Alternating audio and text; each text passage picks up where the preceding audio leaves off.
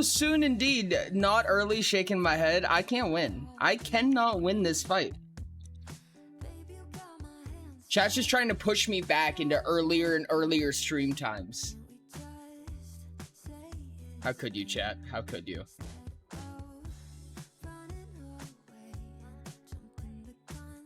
Oh, I almost didn't send the ping. Give me just a second.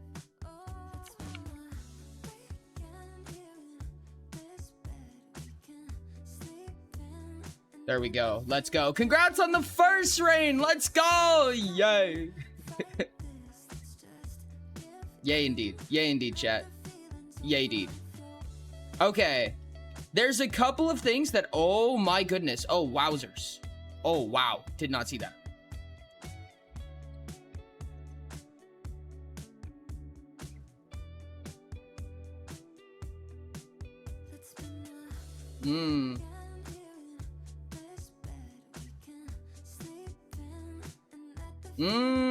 Interesting.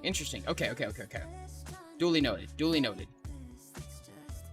Yo, what's up, Ender Menace? Hi, London. Hi, Ty. Hi, Forager. You started early? Yes. That's because chat shook their head at me for not starting early. See you when you get back, Forager. Fuck. Rain has to hello everybody. You will get smacked with one heavy ass hello. And there's nothing you can do about it.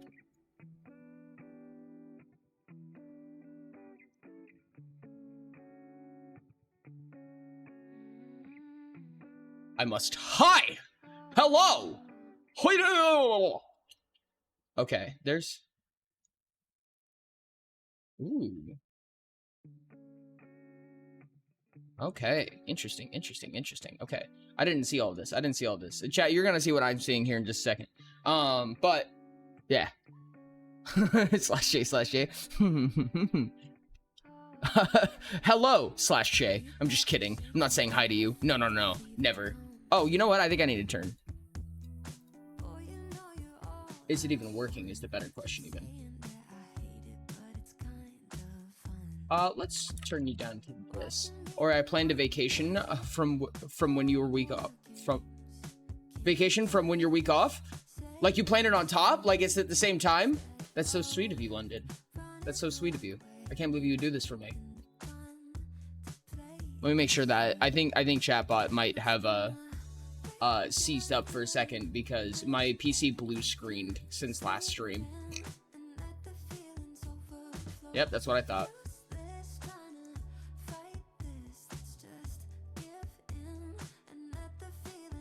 There we go. That should fix it. Everyone go watch the new YouTube video. Chatbot S dead. Needs to charge. They'll be charged up here in just a moment, I'm sure. Let me also make sure that it's connected to Streamlabs, because if not, then it'll be like blah, blah, blah, blah. Quote unquote. Aha, there you are. Or I forgot to plug chatbot in. No, I just plugged it in. It's plugged in. Gotta get that dopamine somehow. I planned it so I wouldn't miss anything. Yeah, that's so sweet of you. I'm so excited for you to not miss anything. Luckily, you're a faction leader. I'll rise with the chatbot charging cord. Ori, did you forget this? No. And I definitely didn't go to the gas station and buy a new one because I forgot, because that would be silly. Hey, Ori, what are some examples of mythic PCs? Mythic power components? I think there was only one. Back in the days of old Utopia. Hold on. So what was the extra stream day that's no longer there? So I was going to talk about that. There was not a sponsorship, but there was an event that I was invited to, which is basically like a Twitch drop, a thing that Twitch is doing with Super Farming Boy. No, which is a new game. Personal computers, LOL. Mythical personal computers. Mine. There's a thing that Twitch is doing with Super Farming Boy, and I was invited to it, and when I looked at it, I'm like, oh, July 12th is perfect. It's the day after the last stream, and I'm like, I could probably manage something like that. It's August 12th, chat. It's August 12th.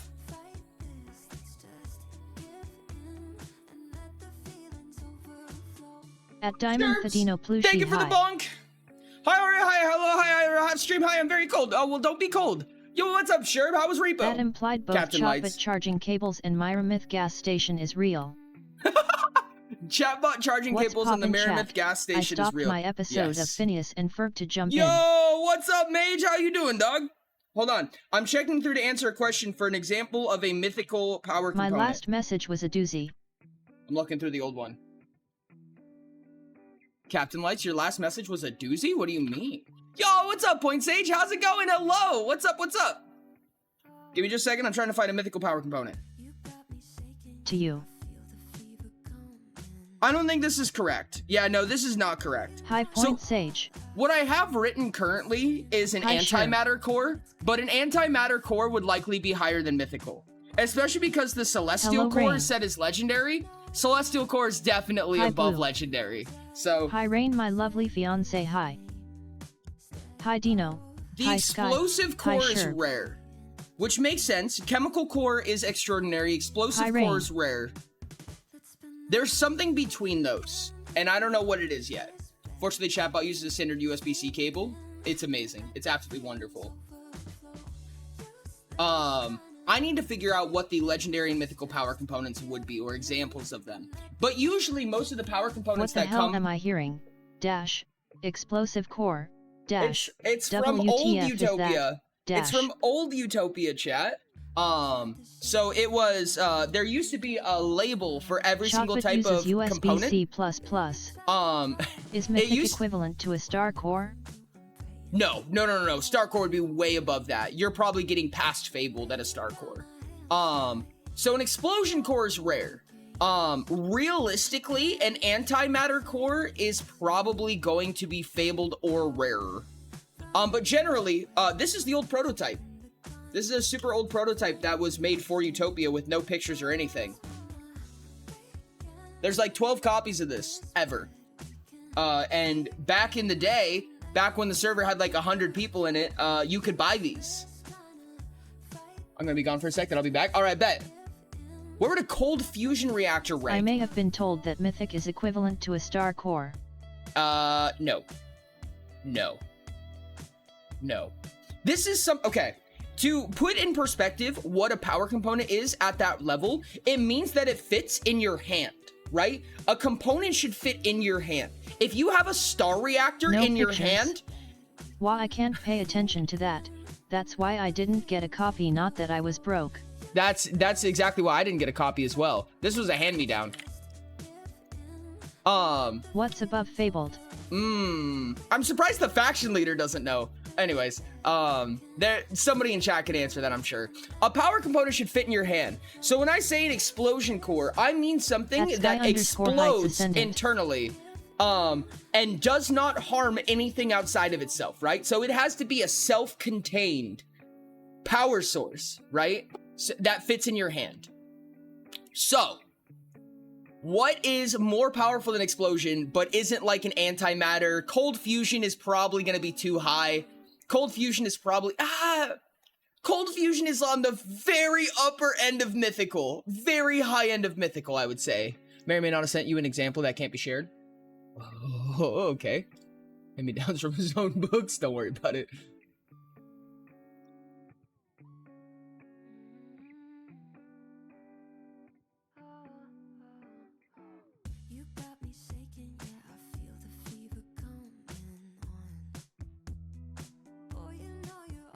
Oh my goodness, shirts. What the fuck?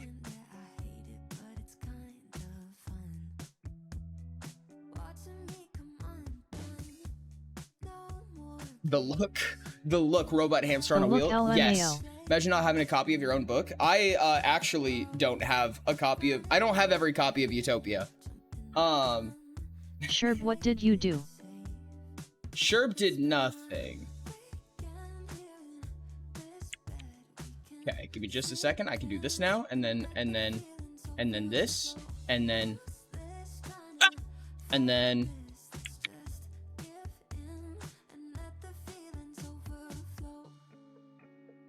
there we go.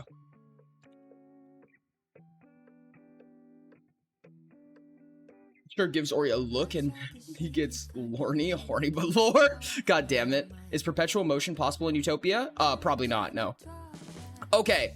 When it comes to physics, 404k Oreos not found. Jesus Christ, dude, that's insane. When it comes to something like perpetual motion, there's a fucking Lorne. There's a concept that you kind of have to be aware of. If you were to say, is perpetual motion possible within a plane? Yes, as long as you're pulling from another plane. If you were to consider all of everything in Mirror Myth at once, then perpetual motion is not possible, because it is still true that things cannot be created nor destroyed. Sherbs is always up to something, Chad. I thought we already established that. Sherbs is literally named Sherbs the Problem. Box gave you cat ears. I forgot that I was wearing them.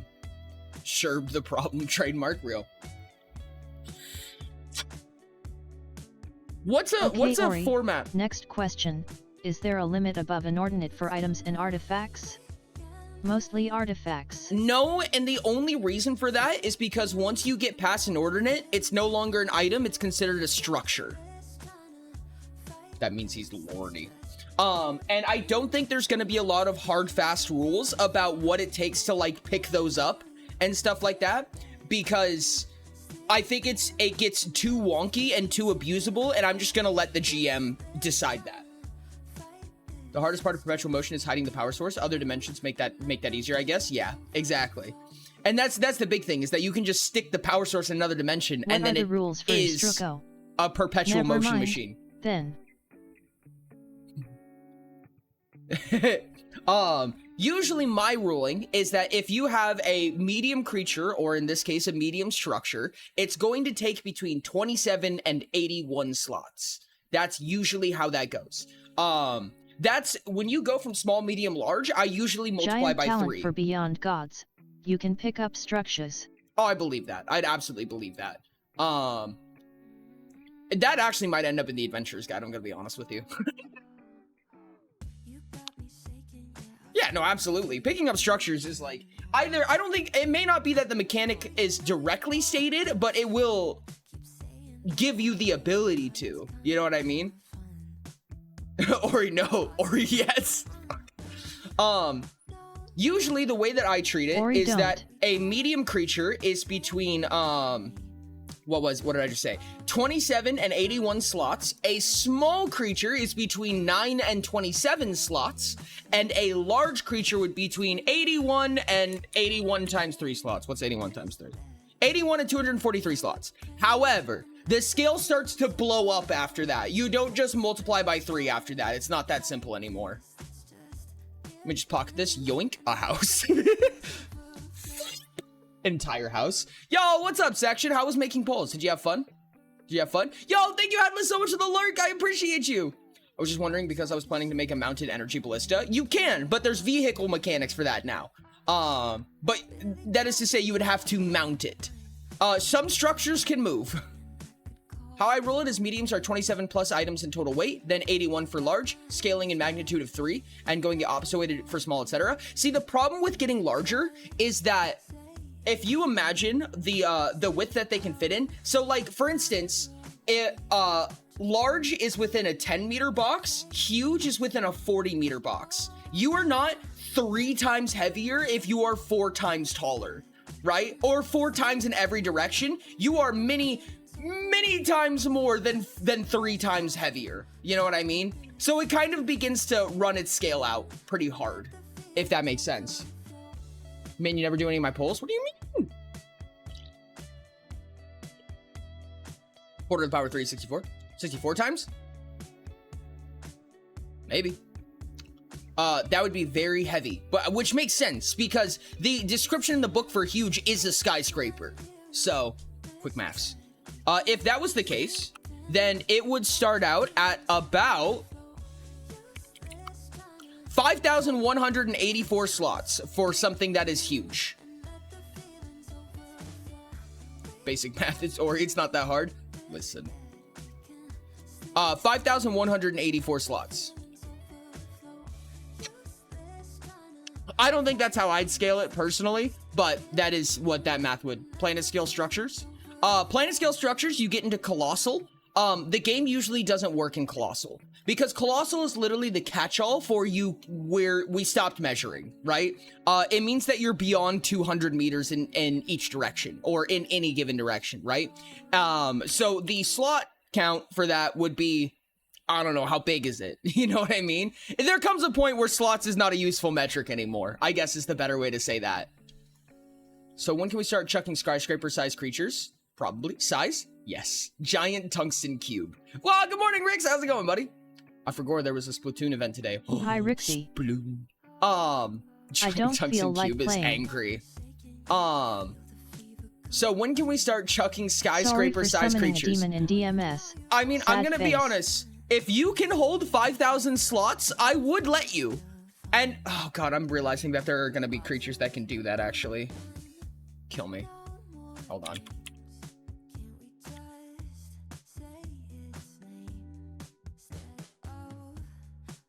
Okay, chat, hear me out. Hear me out here. Hear me out. If you had a Sentinel Sectling with a strength score of 100, which is wild, I think you could chuck a skyscraper. I think that you could actively chuck a skyscraper. What would the RP rules for a structure be? Like, how much does destructive take, and what are the RP limits, etc.? I'm still working out those features, so I don't know for sure yet. But structures are not designed the same way as items. It is in the Adventures Guide docs. So long grapple skyscraper. To tell you guys, heights I haven't played in 20+ years. I'm gonna just get the cosmetics and Team for Sea Snails bet.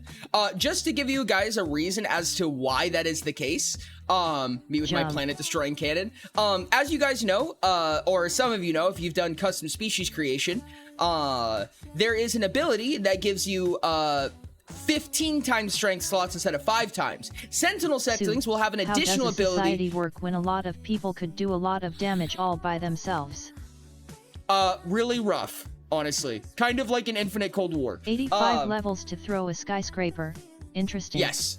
If you are a Sentinel Sectling, you would also have an ability. I'm not promising this, but I think this is going to be the case. You'll have an ability that doubles your carry capacity under specific measures. And if you have double carry capacity at 100 strength, you would have 3,000 slots.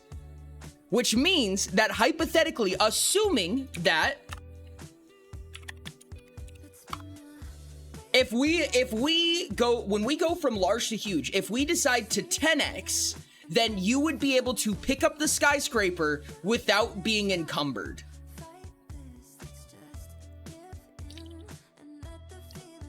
And the ruling states, if you can pick something up without being encumbered, you can throw it. Specifically, you could throw it up to 100 meters because that's your strength score. 3,000 slots. Crazy. Slot to kg ratio truly is whack. That's like roughly 3,000 tons. Actually, how much does a skyscraper weigh? I'm sorry, that's roughly... No, that would only be 3 tons. I asked another question above. Is there a way to see the AG stuff free? Not that I don't like support you, more that I'm broke. No, that's completely understandable. Unfortunately, the only way to see the AG stuff free is the stuff that I post on Discord and during streams. That's the only free version of the AG for now. There will be more in the future, but as of right now, that's gonna be it. And I mean, like, honestly, if you have a specific question, probably just ask Rix. A skyscraper is way, way, way more than 3 tons. It's like hundreds of thousands of tons. Yeah, no, that's what I was just thinking. I don't think a Sentinel Sectling can throw a skyscraper, chat. Yeet. Suplex Excuse a mountain. me, don't ask me, ask Rain. Okay, ask Rain, I guess. Also, how much does Ori weigh? Like half a slot, right? Chat, you're mean to me. You're mean to me, chat. Yeah, no, I did the math in my head and I realized that a slot normally corroborates to about 1 kilogram, give or take. It's not exact, but that's usually the metric that I use. He is a twink, so it's at least half a slot. That's my size category. Number You have Ori hates chat. I no. exist now. Gosh dang it, Eco. No. It goes huge, large, Honestly, medium, I small, halfway wouldn't twink. trust Rix to tell me that kind of thing. Hi, Eco. Eventually, Sentinel Sectling can throw an actual skyscraper. I mean, at some point, I'm sure they can. I do not hate chat. Chat, I swear to God, I do not hate chat. No. At Rainice Falling, will you marry me? / silly, unless. Ask your fiance if they'll marry Ori you. hates chat. Crazy. Hi, Ego. How's it going? No, section. No, you did not hear that I hate chat Hi, because I do Ego. not hate chat.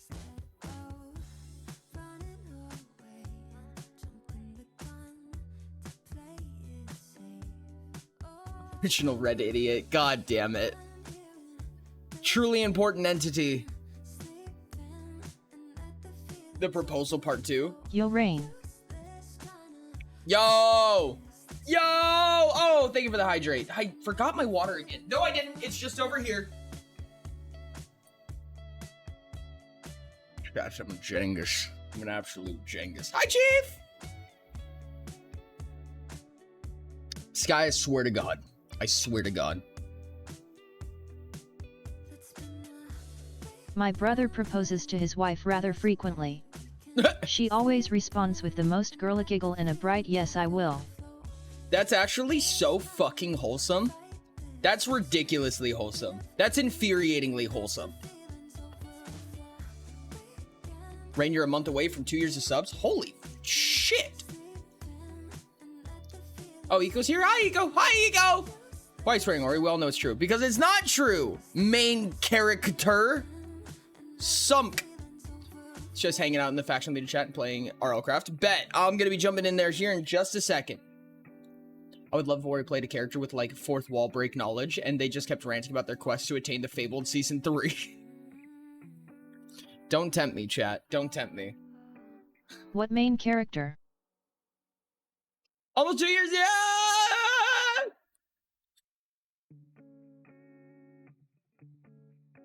Congrats on almost 2 years, indeed. Yo, thank you so much for the 100 daily biddies, Rain. I Hop appreciate on peak right now. Fuck out of you! Rainice Falling just shared 100 bits.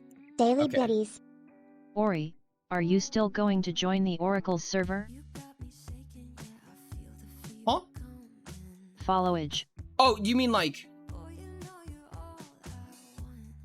Why is it not doing the thing?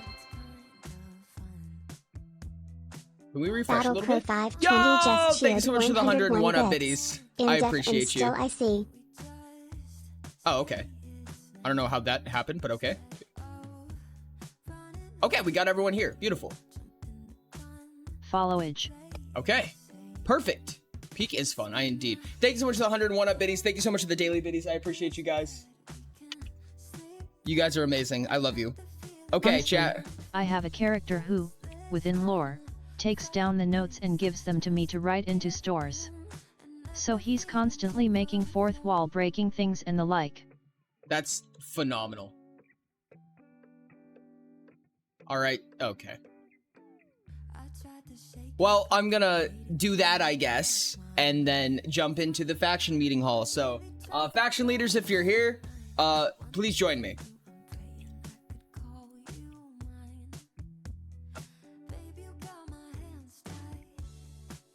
Bro makes his own mirrors. Peak game, constant peak strip. I regret nothing. I'm glad you regret nothing.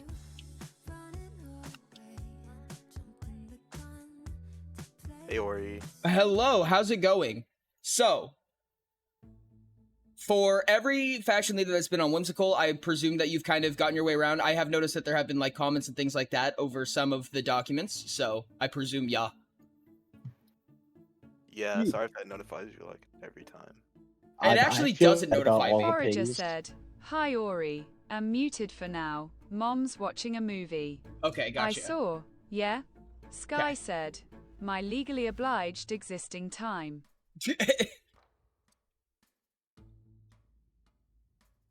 I'm not gonna be Forager tied. said, "Hey Sky."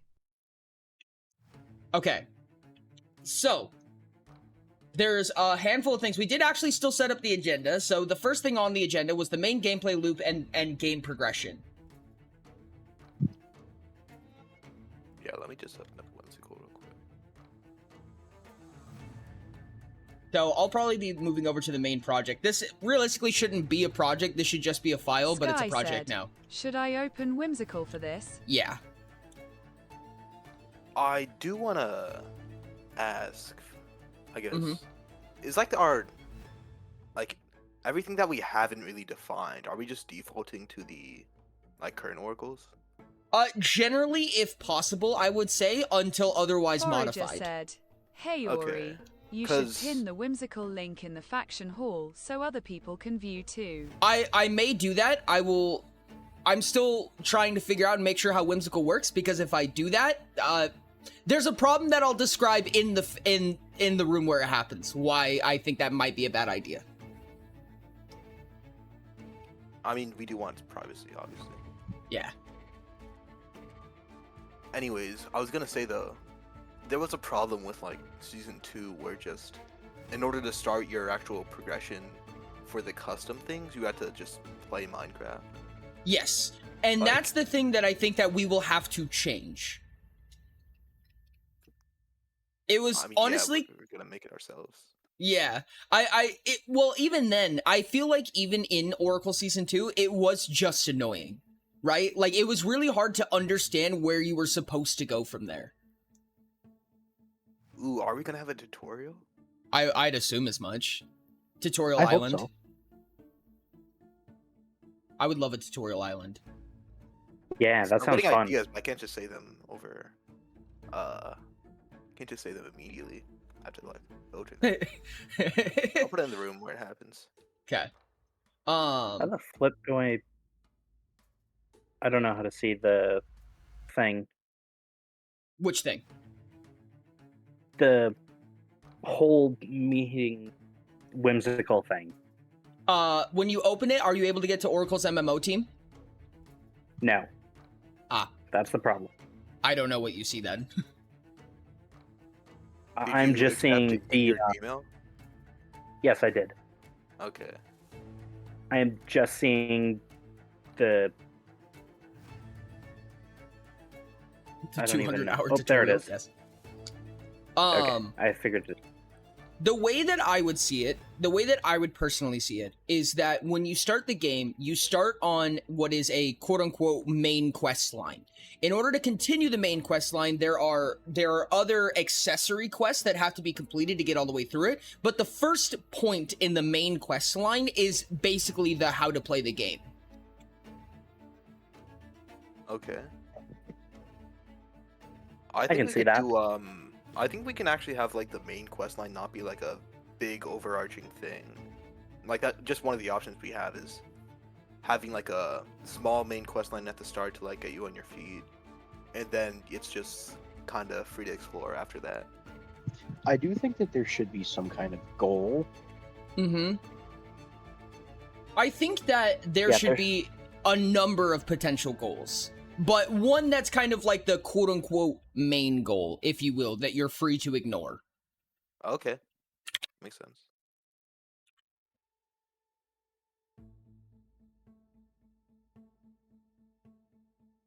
Centered around a main quest line. And then I'll do a heading for main quest line. And then we'll do other quest lines. Assumingly, so one of the things that happened is like the intention behind what was happening in season 2, or what was supposed to happen, is that there would be this main quest line that you go through, and the first 2 or 3 quests would have no requirements. You can just start the quest. Maybe you have a level requirement at worst, right? But once you get to like the 4th or 5th quest, you can't continue until you finish the profession quest, which is basically to say that you've gotten to know Hanai.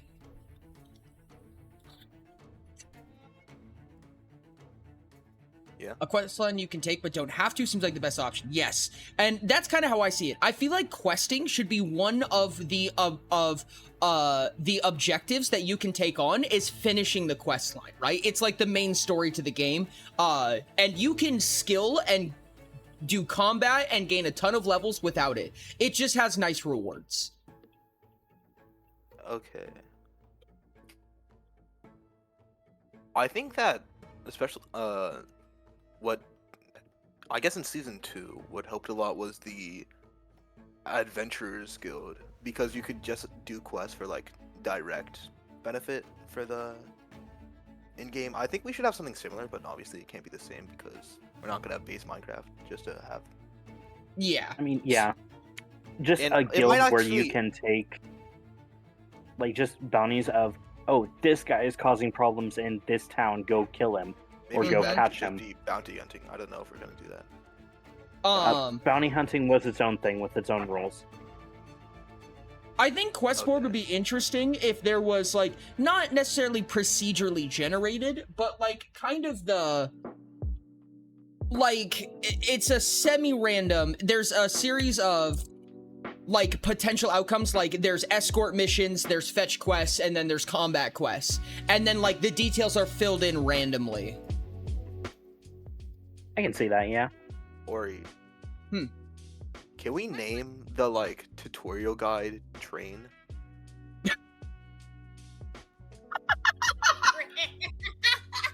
Honestly, yeah, I agree. Yes, Yeah. we can. Yes, we can.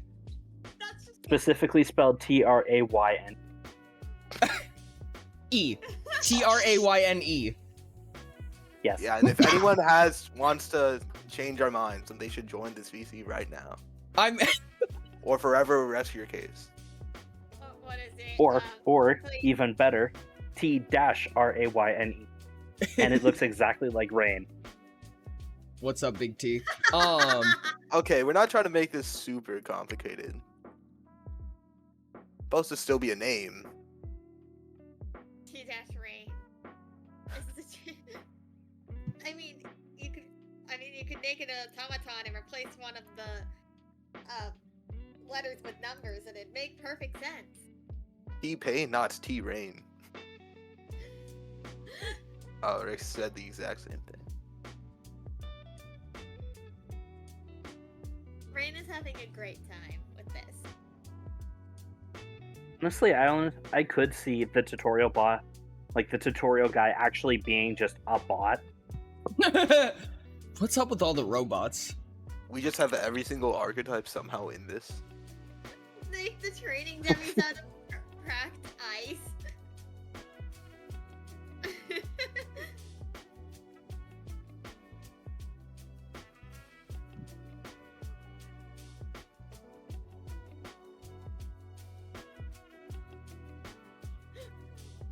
Okay. Train is great. Tutorial guy's just a cat with a sword, the exact opposite of Rain. God damn it. I think the Oh, yeah, training it quest has to be a is mastermind. the only mainline quest or similar that is actually skippable. Or wait, would it be an executive? I don't know.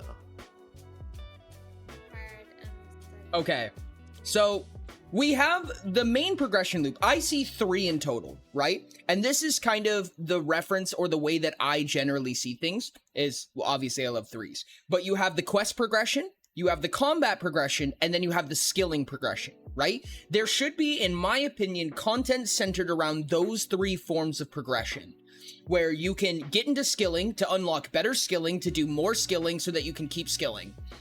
There's combat, so you can unlock better gear, fight bigger monsters to get even better gear, so on and so on. And then there's a series of quest lines that you can follow until you've completed the final objective, and then you can 100% it by completing all the side quests. Generally, these things will Okay. overlap in some ways, but you should be able to minimize the other formats if you want to. Oh, I think that we should have dungeons again. Dungeons would be nice. I think And it dungeons actually would be a good Yeah. idea. It might make sense for us to even do like auto generation in this. 'Cause I that's could more see like a important. Zelda themed type of dungeon, Mm-hmm. like where it's a. I don't want to do puzzles though. I want it to be. Yeah. I think there should be some puzzle Okay. because sure. puzzles are Puzzle rooms. a very important part of dungeons in general. Perhaps we can make the puzzles optional by like walking like loot behind a puzzle. I was gonna Yeah. say, it could be one of those things where you go into a dungeon, instead of having 9 dungeons, you have 1 dungeon, and you put like tablets in them, right? So you can put a puzzle tablet in it, it increases the difficulty, and the higher the difficulty, the more final loot you get, and it decides what rooms can generate. Like at the beginning. And then you have tablets for each archetype. That would be kind of fucking wild, actually. That would be cool. And maybe you don't get to just do that when you walk into a dungeon. Maybe you have to find these tablets to unlock harder dungeon. would they be consumables or? Like, Would they be what? Like, would you have to like find a lot of them, or just have to find one of them and you can just reuse them? I would assume that they would get consumed. Okay, maybe it's multiple use, but Something like that, yeah. Go get new ones. Yeah. That way, It does sound wildly annoying. it does sound a little bit annoying, but it sounds like a nice progression instead of us saying, hey, to beat this dungeon, just sit and do it 4,000 times. Yeah. You know what I mean? It gives you something else to look forward to, right? And there's two ways that you can go about it in most like MMO style gameplay that I've seen. You have the, I'm gonna go grab one, go do a dungeon, go grab a new one, go do a dungeon, go grab a new one, so on and so on. Or you're like, I'm gonna go grab 1,000 of them so I never have to worry about this again. it also might be possible to have like get not the same like type of tablet, but like a different type of tablet from the dungeon. So like maybe you ran out of captain opportunities, but now you can do maestro or something. Yep, exactly. And I think that's an interesting way to develop a dungeon. This is definitely, I think, something that's gonna be on the chopping block side of things, because this is a very heavy non-necessity feature, but I think it's really cool personally. Yeah. Fair enough. I think that would be a really cool gameplay loop to have, and to introduce new forms of loot, new forms of quality of life, new skilling progression items, just all kinds of stuff. I don't know, playing a dungeon 4,000 times is pretty fun. Well, now you have to play it 4,000 times and find 4,000 tablets. You could also go through a dungeon with no tablets if you want. It just has the worst loot rates there are. It's also probably more boring. There might be some craftable tablets or purchasable tablets, stuff like that. Hey, that's a good use of the crafting skill. Yeah. Or the enchanting skill, or, you know, what have you. Oh yeah. I think every Well, skill then, should wait. have an ability to get a tablet somehow. Yeah, and then each like the skill Mhm. that you do determines which tablet you get. There's a really interesting thing. I'm gonna reference something. Hands up for ads up, chat. I'm gonna reference RuneScape again. There are what are called, oh god, there's actually a couple clue scrolls and museum chunks. Whenever you skill, there's a chance that it drops, and it's all from different means, right? So like if you get one from woodcutting, then it's because it fell out of a bird's nest. So you get a bird's nest with a clue scroll in it. You know what I mean? It's very random, which means in order to get clue scrolls from woodcutting, you just woodcut for like a long time. It just has a drop chance every time you cut down a tree. And we could do something like that. The problem is balancing it so like you don't just get a bunch from one skill and then none from another. Yeah. Very hit or miss experience. That's what I'm thinking. And that's why I think that a randomly generated dungeon where you have to find resources out in the real world to modify your experience and exchange how the dungeon functions each time is probably the best way to go about it, in my opinion, because you can see the patterns, but it's never the same exact experience. Mastermind tablet by masterminding a bunch. What is mastermind again? Hold on. Mastermind skill is forging. I don't know how you find a tablet through forging, but you did somehow. Gotta forge a tablet. Yeah, you just kind of look around and then, oh, look, there's a tablet on the ground somehow. Ooh, Weird. Tablet. No, Ooh, no, another forging, tablet. not foraging. Oh, forging. Yes, Like not in a forge. Okay. yeah. No way, it's the mystical tablet fruit. Mystical Forging, tablet. I think you just like melt down a bunch of armor and this chestplate randomly has a tablet in. Oh, is forging gonna be recycling? Kinda, yeah. I was imagining forging as kind of being a more advanced form of crafting. Either upgrades, enhancements, modifying one piece to be another, so on and so on. One Piece. One piece. Oops, I hit this chest plate really hard and a tablet fell off. I'm sure there's a way you could spin it. I could see like crafting is you make the basic things, and then forging is where you do.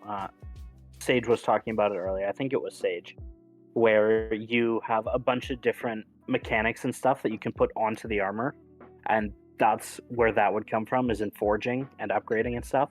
I will say we need to be really careful, because when it comes to something like gem slots, when it comes to variations like that, it's very important to note, it is so much harder to balance. It is so difficult to balance once gem slots got introduced. Most of the power in season 2 comes from gems. Yeah. So be careful when it comes to enhancements. Wait, did you see That's my fair, did you see my, I guess, plan for the mana? No, I don't think so. Basically, it was for spells to mana to come in 3 different types. For well, it wasn't fully my idea, but mana would come in 3 different types. You know, one for power, one for wayfinder, and one for mage. And then if you don't have the correct type, then you could still cast the spell just at a higher rate. Interesting. And that way, some Okay. spells would maybe have multiple different types. I but will then tell. it would. I will say that there was an intention of that. However, they were mechanically different, and that's the reason that Wayfinders ended up introducing stamina, is because stamina was the Wayfinder stat, health was the power stat, and mana was the mage stat. Okay. I mean, the reason why I didn't the difference between it is just it's just one bar, so it's not like you're looking at different things. And if you have to use a separate spell or something, you can still use it. No, that makes sense. Even if I it's think not I'd have for to your see build. a more exact example of what you mean, but I like where that's going. Got a couple new subspecies to the AG. Sweet. Yes, I did. I think I like where that's going. I think that probably only adding a metric if you need it is going to be really important, because the amount of on-screen information is going to be really overwhelming in an MMO. Yeah. It would probably just be like a bar with different colors. That makes sense, yeah. As long as we can keep it kind of simple, the goal is to make the entire GUI somewhat intuitive. You know what I mean? So you can kind of look at it and go, I can assume what that means. Oh, this big red thing, that obviously means that's my stamina. Exactly. Yeah, but okay, it's not like you're gonna have to be tackling 3 different bars, unless it's very late game and that's what build you made. Most people are only gonna have 1 type or 2 types of stamina. That makes sense. Yeah, no, that makes sense. I could definitely see something like that. Like I said, I think I would need to see a practical representation to fully understand what you mean, but I like the idea so far. So just to confirm, we're okay with the full progression being in those 3 ways: questing, skilling, combat. Can you elaborate how skilling will allow for more skilling? Because, okay, so an example to that, right, is, let's say that we don't have a mining skill, but let's pretend we did for a second. In order to use a upgraded pickaxe, you need a certain mining level. Oh, those skills. I was confused. I thought you meant abilities. Oh, no, my bad. So, like Slayer, crafting, farming, bargaining, scouting, bounty hunting, forging, everything like that. Getting more advanced methods that you gain access to as you level up those abilities. Yeah, okay. Well, yeah, then I'd definitely agree with that. Having those 3. Okay. Is anyone in contention with the idea of having those be our 3 main forms of progression that we follow? Something speak now or forever hold your peace. Mhm. I object. No, I don't. I have no reason to. I don't see a problem with it. I also Yeah. see no issues.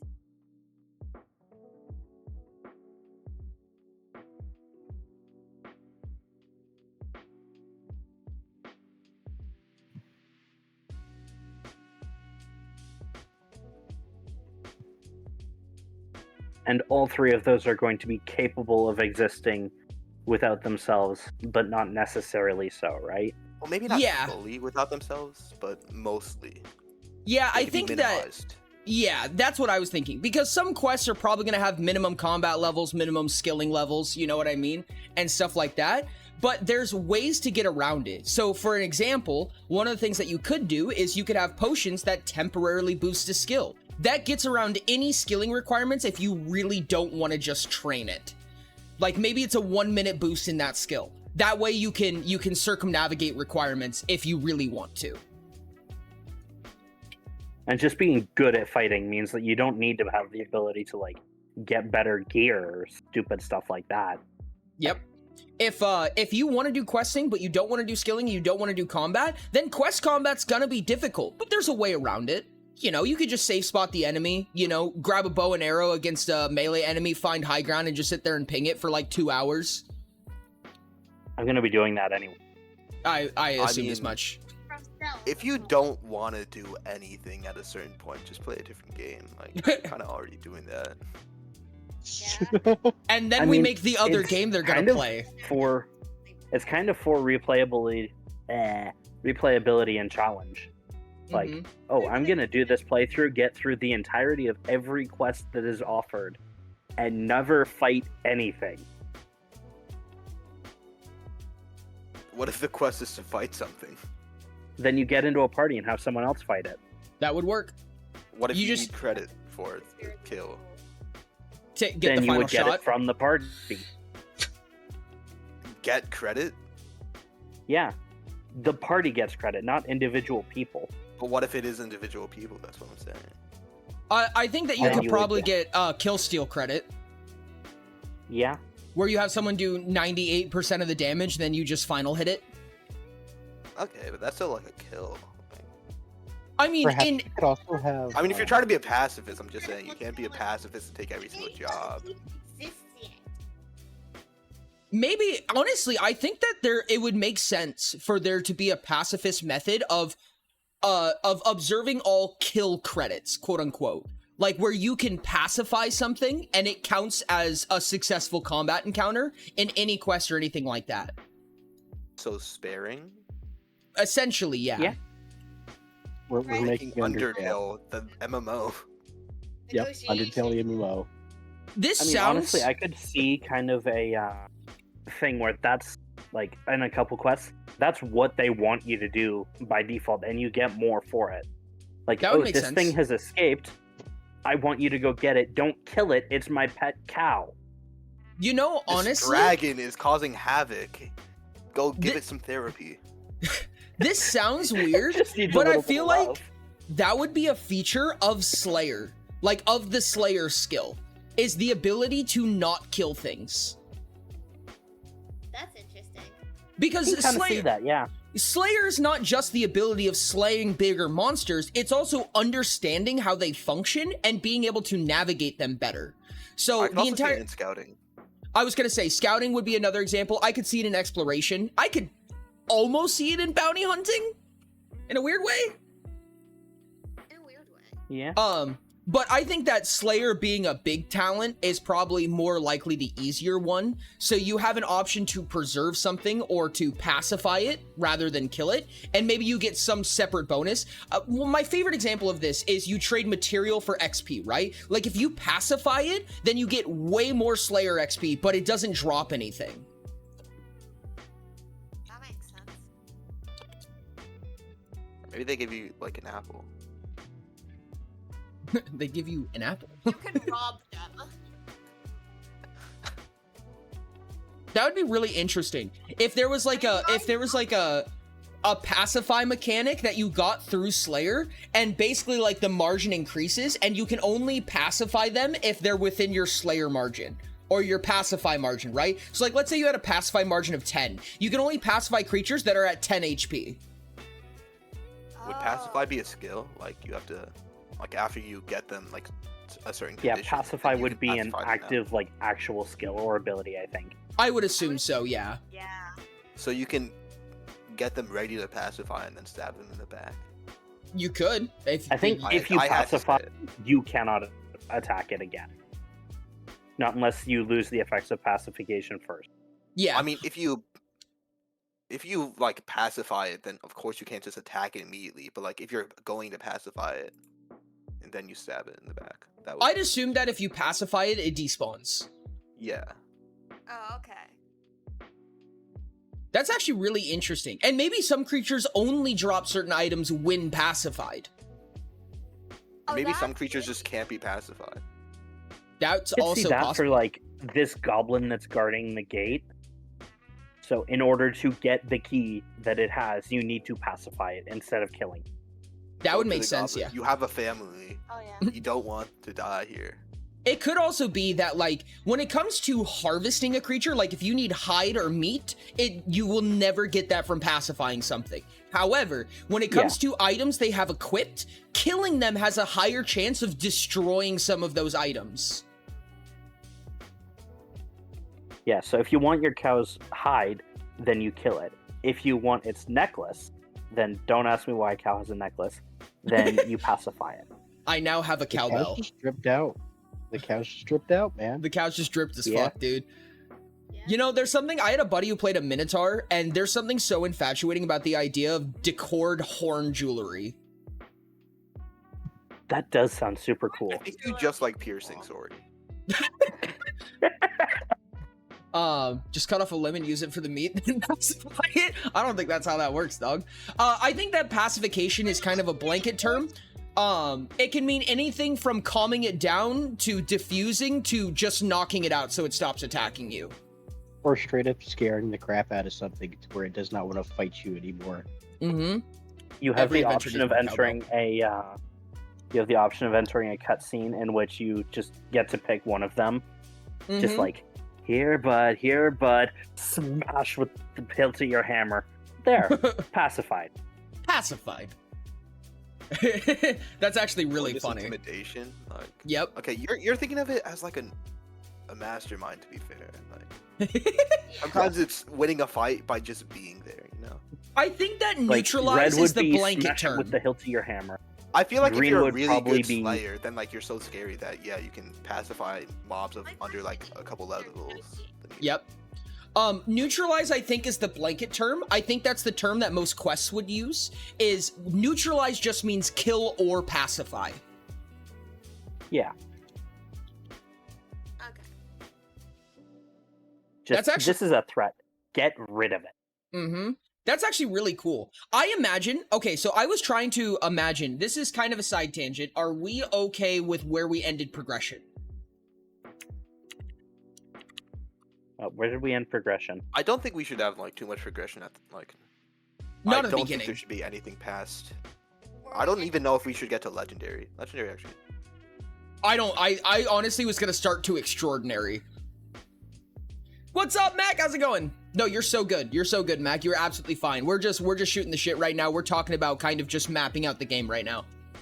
I'd be fine going to rare, but what do we imagine are, I guess, highest level stuff at the beginning to be? Because if we're So- gonna have something for every single archetype at the highest level, then I think it should be at least rare.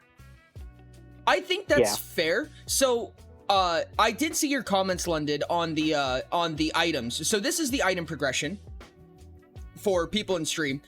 This was designed basically. There's a balance metric for how many stats you can put on an item and what stats it should end at to be a certain rarity, right? So, for instance, the greatsword is the power build. It's just a 3-tick attack and it does 20 damage. That's the highest damage weapon in this entire item spread so far.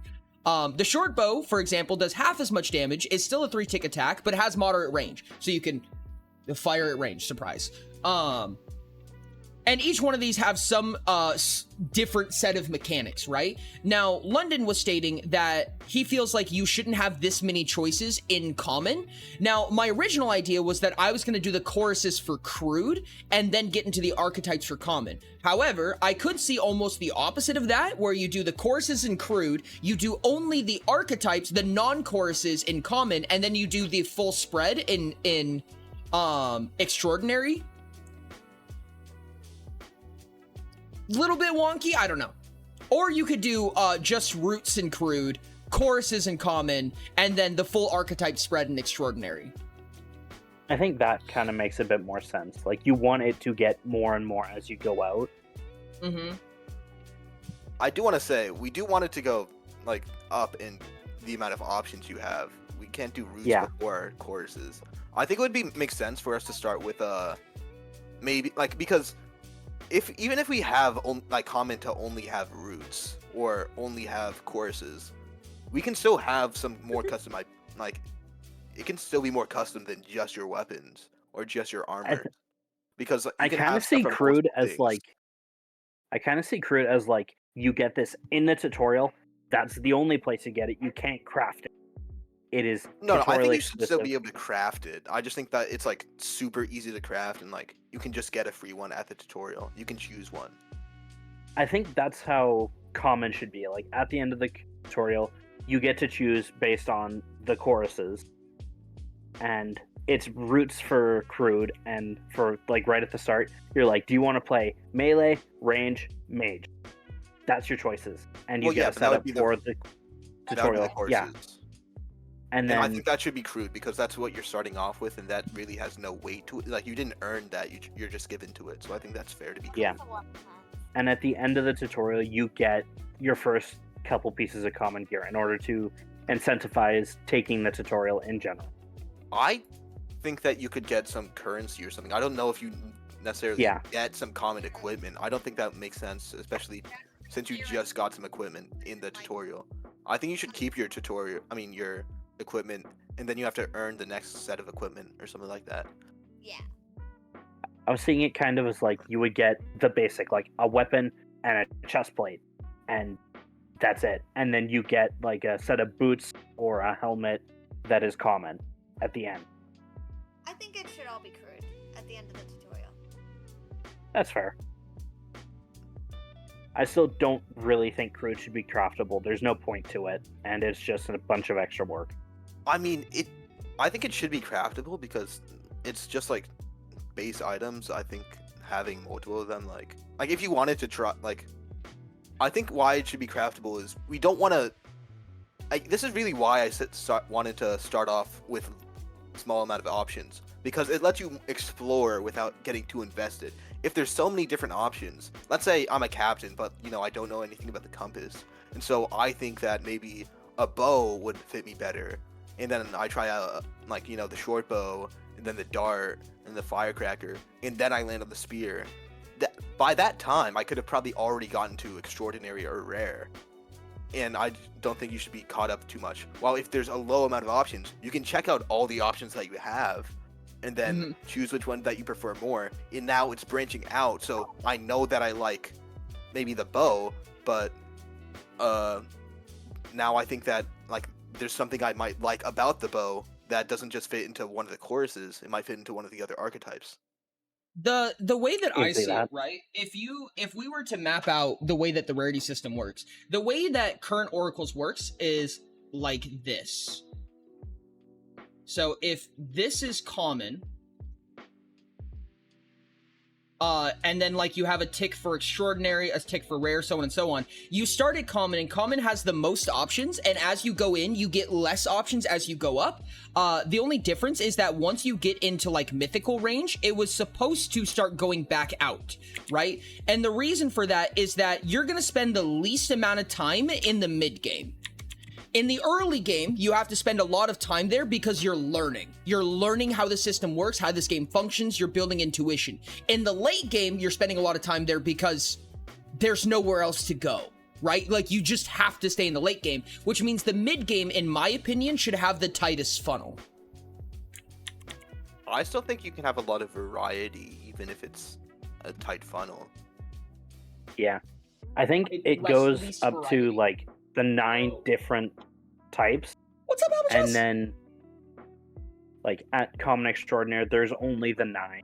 And then once you get out to rare and higher, it starts to branch out, and you have 2 sets of armor per archetype, 3 sets of armor per archetype, etc., etc. I'm personally okay with having a lot of options when it comes to common, if there's a way to navigate someone into what item we think they'd want. You know what I mean? So I don't have a problem with having a huge plethora of potential items because, yes, there's 10 weapons, and you can decide whether or not you think that is, whether or not that's a lot, but that's not in getting to shields and into armor and accessories. You know what I mean? So this means if we keep this spread, this means that there's probably 40 to 50 items in common, in the common rarity bracket, which again, I don't necessarily mind because I also like the idea of you learning when the stakes are their lowest. I think that you should still be Crude- guided into it. That's why I Yeah. think that we should have something Yeah. before with the courses to give you a general understand, like to see a general understanding of what you like. Because if you like using like a sword, but you also like using a bow, then that can really guide you into what you want to be. And I think Yeah. that, especially because of a lot of the courses don't just correspond into two things. Multiple courses correspond to multiple different things when you look at the full archetypes. I think that it's useful for us to actually have that. But like, if you Mhm. know that, oh yeah, I don't want to be a mage, then that gets rid of quite a bit of your options, and it narrows it down Yeah. quite a bit. Yeah. Yeah. I And do that's- still think that crude should be split into the 3, and then common should be in the 6, and then maybe extraordinary is still really easy to craft, but there's more of them, so you're crafting more of them to see what you like. And kind of common is where like all of the major learning happens, so you kind of get finished with that, and then you hit the next step of what do I actually want my stuff to have, Not excellent. as you kind of start to enter the not mid game but like late early game. I could say crude like not having bludgeon just because like we have focus for mages, sling for wayfinder. No, you're maul fair, for Nick. Mauler bludgeon for power, and then Shiv being an all-rounder. Yeah. So, I think that personally, in light of what Forger was saying, you know, like 9 items is a lot. However, like you said, you also have 3 melee items, 3 ranged items, and 3 magic items. From that alone, you can probably begin to suss out a playstyle. You know what I mean? You can be like, I don't want to play magic, or I'll try magic, so I'll try one of the magic items and be like, fuck magic. I'm not a fan. I think also it would be I think because like for some of the in-between items, it's nice because if you don't know, like if you're indecisive between like being magic or, you know, melee, then you have the items in between that, like the quarterstaff. I personally think that I like not having quarterstaff, sorry. the most variety in common because it doesn't cost a lot to go try something new. If your full variety comes in extraordinary, you need to grind out testing another item, which is kind of unfortunate and would end up, for me, just shoehorning me into whatever I picked first because I don't want to spend the money to change. Yeah. I mean, like, even in base Utopia, extraordinary is not hard to get, realistically. Like, once you hit the point where you have kind of enough ability to get it, it's not really that hard to get more of it. Okay. So, like, I feel like that's kind of how it should be here, is like, it's getting to the point where it's starting to become harder to get, but it's not there yet. Like, it is still decently easy. Material gathering is still fine. Crafting is relatively simplistic, etc., etc. But there's a lot more of it. I think that each of these weapons then should be very simplistic in their design. Yeah, When I Just wrote because- this, they were supposed to be. yeah. I could see just kind of like moving all of the weapons that are in common up to extraordinary and just making it like color based, for essentially moving the crude to common to extraordinary, and making like sword, bow, staff as the crude. I think that actually works quite well. I mean, wait, sword, bow, staff? Yes. Because crude is more of just like stuff you could find, you know, just lying around. I don't think it makes sense to move that up to common. I think that all the stuff that we have for common could be an extraordinary. I also just don't think that like we necessarily need stuff. We don't even need a crude, to be fair. I think it might make more sense. I think Yeah. that crude is kind of meant to be a progression that you step over. Crude is kind of the world of you're still learning how to play the game. Here's a couple of items that have extremely basic mechanics that you're meant to shed in the first hour. Okay. Yeah, that's kind of why I was saying that you shouldn't even be able to craft it, and you should just get a common item as you left the Could we move tutorial. common just into extraordinary, and then just have inside a common be actual weapons, like it would be what, sword, staff and bow, which would instead of just being the roots, it would. Oh! For I'm sorry, Crazy guys. has Give me just a legend second. I'm gonna slaying deafen. focus. Headless, welcome in. Thank you so much for the raid, dog. Holy shit, what's up?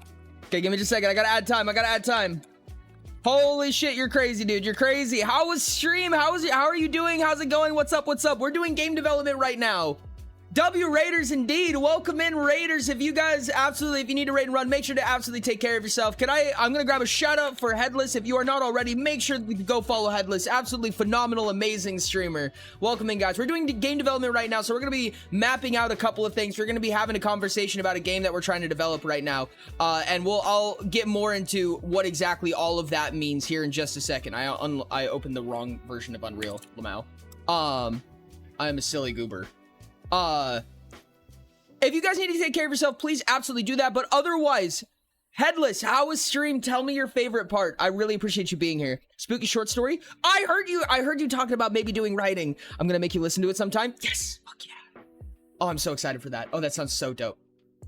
Thank you so much, Rain, for the lurk. I appreciate you. Lurk for power, guys. You guys are amazing. Writing and reading, that's so fucking phenomenal. I'm gonna undeafen, and I'm gonna do my best to respond when I can. If anybody's new here, please absolutely make yourself at home. Enjoy your stay here. Follow if you want to. You guys are absolutely amazing, and I love you. Hello, sorry about that. What is going on here? Why did it just tighten up my... Okay, whatever. Oh, that's why, isn't it? Hi, Ori.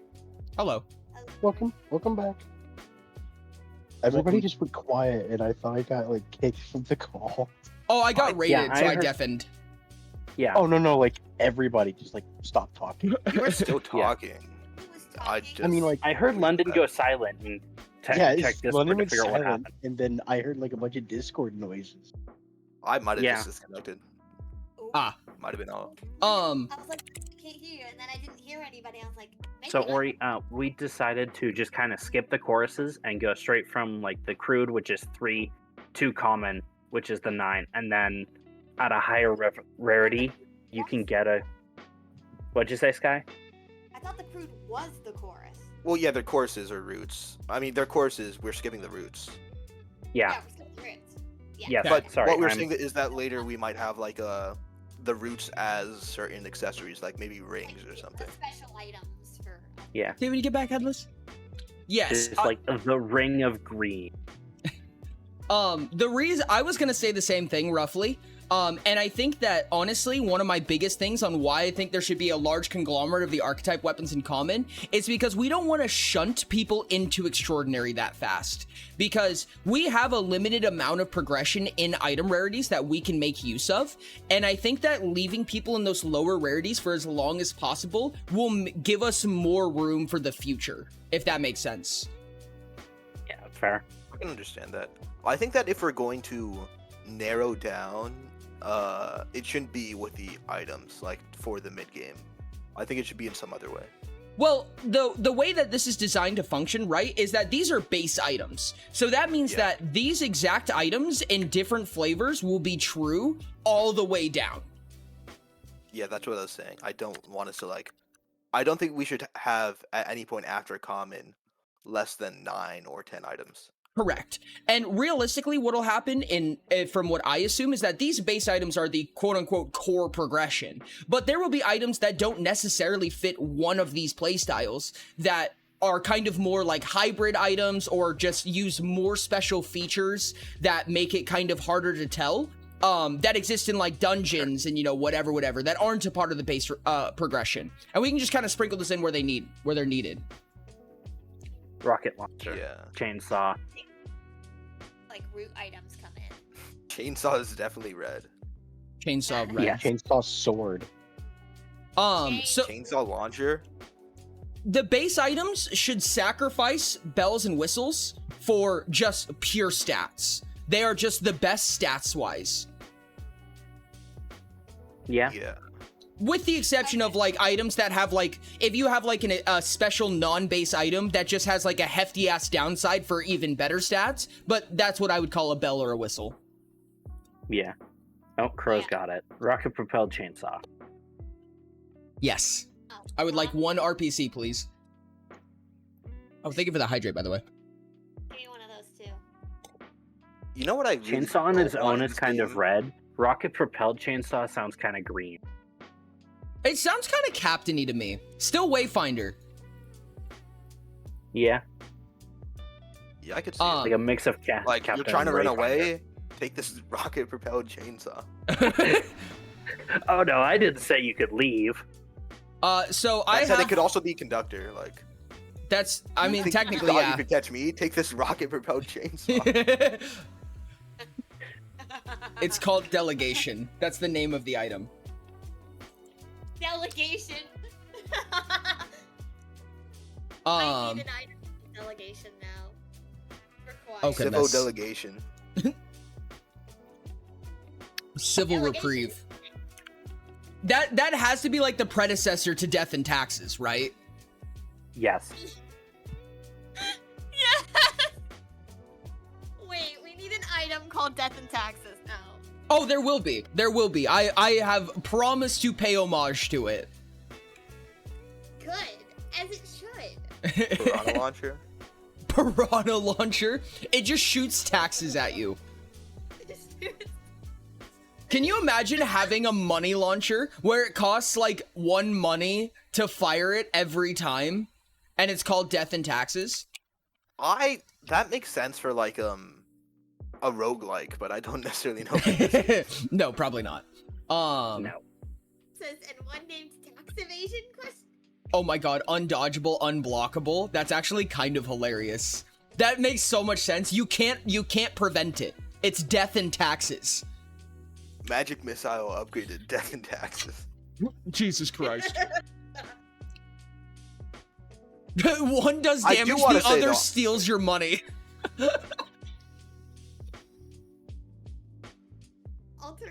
Alternatively, the silver shooter. Oh my goodness. Sorry, go ahead, London. Oh, I was gonna say, I think we should probably not have damage over time. Damage over time This is doesn't- tricky. It just doesn't make sense for at least this. I could see damage over time being like something that you craft with a consumable and can throw I at think it would have someone, to be but short, it's not. though, at least, a because weapon. especially Yeah. with the heartbeat, like you really will feel a long-lasting damage over time if it's Yeah. too long. I don't think it should be that like big of a thing. I mean, I think it's almost more interesting with the heartbeat in mind because you know exactly when the tick is going to happen. So you can interact with it better. But like if it's for 5 ticks, then that's gonna feel like longer than if it's just 5 seconds normally. No, and But that's 5 fair. ticks is 5 seconds. But yeah, if you, but it's still gonna feel longer. You're gonna feel every tick. yeah. I mean, I don't think that's necessarily a bad thing as much as just something to consider. I do agree to an extent, but like I can imagine like, you know, if you're doing 2 damage a tick to me for 5 ticks and I have 10 HP and I have a healing item that takes 1 tick and a weapon that takes 3 ticks to attack, I can do that math in my head. You know what I mean? You can figure that out. Once you gain game intuition, you can know and be like, okay, I can land a weapon hit. I just have to be perfect about it. But try doing that thinking when you're facing death and taxes. That's late game stuff. You Yeah. decided to join the late game. That's your fault. It's called getting good. I personally think that PvP should be optional, and you shouldn't be like forced into it just because you ran into somebody that wanted to PvP you. Yeah. I think it's actually gonna be really easy. I mean, it makes sense for us to make an arena so like we can test out PvP. Agreed. Yeah. Can we have built-in arena tournaments? That's actually kind of hilarious. I kind of like that. Yeah. And the genius Like where wins it's by actually not like showing up. art. Short range would be -5. Yes, because it's 2-handed, and then I mean, I don't know about you, but as a genius, I would always show up to a battle. I would probably Yeah, show I up, would. but be within sniping range, not within melee range. Would show up. You just would never see him. Yes. I'd show up, but you'd be dead before you realize I'm here. Exactly. That's how Forger likes it. Hey, there is no sniping range if you're invisible. Or hypothetically, if you're the one with the sniper, everything is at sniping range. Yeah. It's in sniper range if you have a long enough ranged weapon. Good luck dodging when my gun's against your chest. Precisely. Yes. Chris used to just tank it and just looks at you. Oh no, I've been shot. Anyway, where were we? So when do we get guns? Unfortunately, probably soon. I don't want to talk about it. Let's go.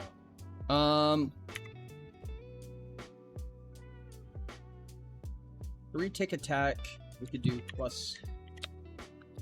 The terrorist archetype.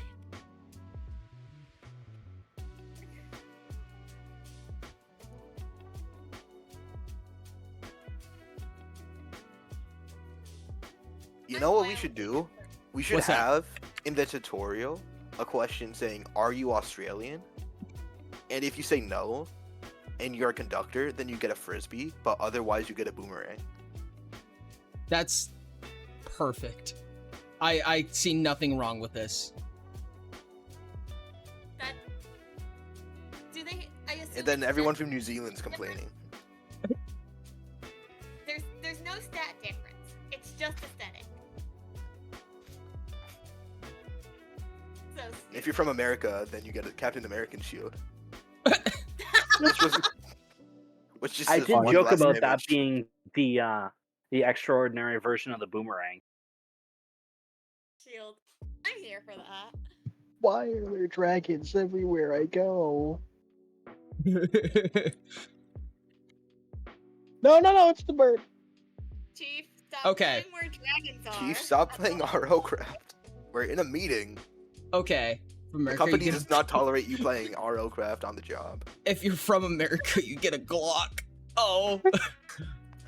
Yes. I was joking about that, by the way. We don't, you don't have to do No. that. It's we're getting a Glock. Nationality is not observed by oracles. We are all created equal. Equals isn't racist. Where? At Yeah, least there's no season 3 exception. isn't. Season 3 is Okay. not racism. We So- did that with Ori. God damn it. So I have the 3 crude items as the maul, the sling, and the focus. They're all two-handed crudes to prevent any need for a crude shield or crude offhand item. The crude maul is just the claymore, but worse.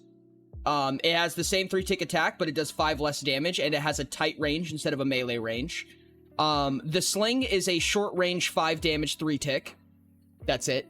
And then the focus, which is just like a generic two-handed totem of some type, is a 3-tick attack, 3 damage, which is the same as the quarterstaff, except it only gives 4% magic damage and 3 magic cost efficiency.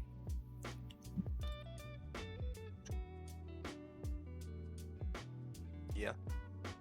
So they're all just really worse versions of other items. Sounds good. Makes sense to me. Hey, would you guys be okay with the intended developer, the Unreal tech developer, joining the faction leader, ability to join faction leader VCs? I mean, how else will they make the game without being here? I Yeah, feel of like course. it would be right, only right. I mean, guys, I'm already here. No, another one. I just, I mean- kind of legally have to ask you. Ah, yes, right. We still have legal power. Yes, enjoy. I don't know why you give us this power. Maybe there's a reason for it, who knows? Because he hates us. Wants us to suffer. Maybe because you're the main character. I want to go home. You are home, Ori. You should be able to see it now, Mac. Well, come in. Okay.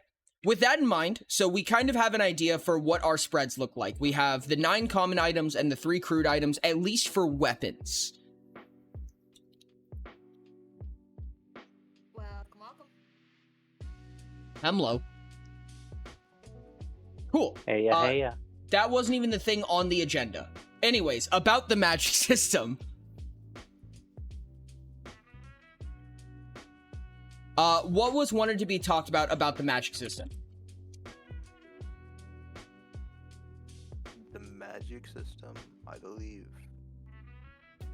I think Sage. I don't was remember really who added that talking to about it. the. Sage. Oh, And of he course, was Sage not was. here. Okay, I mean, I can kind of give a rundown on what was talked about, and it was like Okay. the difference between the different, I guess, classes and their like abilities, and it was categorizing basically the idea was you would have power, which would have skills. Wait, okay, I have to read it. Question about the But class yeah, and it was split up equipment into three. This is where you're gonna have something more similar to FFXIV's armory system. I have not played Final Fantasy XIV, so I'm not positive what that's like. The conversation of whether or not there will be classes is going to be introduced. I personally am very against them. Yeah, I don't think we should have classes just because it locks people out of other Yeah. builds. Yeah, there- That and that's it's my reason. literally against what Utopia is And this is a, by default. Sorry. We don't classes. this is a conversation that I had actually yesterday. I was playing Utopia in person, and I realized something because I explained to them what, you know, like the customizability of Utopia and the shelf shock or the analysis paralysis that comes from having a ton of options. And he said that's what other game systems solve with a class system.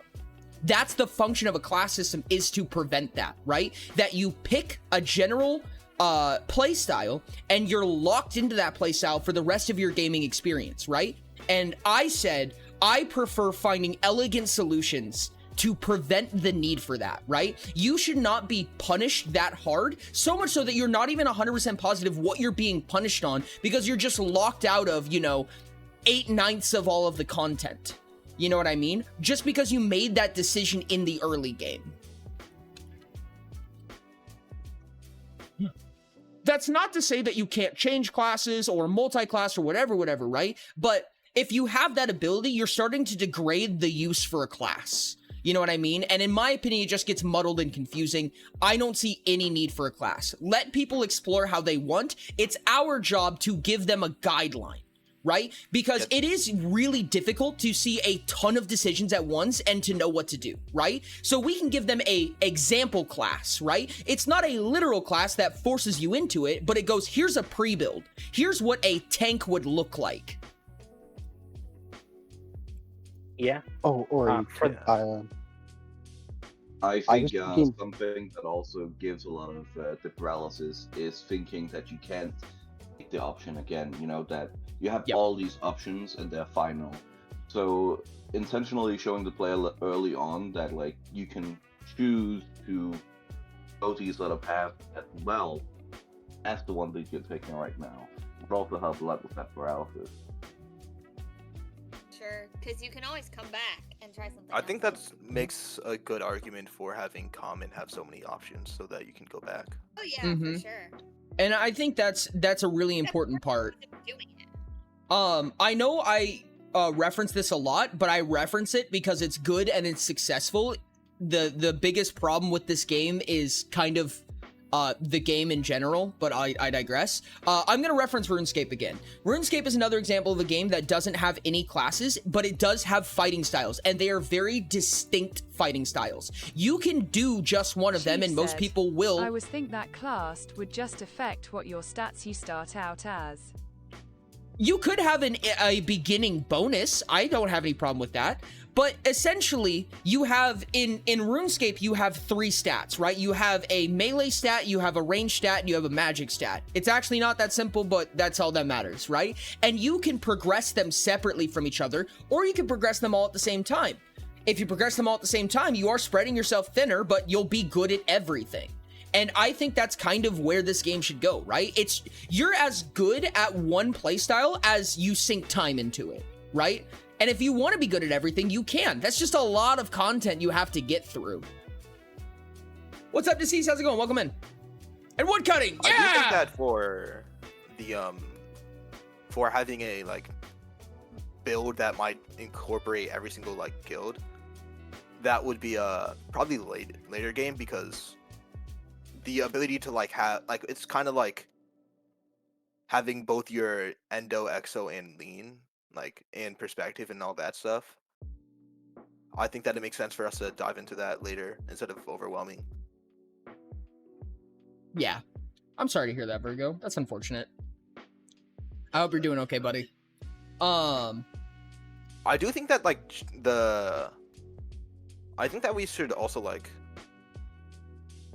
I was looking at the great sword, and I think it makes sense for us to have really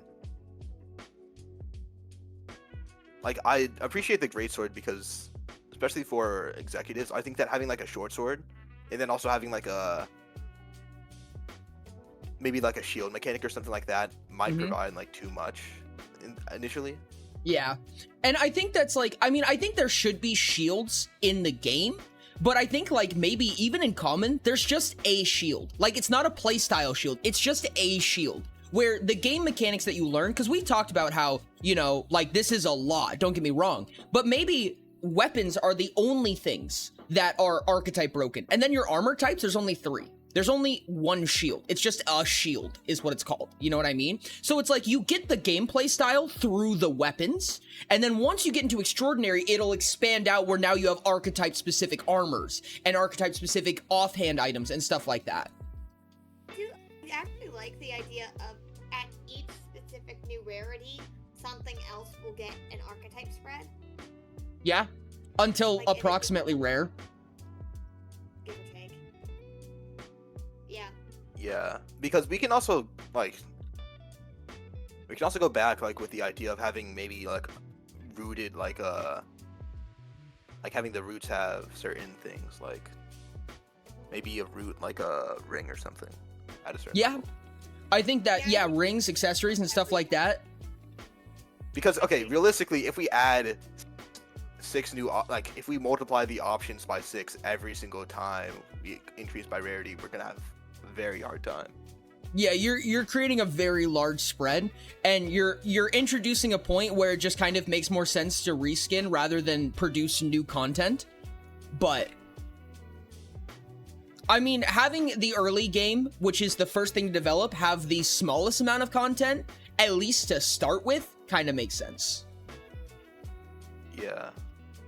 Do we want to have, I guess, item-based abilities, like, more than just, like abilities that specifically work with only specific items?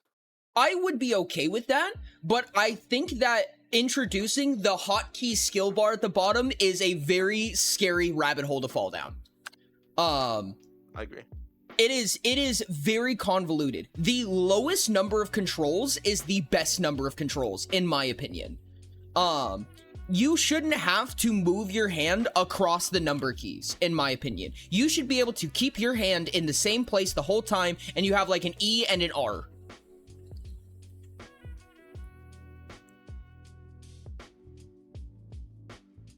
I think that keeping the beginning gameplay as simple as possible, even including magic, right? Like, even if that means only keybinding one spell at a time, unfortunate, but in the early game, that's what we should introduce. So if you want to play with magic, you kind of evolve into it, right? Like, maybe as you get better at magic, you unlock more keybinds and you can hotkey easier, whatever.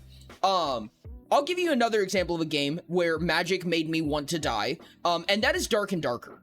Dark and Darker is kind of a loot 'em up, right? So it's a roguelike loot 'em up, or roguelite loot 'em up. And it's very PvP based. The magic system has you press a button to open a scroll wheel, and then you pick the spell that you want, and then there's a separate button to cast it. That's fine and all, but when you pop open that scroll wheel, there's so much information to take in when you're in the middle of fighting somebody.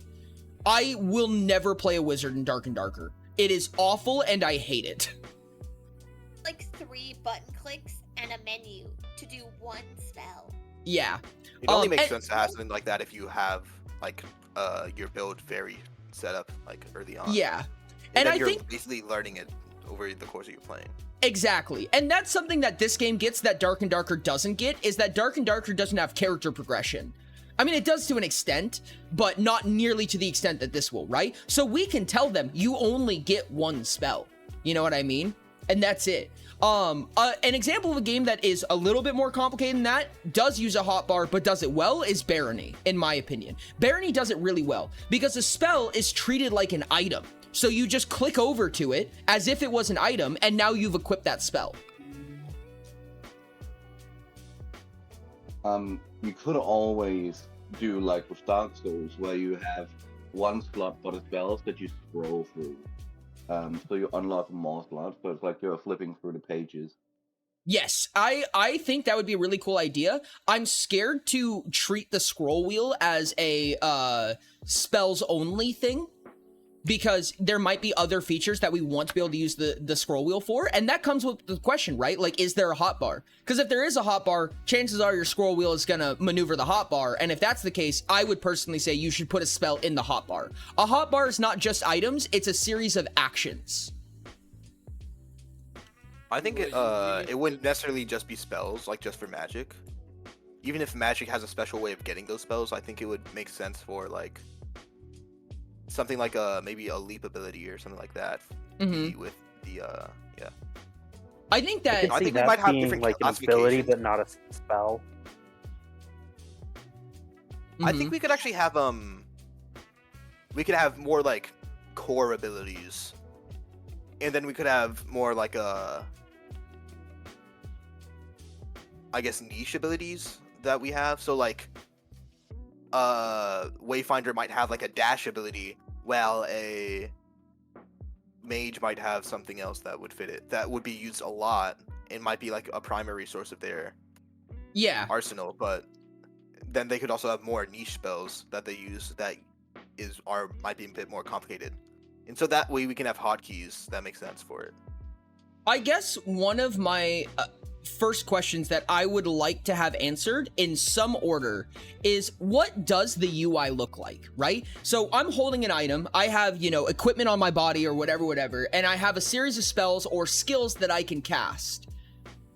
What does my UI look like? Do we have a hotbar? Are we deciding that we have a hotbar? Because the way that you cast spells is gonna matter a lot. And I mean, we can ignore this question for now and talk more mechanically about how spells function, but knowing how this is going to feel in a game like this is very important to me. Okay, so the kind of UI that I have seen generally and that I've preferred is right along the right side, kind of like the quest that Season 2 had. There is a set of the numbers, which correspond to numbers on a keypad or something, or like an MMO mouse. And those, by default, are either invisible or just the numbers. But you can enter a different set to focus on that and see what spell is linked to what, and kind of merge it and mess it around. And then you can move that around. You can kind of reposition it, change where it is, and the same with literally everything else. So like the map can be in the top right, top left, bottom, who cares? And the hotbar, which is like tools and weapons and stuff. Or like a modular. I think right now we can actually make a diagram for like possible ideas, because I think it would help a lot more than just I'm specific willing to draw describing. out UI ideas. I just, throw out the layouts and we can just draw them out. Yeah, I can give like a sketch of mine. I have some grid paper here. The game is in third person.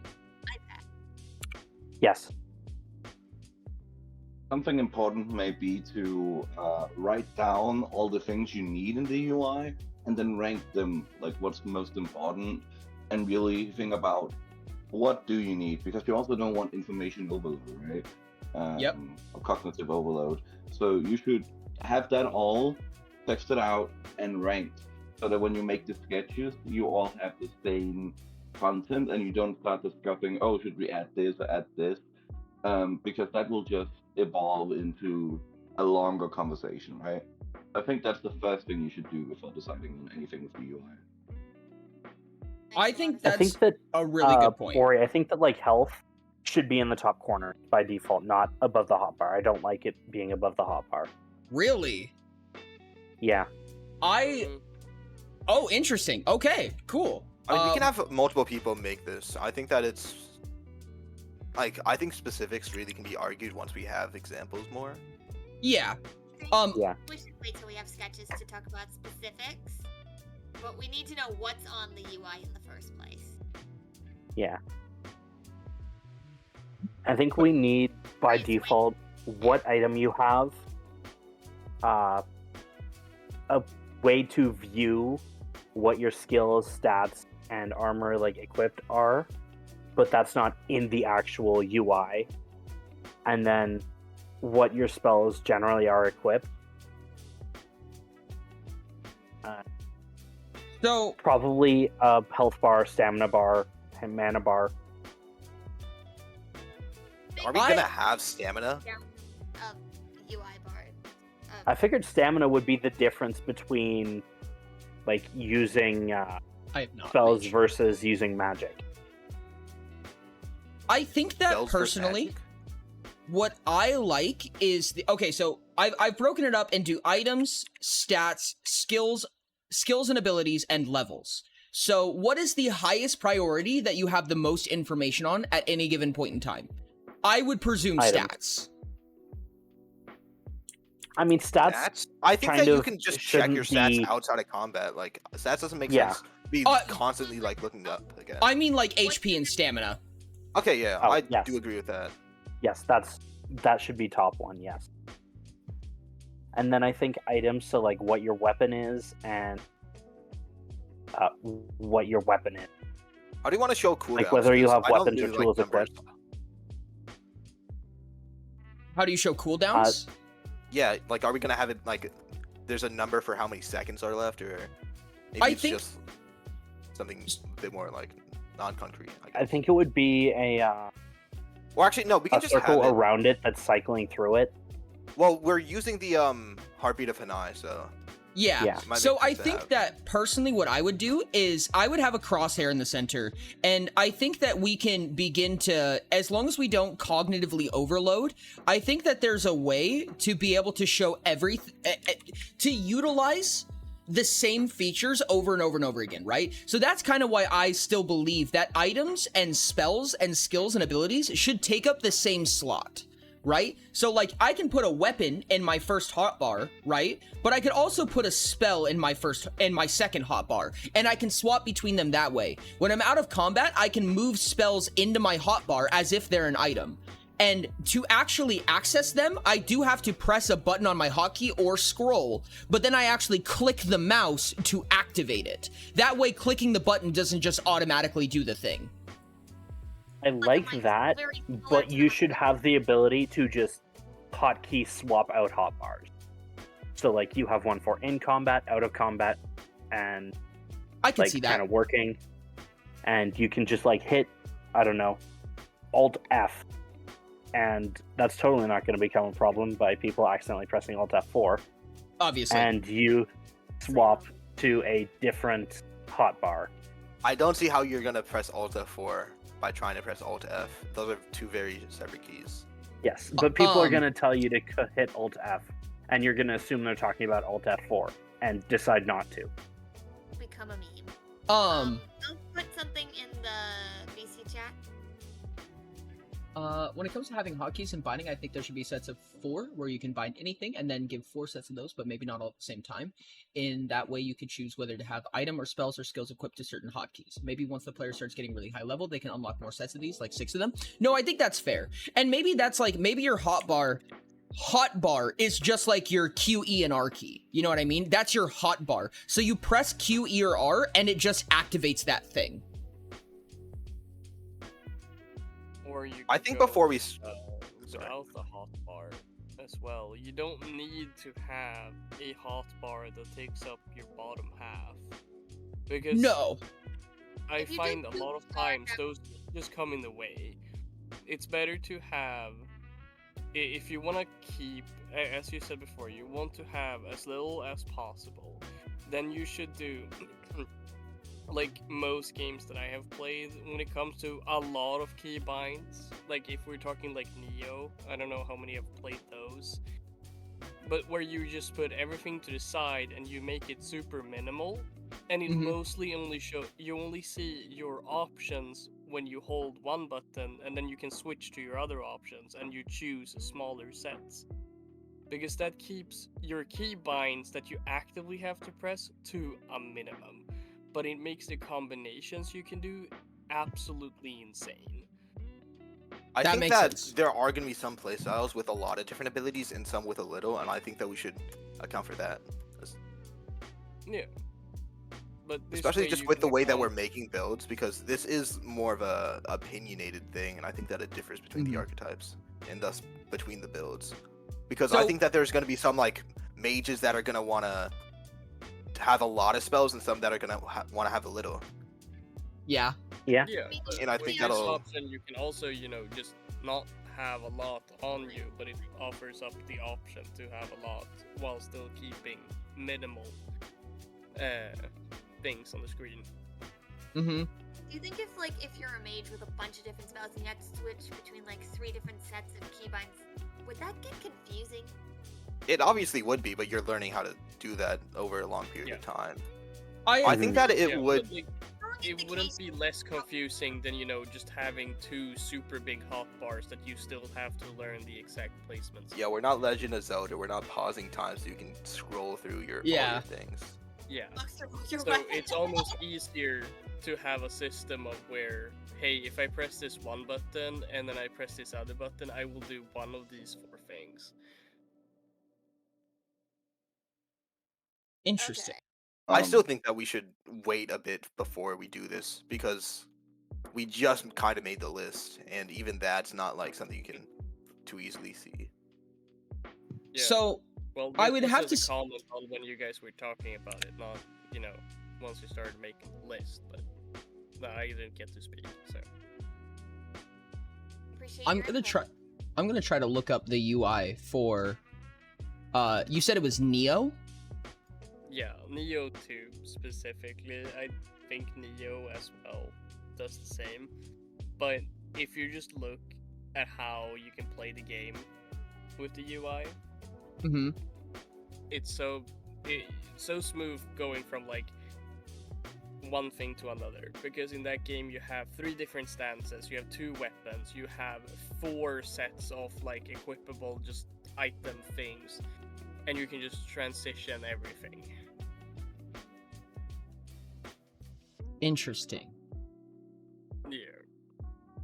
What we could do is have what I would call like a silent brainstorm kind of thing, where we all make a sketch of the idea we have without showing each other the different ideas. We don't get influenced.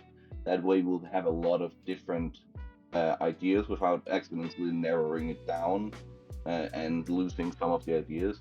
Then we can kind of brainstorm on the ideas, because it's kind of hard. Right now we're talking abstract, and it can be very hard to understand what the different people mean if you don't have a visual on it. You know? Yeah. Having I a think- sketch That's would kinda make my it point better of view. to start. I think that one thing that we should reference then is what needs to be known.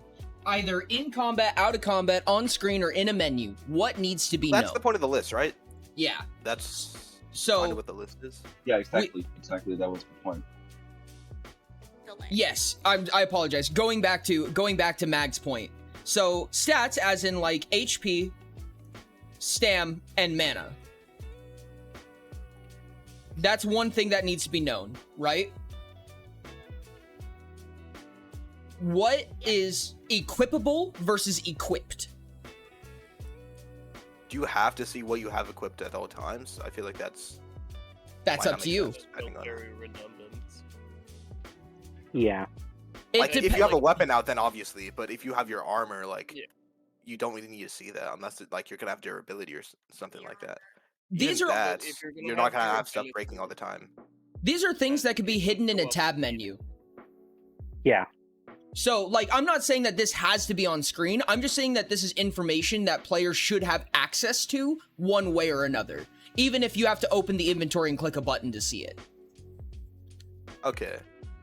Speaking I of think that, stamina and mana can probably take up the same bar area and it just gets swapped over whenever you use one versus the other. I don't think I wouldn't say that we have both stamina and mana. I don't see why we would have stamina in the first place. We're trying to split the three three play styles with different But HP isn't power anymore. That was when it was Mastermind. Or there's a reason why it's stamina and mana, right? Yes. Wayfinders were stamina based, power is HP based, and magic is mana based. I don't think that we should still have that. I think that like having HP is just something that you have, and it depends on your playstyle. I think that all playstyles can have like good HP or defense or whatever. Okay. So in theory, because with like stamina and mana, you're gonna spend it. That's kind of the implication. Does it also mean? Well, that yeah, but like you can just spend mana, and I don't think that spending like if you're spending too many things, that's weird. That's why my suggestion for the different types of mana I put out, because if you run out of one type of mana, then you can still just use the others just at a less efficient rate. And that way you're still spending one thing. Well, originally the idea was that power would also spend HP. That was what I was Spending trying to HP is scary. Interesting. I don't even see that, especially for builds that just want to tank. I mean, well, that's the thing, is that they're not tanky anymore, right? So like, also some builds that like have low HP but also spend HP. I feel like HP is just, it's not really. I just don't see it being that power coded. Well, I imagine that's like saying a mage with low mana. Like the entire point behind the power build is increasing your HP, which is why they spend it, because they also have the most of it. But that was, I guess, I don't think that the point of a power build is to have the most mana. It's to do the most damage. Not necessarily. I think it's a little bit of both. Reds. Okay, yeah, I can agree as... it's a bit of both, but I still think that it shouldn't really be that you're spending HP.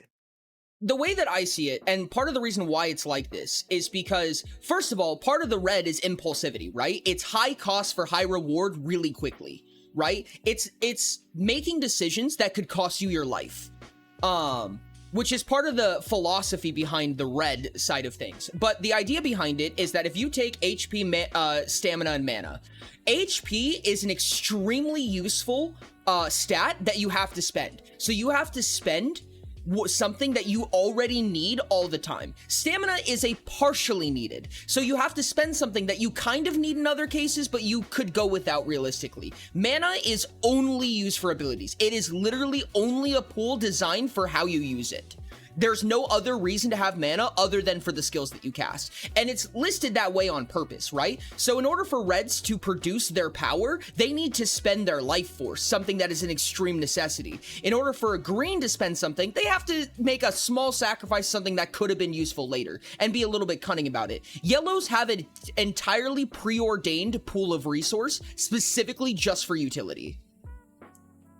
I understand the argument for like sacrifice, like being more vulnerable for reds, but I don't see that as them being like losing HP directly, because I see that more as like if you do it incorrectly, then you are vulnerable to being attacked very easily. Like having a long a wind-up weapon that once you miss, now you're getting attacked a lot, and you're gonna like it's natural consequences instead of enforced consequences. I agree to an extent, and I think that there's a way to make that work by giving a reward of some type. So for instance, you can spend HP for vampirism. That's assuming that you're gonna do a good enough job to make your investment back, but with extra. I feel like vampirism might be more of like a monk thing, to be honest. Or just like sustain builds are less red and more like orange, I guess. I feel like sustain builds sound extremely red-purple. Like, sustain is something that I would have put on the Zealot, like, as their, like, key focus. Yeah. Orange is more calculated risk, and, like, I don't want to lose this health, so I am just going to get a better weapon, get better armor, and then do it. Which kind of matches what the mages are going to be doing here. which is why orange is mage. Just to maybe to see if I'm crazy here, or to see if I personally am going to unprove my own point. I'm gonna go ahead and grab the archetypes and throw them together in to see if it feels awkward. So if assuming that this is an HP thing where you spend HP for better rewards, which also means, and this is another reason for power, right? Because HP is the most valuable, they also get the most output out of it, right? Because mana is purely for utility, it's worth the least. So you have to spend, 3 times as much mana than you would HP to get the same effect. At least under this specific guys. But with this assumption, that would mean that zealots or executives are spending a shit ton of HP for really powerful benefit. So like, being able to double damage for a cost of HP, or being able to whatever.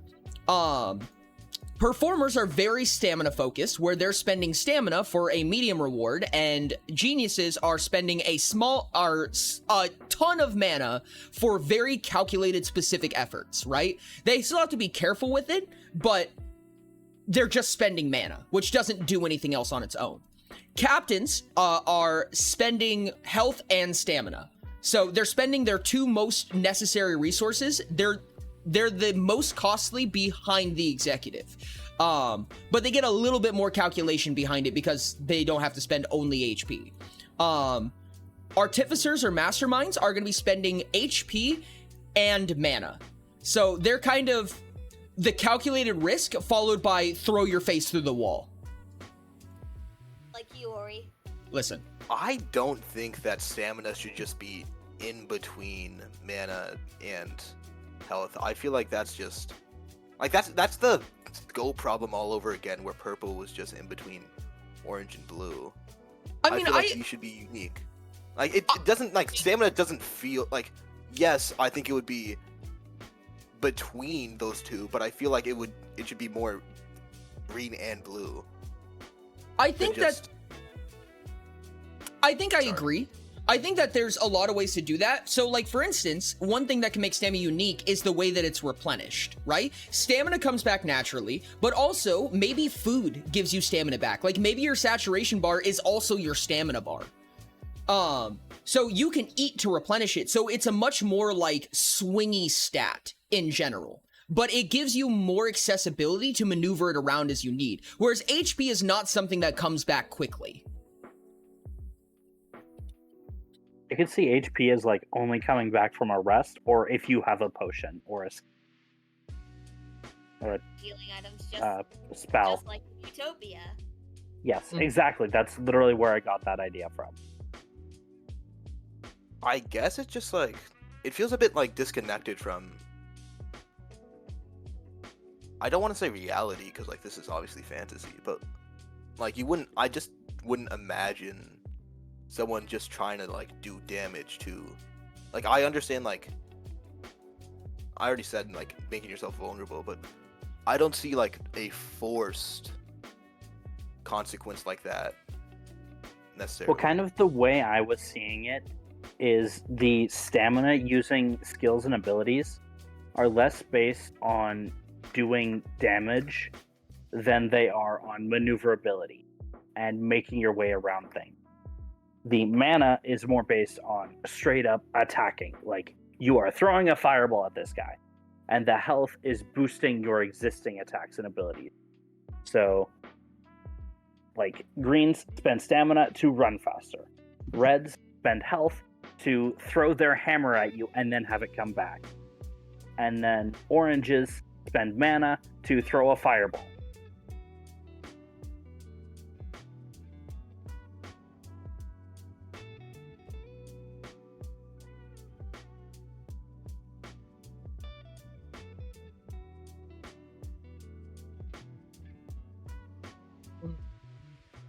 You know what could make Dr. stamina London interesting? Said, Tilda. One thing that could be interesting is stamina could dictate how fast the other 2 stats regenerate. Oh wait, I like that. I like that, yeah. So if you're at 0 stamina, you do not regenerate at all. If you're at max stamina, you regenerate 1 HP per tick, 2 mana per tick. Okay. That gives a lot of dynamics. It means I kind of like that too, because having that kind of thing means that in combat, sorry, my voice.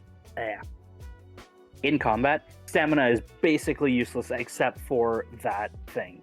And then out of it, it is one of the most precious things because everything else relies on it. yes, it's not precious Kinda in of fits. itself. It's precious indirectly.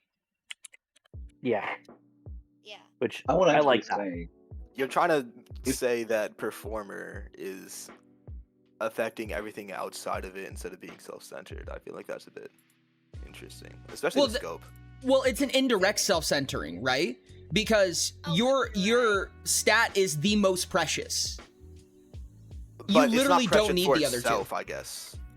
No, Like I mean, I really doubt that That actually feels something like a stat like this would be more something for other things than for itself. well, it's for your other things. I mean, honestly, I can see you arguing any one of those as the most important, because health is it's kind of useless to regenerate health without if you're dead. die. Yeah, That's kind of how Stamina red is needed to regenerate both of those, and mana is really good for defensibility and helping you in combat. You can argue any of those is the best, which is a good thing, and you always want that. yeah. Yeah. I think it's a weird argument between, like, which one's more valuable, the king or the queen in chess, right? Like, the queen is by far the most powerful piece in all of chess. However, if the king gets knocked over, you just lose. So, it's useless. It's borderline useless. It's almost as bad as a pawn. But if you don't have it, you lose. So, Yep. what you what's that? oh sorry sorry, I thought someone else was saying something. What you could do is also have stamina be usable for combat as well, but only when you have used up all your mana or health. So at that point you have to make a decision. Do I keep my stamina so I can regenerate, or do I use the stamina to do the last piece of combat so I can escape or something like that, right? Yeah. So you have to make that decision, because then stamina should just regenerate very slowly. Mm-hmm. And this is also under the assumption, right, that blue and green builds are also probably going to regenerate stamina the fastest. Executives, red and purple builds are going to have a better health regen, still dependent on their stamina, but faster accordingly. And then same is true for mana for yellow and orange builds. Yeah. I can kind of see, like, mana, if you use too much of it, goes directly into stamina, and then if you use all of your stamina, then you go into health. Also thinking a bleed through system exactly like that. Yeah, I think that makes That was sense. kind of the system that I was talking about earlier, with different types of mana, but of course it's not like you're sacrificing health. I do think that also a lot of, I guess, builds kind of rely on being low health at sometimes, or like I'm thinking of like TF2, right? If you look at the scout, they don't have a lot of health, and when you play as him, like, you're not really, like, the lower HP you have doesn't really matter because you still are fully capable in the same way. While like other builds like heavy, once you have low HP, then it's really important that you gain that back in some way.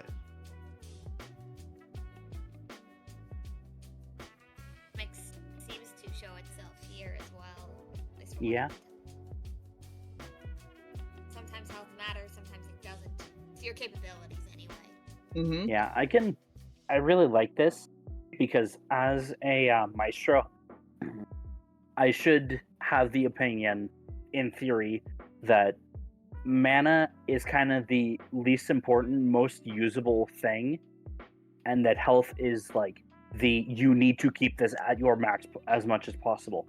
And that's how I feel. Like, I am not going to spend health ever under any circumstances unless I regress, at which point I am already practically dead. But stamina is just kind of a sure, I can use it later, but that's later. This is now. I'm going to punch someone now. And the mana is just kind of a, yeah, let's use it now. I'm gonna run out eventually. Might as well be 5 seconds from now.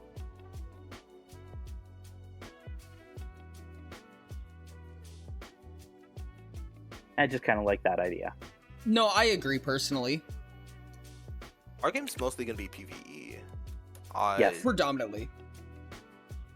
I'm trying to think of like how do you do a boss fight where you're sacrificing mana that much. I mean, I know like there are usually some builds, but I don't usually see those as like those sustained builds as red. I would see like mages as kind of the sustained build. Like you have a heck ton of mana and you are trying to split it up, especially if you're an orange. You are trying to split it amongst the entire fight by not having as hard of things. And red is just run in, kill the thing, leave. Yeah, but you're not always gonna be if you try to go head to head in a lot of fights, you're just not gonna be able to overpower your opponent just every single time. Well, the Especially point with is that bosses. you will be able to if you have the right abilities and are skilled enough. Do you feel like helps to sustain builds in the red purple range would exist though? Yeah. So like if you are running a green orange maestro, which is the dart, you're not gonna be running into a fight and just winning it. If you are running a greatsword, yeah, you're gonna run in and then tank everything as you kill the monster. And like you probably might lose more health from actually using skills than from doing damage, than from taking damage. And that's kind of the way I see it, as it's more of a I'm not gonna take, you know what I mean. Well, actually, it kind of makes sense because when you have normally when you have like tank builds, they cast like strong spells and just lose damage naturally, I guess. And then they might have like I think that red and purple can definitely have vampirism, but So as Yeah. well. There are two different ways to play. Yeah, which of the reds is gonna be more tank focused, Yeah. Ori? What do you mean? Like more To the tank, power. like you are going to take the majority of the damage so that your party can get the DPS in. that's gonna be red. Yes, I'm saying which of the reds. The way that I usually see it, and I'm not promising this because I'm only one of them, I imagine that captains are going to be the most DPS focus, most agility focus, so kind of run in, run out type. So I guess technically the most utility in an extent. Executives are probably either going to be the highest DPS or the tankiest. If I were to play, I would want to be tanky. I would really want to be tanky. However, I would sacrifice tanking for DPS. Yeah, that's kind of the way I was thinking it. So like the masterminds are red orange, yeah? Yeah. The masterminds would probably be like the ones who are actively sacrificing their health to get higher damage in. Executives are kind of sacrificing health to have better defenses to defend things, to keep your friends safe so that they can, like, you get what I mean. Like, they take less damage by taking damage. Yeah. And then I feel like taking damage is just, I guess, the natural way of like sacrificing health. I feel like sacrificing extra health might get a bit like unmanageable, just because. Say what you want to say. I imagine that, like, when you get into, like, high-level play, like, an example of the executive playstyle that I usually design is the Zealot in Utopia, which means they sacrifice their health very often because that's the Berserk playstyle, right? You get benefits from being at low HP. But not only that, they survive being at 0 HP at high levels. So your goal is to just spend as much as you can and just make sure to heal up before the ability ends. Because you're basically unkillable until that ability ends. So A, make sure no one can end that ability forcefully, and B, heal up before it happens. Tactical near death. Yes. Yeah, Yeah, that sounds literally exactly. the berserk talent in other games. I don't think Utopia has that. Utopia has the study of Berserk. And Yeah, I berserk can kind of talents see that as like, deal damage. I am going to. Sorry. more than just take more damage. I mean, that's I guess the difference I'm interested about. Yeah. So I understand like taking extra damage in order to have higher damage, but taking like damage just because you're doing something. I I guess can it. kind of see it. Like, if I get.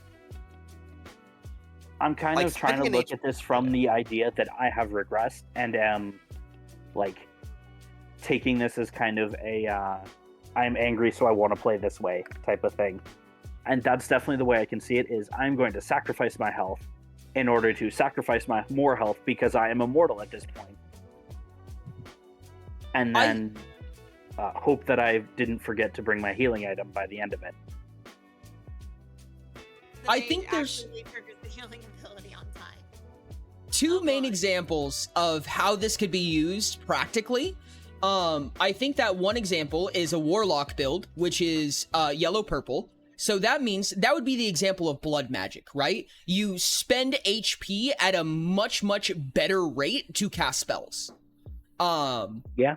Or you spend HP to regain mana, or what have you. Or another example is, rather than maybe red spends HP, purple just gets benefit when they lose HP. So it's like you're not actively trying to lose HP, but you have a safeguard boon for when you do. Okay, I can see that. And then red purple is forcibly losing HP in order to get more. Yeah, so Benefit. you're spending your own HP, but you also get boons when you lose HP. So it's just a true power build, which is what the executive was supposed to be. Yeah. Okay. And I think that you could break up the Endo and the Exo that way pretty well. So like green builds are like, I don't know if blues would get an effect when they lose stamina, but maybe more stamina efficiency, if that makes sense. And then greens are like, here's a bunch of ways I can spend stamina. Yeah.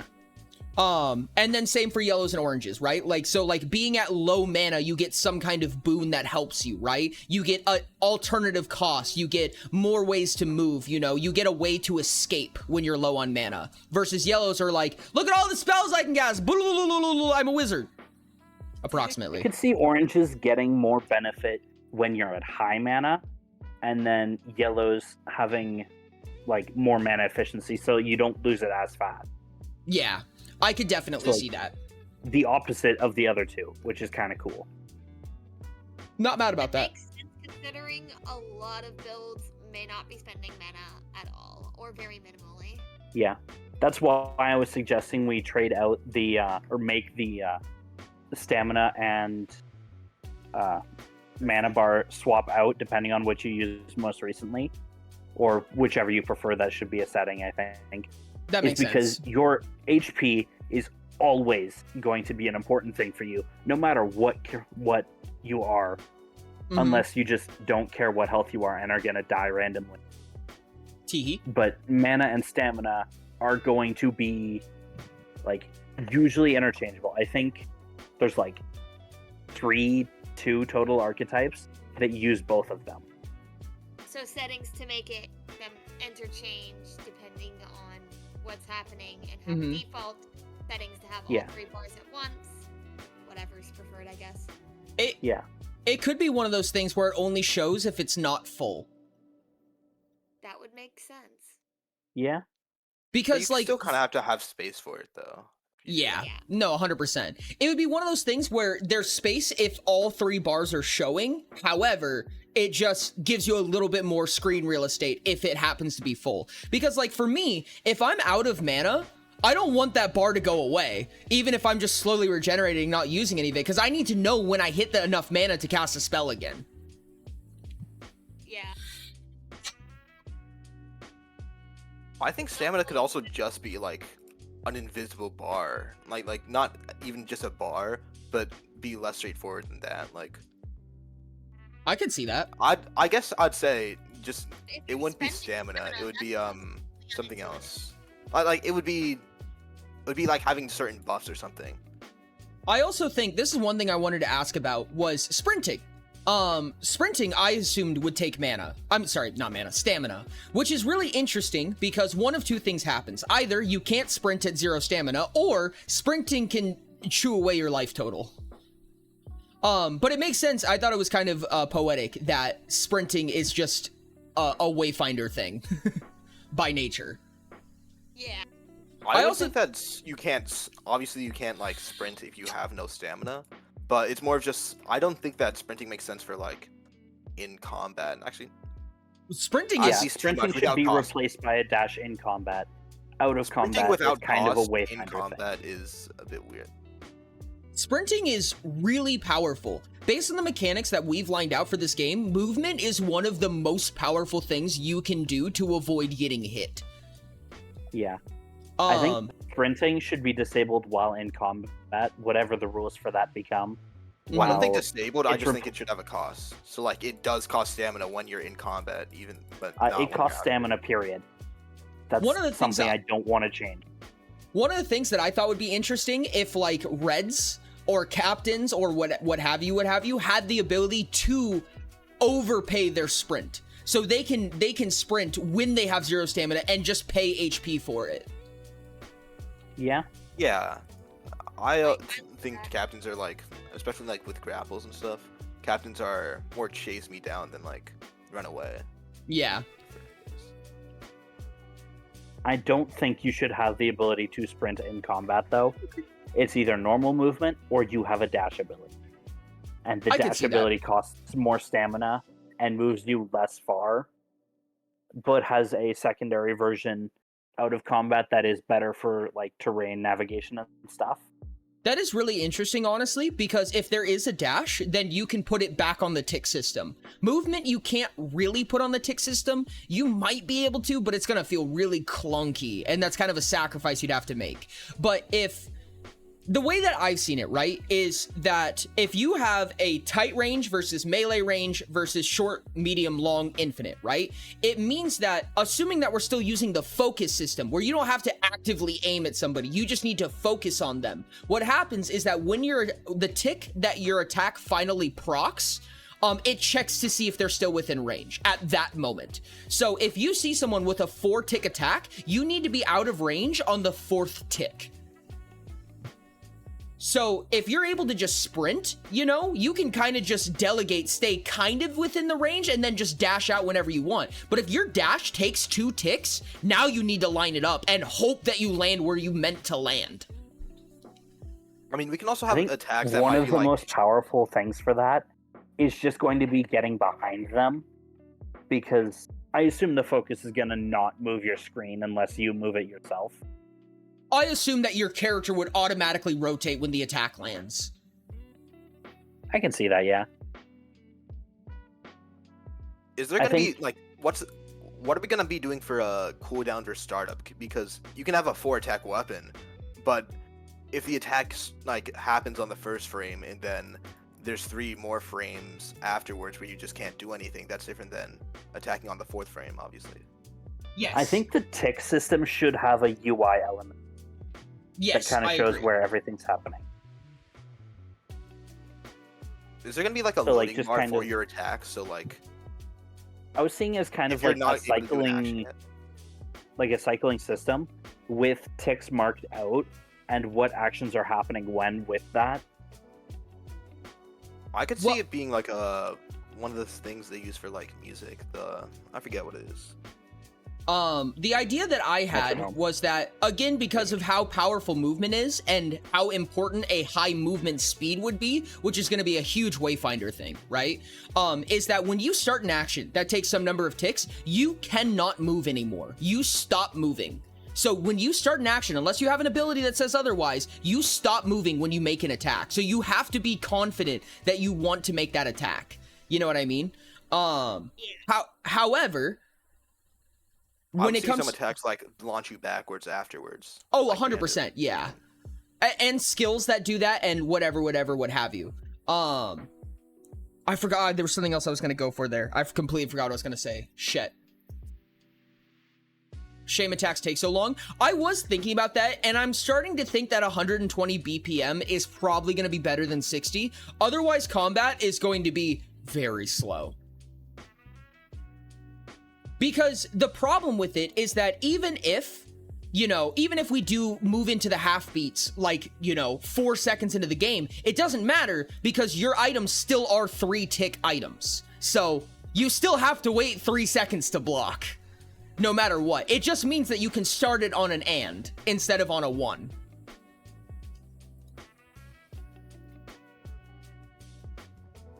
Yeah. I think that probably 120 BPM is going to be a lot better.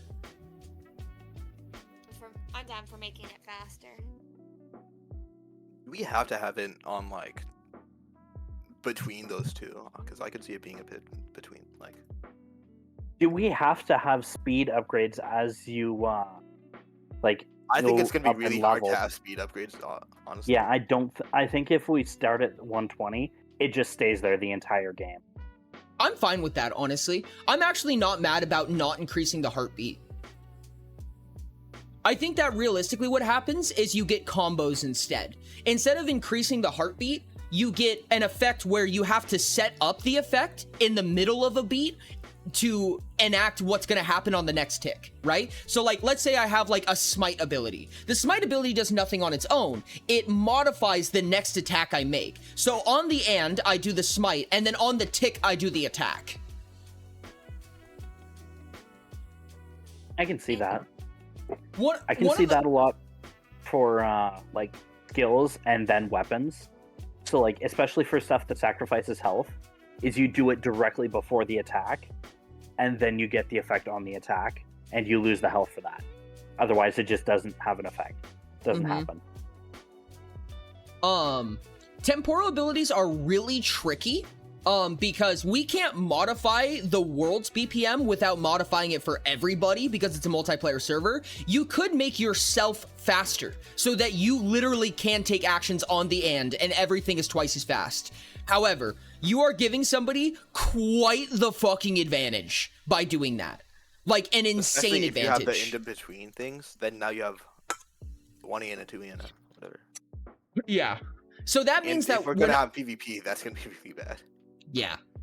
What is stopping a 1-beat striker from just spam attacking a 3-beat attacker and then backing up before the hit lands? The thing about that is that, okay, so if we were to attack at the exact same time and I have a shield that blocks, right? Well, 2 things. First of all, fast attackers struggle to get through defense. Second of all, if I were to finally raise my shield, I can keep it held up. So it does take 3, it does come up on the 3rd tick. So you're going to get 2 attacks through for free. However, once I have my shield up, I can just keep it up. And, your attacks are never going to do anything at that point because you struggled against the defenses in the first place. That's assuming I have a shield. Yeah. But that's just the nature of the game, right? That's the It's nature also, of... if you have a cooldown, like, if there's like a 1-beat cooldown before you can actually do anything, even if you attack immediately, you still have a bit of time before you can attack again. Mm-hmm. I think that makes sense, especially for, like, yes, you're able to basically immediately attack, but that doesn't mean that you can just do everything super fast. Or, like, maybe you're locked into attacking again immediately, so, like, you have to attack twice in a row, and you can't, like, really change what you do after that. Because actions can't just be... You can't have just every single action be, I guess, interchangeable like that. If I was holding a melee weapon and a shield, and I was going up against a 1-tick attack, I'm gonna struggle. However, it's gonna take you a long fucking time to kill me. Because, again, a 1-tick attack is not gonna do very much damage, and my defenses are gonna negate a lot of it. In fact, you might hit some circumstances where you fail to do damage. You know what I mean? First of all, if I have a ranged ability, you just die. Second of all, my goal is going to be to trap you in a point where I finally get a hit off on you. But my hit is going to be a lot more meaningful in that case because I have the slower weapon, but the slower weapon does a shit ton generically. It's not just higher damage, it's higher DPS. Yeah. With 1-tick attack, you're basically you have a lower margin for error. Pretty much, yeah. Which to me is usually how a rogue fights a tank. That's usually the game you play, right? That's the cat and mouse. Your goal is to get enough chip damage through to burn through their HP, where their goal is to hit you one time. That's why the rogue It's usually literally how I was fighting you guys in 2. Yeah. Rogue Which has now confirmed. I personally prefer that. That's how I would want that combat to go between a rogue and a tank. What did you say, Sky? I didn't catch it.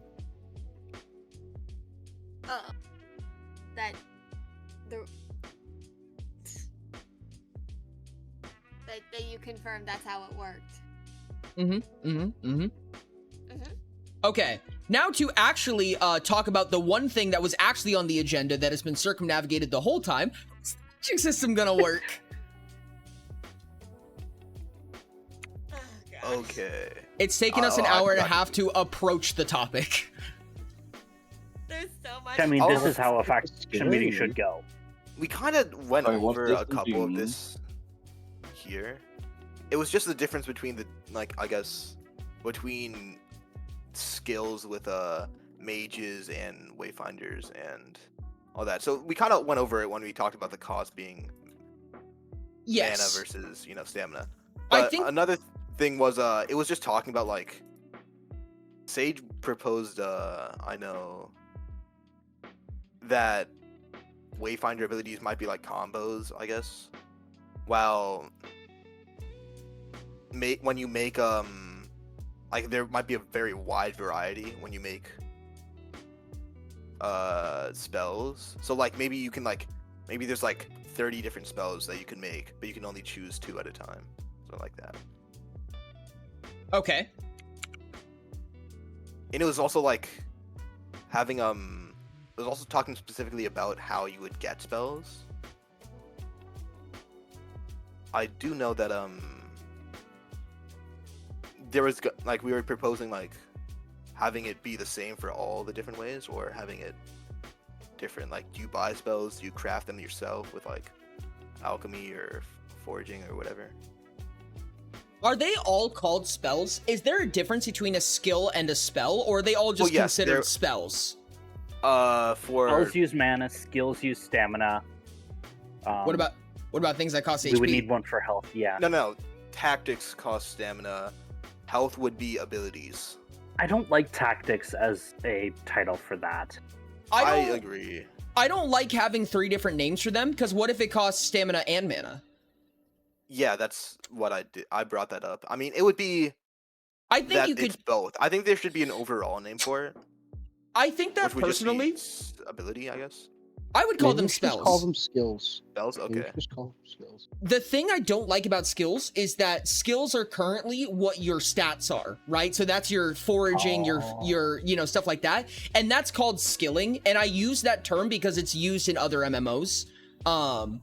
So I was kind of trying to create that, like, consistency. I don't know how many MMOs call it skilling, but the ones that I played do. RuneScape. I've never played an MMO that called it skilling. Really? Wild. I am crying. To be fair, I've also played a total of 3 MMOs. Also understandable. I've played 3 MMOs and they're all RuneScape. That's a joke. I have played other MMOs, I swear. I like RuneScape, calling it Dragon spells Wilds, because old school RuneScape, and I'll see a RS3. donut. RuneScape and Friends. One thing that I RuneScape like about Master's calling it Edition. spells is that it makes spells an innate feature of the game. So it doesn't outcast the caster as much, right? Because playing a mage feels like you're just dipping into a whole portion of the game that you could just ignore. But calling everything spells is like, no, they're doing something that you can do, they're just doing it better than you. I can see that, yeah.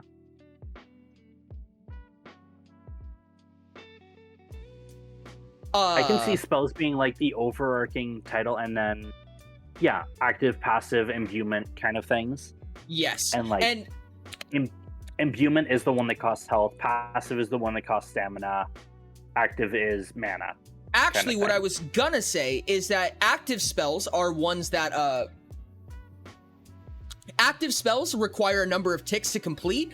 Imbuement spells happen between ticks to imbue the next action you take, and passive spells just have a bonus effect as long as they're equipped. So imbue spells would happen.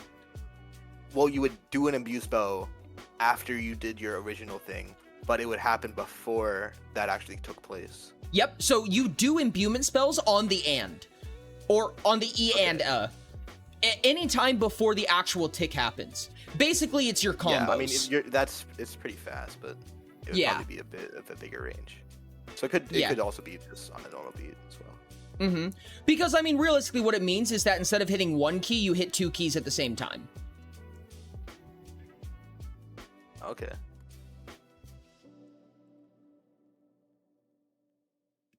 That's a bit annoying for controls. Well, I assume it's a keyboard and a mouse at the same time. So you press E and click. Okay.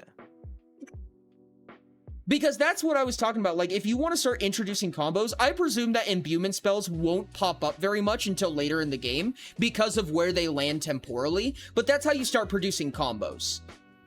Okay. So, like, for instance, an example of an early game imbuement is when you make a melee attack, it dashes you a little bit closer to them. Did we want to make the game controller compatible? I would like to, yes. Very much so.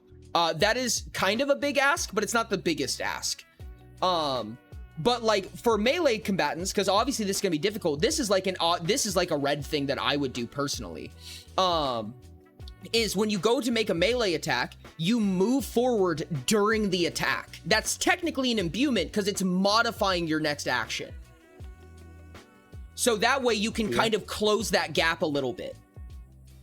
Seems captain, personally. Yeah, it does seem kind of captain-y. I would say that also makes sense, and then you would have, conductor would be moving away. I could see that being also something that you would have, not like something you would do during the fight, but you would just have on your spell so that it always happens. It's a bit less freeing, but it also means you don't have to do that all the time.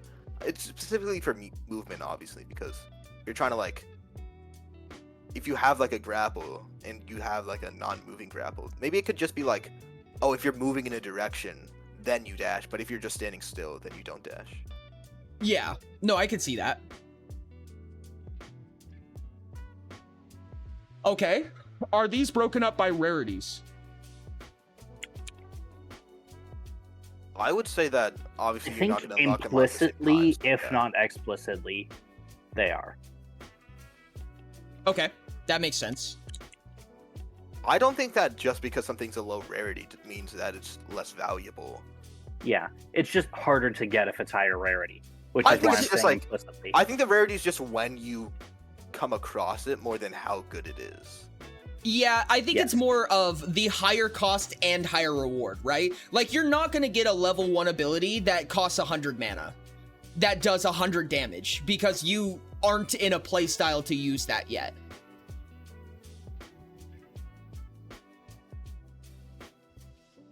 Or just have more efficient effects, but naturally cost more as kind of a stopgap of sense.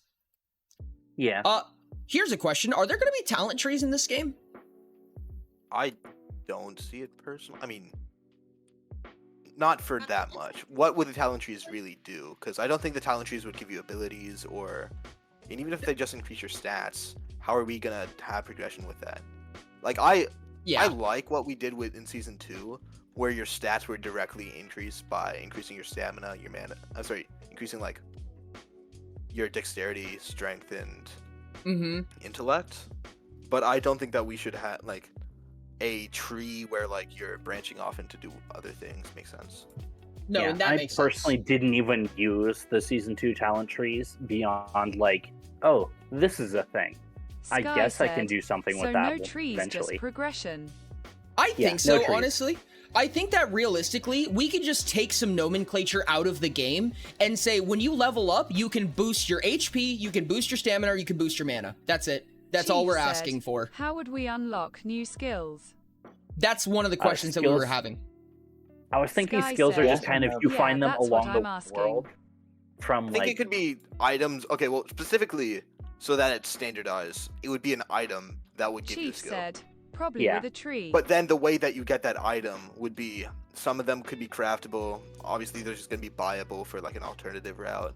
But then there's also going to be some that are like, you're going to have to, I don't know, forage for, like do the certain skills for. Yeah. I think that basically scroll writing is just an innate feature that everybody has, that every skill has a different way of doing. Oh, is each skill going to be on a scroll? Like, you unlock it with a scroll? Each spell? I'd assume so, or something Oh, along yeah, those yeah, sorry, lines. each spell. Sky said, skill scrolls. I think scrolls. spell scrolls. I think that you take a scroll, you take it, and it goes and you learn the spell. I think that realistically, the base progression is just purchasable. You just pay money for it. If it requires skilling, then you're intermingling skilling and combat again. Okay. If that makes sense. I think there should be You skills you also- can get only through skilling, but like none of them are actually like required or even necessary or expected. Yeah. I think of the thing. instead It's you just- should, I think so that you can benefit from skilling, but also you don't have to. It's more that you can get ingredients to make the spells through skilling, while you can also get those ingredients from combat, like Yeah. like drops. You know what you could do? You could have combat spells drop from combat, have skill spells drop from skilling, and have quote-unquote quest spells? Or mainline, I guess, the more base level, either be purchasable or given through quests. I somewhat assumed that all spells were combat. I don't think Because- so. No, Uh, because there's going to be one that's like assisting Sky with farming, said, one that assists with utility spells automation at the exist. very least. like But superheat, okay, so you can... being You in can combat said, and being out of combat is Perhaps very we can different. take a Skyrim approach to the level up system where each level gives a point you can put in the B various tree instead of scrolls. I think that if we can avoid more nomenclature, we should. I don't think that trees should be introduced unless they're wildly necessary. Yeah. That is to say that you basically just imbue the rest of the game with those trees without giving it its own menu. I feel like the trees would have had to have been a much earlier decision with everything we have. Yeah. Ready. I think that example of skilling based magic. Let me go ahead and pop open the skills so that we can actually look at this. So like Forager said, if you wanted something for farming, then being able to make crops grow faster or produce more seeds or be more plentiful would be an option. For bargaining, you could have charisma spells to get better chances at bargaining. Exploration could give you better vision, night vision, things like that, which is technically, you can utilize these things for combat in some cases, but not always.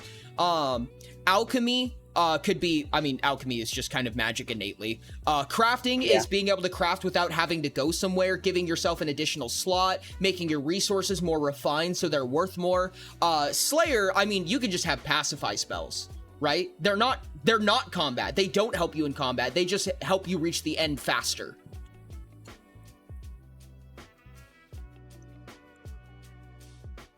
Sky said, I was gonna ask how pacify was gonna work, lol. I would assume guess that, like, that answers it. I would assume it's like, you know, if your pacify rating is 10, you have a spell that makes it 20. It doubles it, right? So even though I can only pacify a creature up to level 10, or up Sky to 10 said, HP, Oh, okay. Mag, I already did a crime said, well, you have to think about what a tree is. They are a graphical way to show you are going on a specific branch. Utopia doesn't have trees. It doesn't branch out, and He reason for that is to not lock specific skills away if you choose a specific path. Since we want to have abilities available for everyone regardless of prior decisions, a tree would not make much sense. I think it Yeah. actually, we might want to do something like, you need to get one spell before you get another. I mean, it's more than just variations. Like maybe in the crafting recipe, a spell requires another spell, but we're gonna have multiple ways to get spells anyway, so crafting might just not be the only way to get that spell.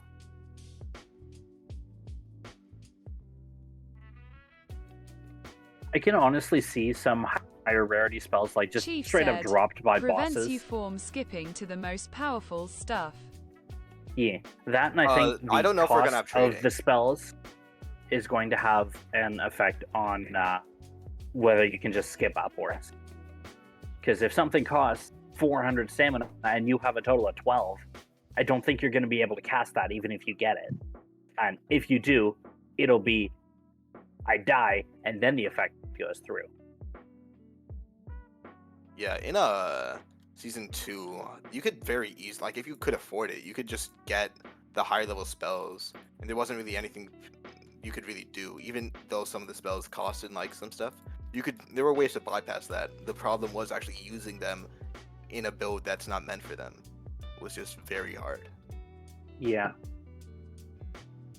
I think one of the things that season 2 I really want is for it to be harder. In like just kind of in general, it's harder than season 2 is, because I spent most of it at like level 30 Sky something, said, and I "Higher could reliably difficulty." take half of the mythic boss's health without issue. Yeah, that was a problem. Minecraft combat is a really difficult thing to work around. I'm gonna be honest with you. Yeah. Which is Oops, one of my all next suggestions, that problems. we add Minecraft combat exactly as it is into this. Now, terrible idea, and I hate it.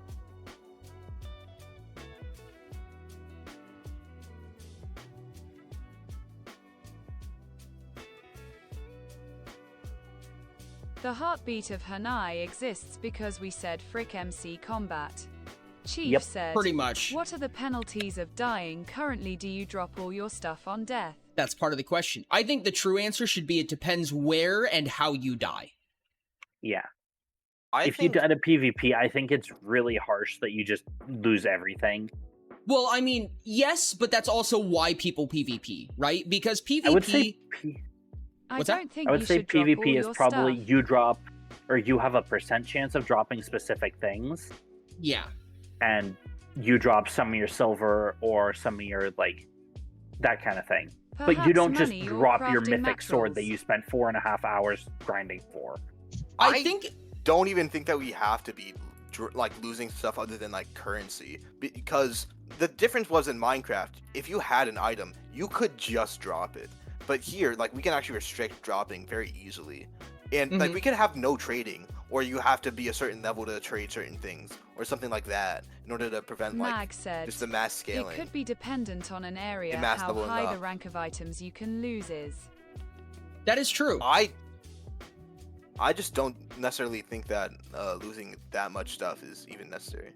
For me personally, in my opinion, if I'm trying to consider every playstyle, right? When it comes to PvE, I think that the amount of stuff that you drop, I do think that Chief losing said, your stuff "I is don't want dropping gear in the game." I do think that you should drop your stuff in dangerous areas, because that's part of the risk that gives you a reason to give better rewards, right? Like, I know it's Sky annoying said, to lose your "If stuff, items but that's... can be dropped, maybe an enchant could be added to make something be Yes, unable to be that's dropped." exactly what I was gonna say, is you can use an enchantment to protect it, but that's... Hey, same brain. That's utilizing some of its power capability. So you're sacrificing damage output, for instance, to make it so that you don't lose it. But when it comes to PvP, in my opinion, more often than not, the rule should be is that if you assault somebody, you lose more stuff. You're going on the offense, right? So if I come up and attack you, I get skulled, meaning that I drop everything when I die, or I drop all of my stuff when I die. There's also protections, right? So you should be able to have like a spell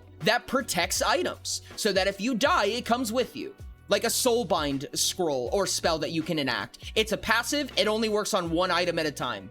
Or maybe higher levels, it's 2 items, or whatever. So whether it be PvP... Whether it be PvP, whether it be PvE, no matter what difficulty you are, that item is preserved. I could see instead of the I soulbind... just don't see a reason to drop things since we have no bases being built.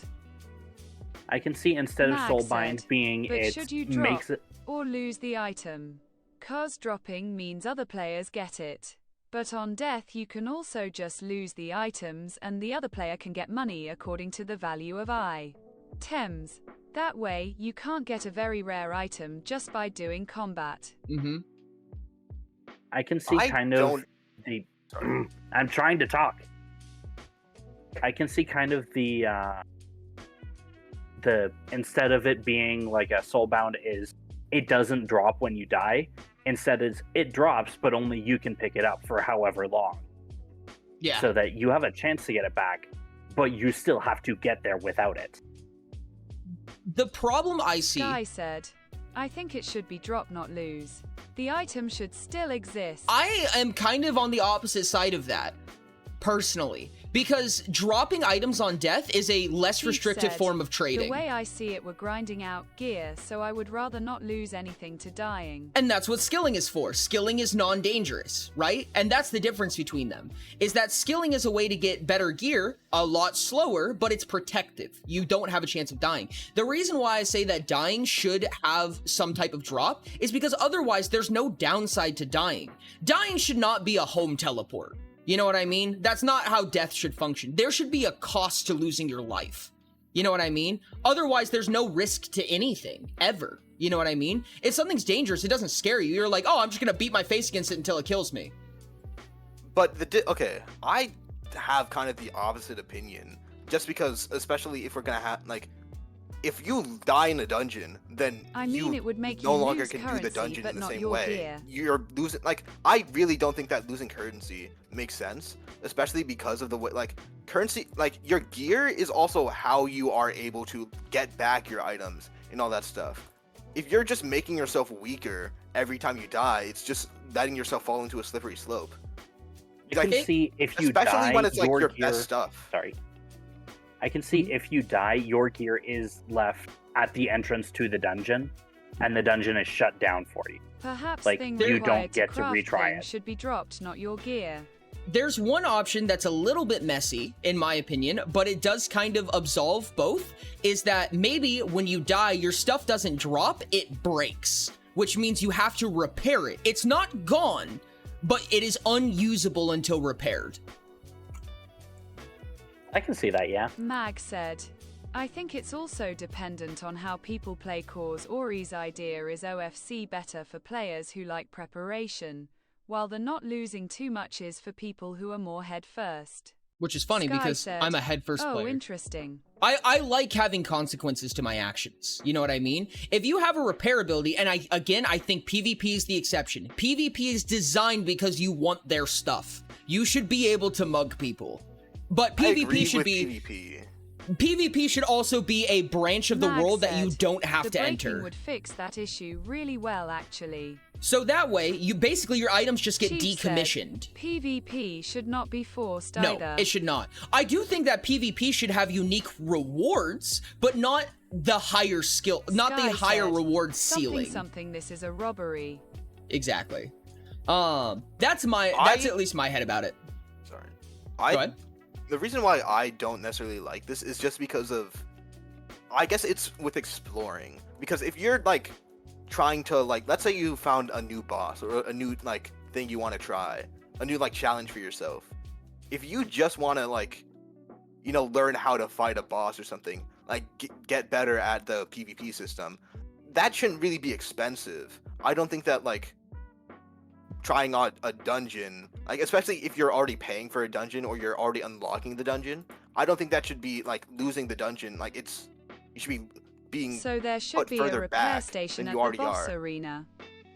I would think make that sense. just losing money is like basically you're getting rescued, kind of, through your money. If you don't have enough money to like lose, then you just can't really enter because you're not gonna be able to like get out. I think honestly, when it comes to repairing, okay, I think that if we did have a repair mechanic, Mag said, right? I said it on Twitch earlier, but having PvP on could give you an XP reward in areas where there are more players cause you get more risk. You can choose to have it off for when you FX go to a dungeon. You just opt in and out for rewards. The problem with PvP is that entices alt accounts to just produce fake XP from a bunch of fake players, is what I see with that. But the thing with repairing is that I think it depends on how you have to do it, right? So, like, for instance, you can go in with mediocre gear that's really quick and easy to repair, so that the repair cost is just like, you know, $10 or 1 minute of time. Then you can jump back in, try it again. That's why you don't go in with your expensive gear, because your expensive gear is expensive to replace. However, I think you could also introduce skilling features that make it so it doesn't cost anything, right? Like maybe at a certain crafting level, you can just repair any armor just for 1 minute. You just spend 1 minute and all your armor's repaired. Boom, shaka, done. Maybe there's a spell that repairs armor. Then it's really worthwhile to have that spell through skilling. Sky said, skilling makes repairing a lot faster makes sense. And it also makes sense because skillers seem to be the ones that don't want to lose their stuff. As a combat player, I want to lose my stuff. I want to get hurt for failing because that entices me to come back. At least for me personally. If I'm skilling, I don't really want to die, and I don't want to deal with losing my stuff. He I'm not a loves masochist. consequences. Not a masochist. But if skilling is Chief the said, yeah. if skilling Or is the you've got a soft scapegoat. speak too. Oh, do I? Oh, thank you.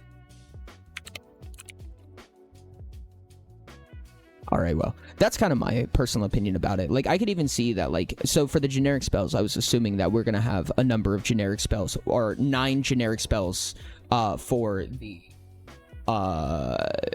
archetypes. And they're all at, like, various levels, right? Like, there's a higher level that you can upgrade it to or whatever. And maybe you have, like, the artisan, or the yellow-orange, the genius one, is literally just the ability to repair an item. Yeah. I do think that you need negative mechanics to make the game experience fun. Sky said, that could work. Mag said, I was thinking a bonus to XP gained, not a passive XP bonus. So you get more XP from doing actual tasks. I don't think alts would be bothered with constantly having to fix items if they die. When doing a task. That makes sense. Another argument for the breaking items on death. That makes sense, yeah. I guess I feel like there's already a natural consequence in death because you're losing progress. If you're Sky said, somewhere that you I want still to think be, PvP then you have to should be get more back of a there. place. Like you're kind of like Chief said, you're losing the will time there that be you a spent place to to get into store the items? situation you're in. I But mean, if you're like choosing to, like I don't think this should happen with dungeons because, or especially like certain things where you're just trying to like, you can't really know what to expect because sure going into like a area where you can like actually make that cost analysis like makes sense, but if you're just going into a necessarily like a new area where you're just trying to find like you're exploring, that doesn't really make sense. well, I think that that's also assuming that transport is difficult in this game. I would assume that there's going to be teleports in this game. So it's like if dying means going back into the portal and teleporting there again and then doing it again, there's no consequence. You know what I mean? There's nothing to it. I mean, that is how Sky Season said, 2 was. Assumedly, But transport isn't gonna be all that hard. yeah, and that's Chief kind of... said, perhaps if we make it whole world, we make it so you only drop a portion of your crafting materials instead of breaking all your stuff. That's assuming a lot of things about what crafting materials even means. But I think that personally, like I said, I think that having the ability to break yourself, the problem with Season 2 is that there's no way to be set back other than PvP. PvP was the only thing that would ever Forager set you said, back as a player. I do like the breaking items on death, and potential for dropped items on PvP death. And like I said, I still think that there should be mechanics to prevent that from happening, right? Like, for instance, you could just Sky have... said, yeah, I think that works best. like a crafting ability that makes it so that you can turn an item indestructible, which means that it will never break no matter how many times you die. And then you can set up a set of gear that's indestructible specifically for testing out boss mechanics. But I do think that there should be natural consequences for more power and for dying and for failing. I enjoyed not really having setbacks, especially when it Mag came to said, the way I trying see out new it, things. the main argument currently is whether the penalty is in-game value lost, items breaking etc., or an external penalty, losing time etc., and I think the latter is more annoying. NG than fun, and also makes the penalty less in-game interesting. Chief said, I think items should have durability to them and need repairing but not due to dying. I personally hate durability I have my mechanics. indestructible gear asterisk so I can bash my face into this boss. Forager said, I could also see Soulbound as an expensive enchantment that means it will just break on PvP death. no chance of losing it. Sky said, no durability please.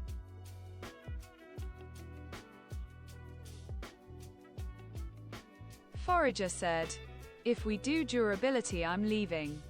Chief said, like when they break they don't get destroyed, just less effective. Oh, understandable. Mag said, please no durability. Oh, poor Chief. Poor Chief. I'm sorry, buddy. You absolutely just got ganged on.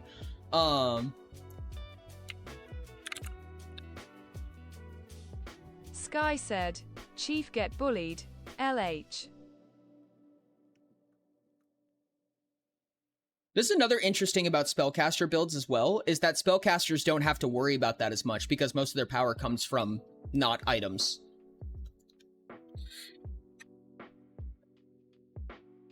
I do think that because this is an MMO, we cannot modify the difficulty per player, right? So in my opinion, spellcasters are mostly innate. They just become more glass cannons. I think that realistically the best thing you can said, do is offer plus the you never ability want to for fight all a options. Spellcaster because they're ready for it. Mag said, good idea, like they lose 50% efficiency or SMTH like that. So use cost is the same but the output loses value.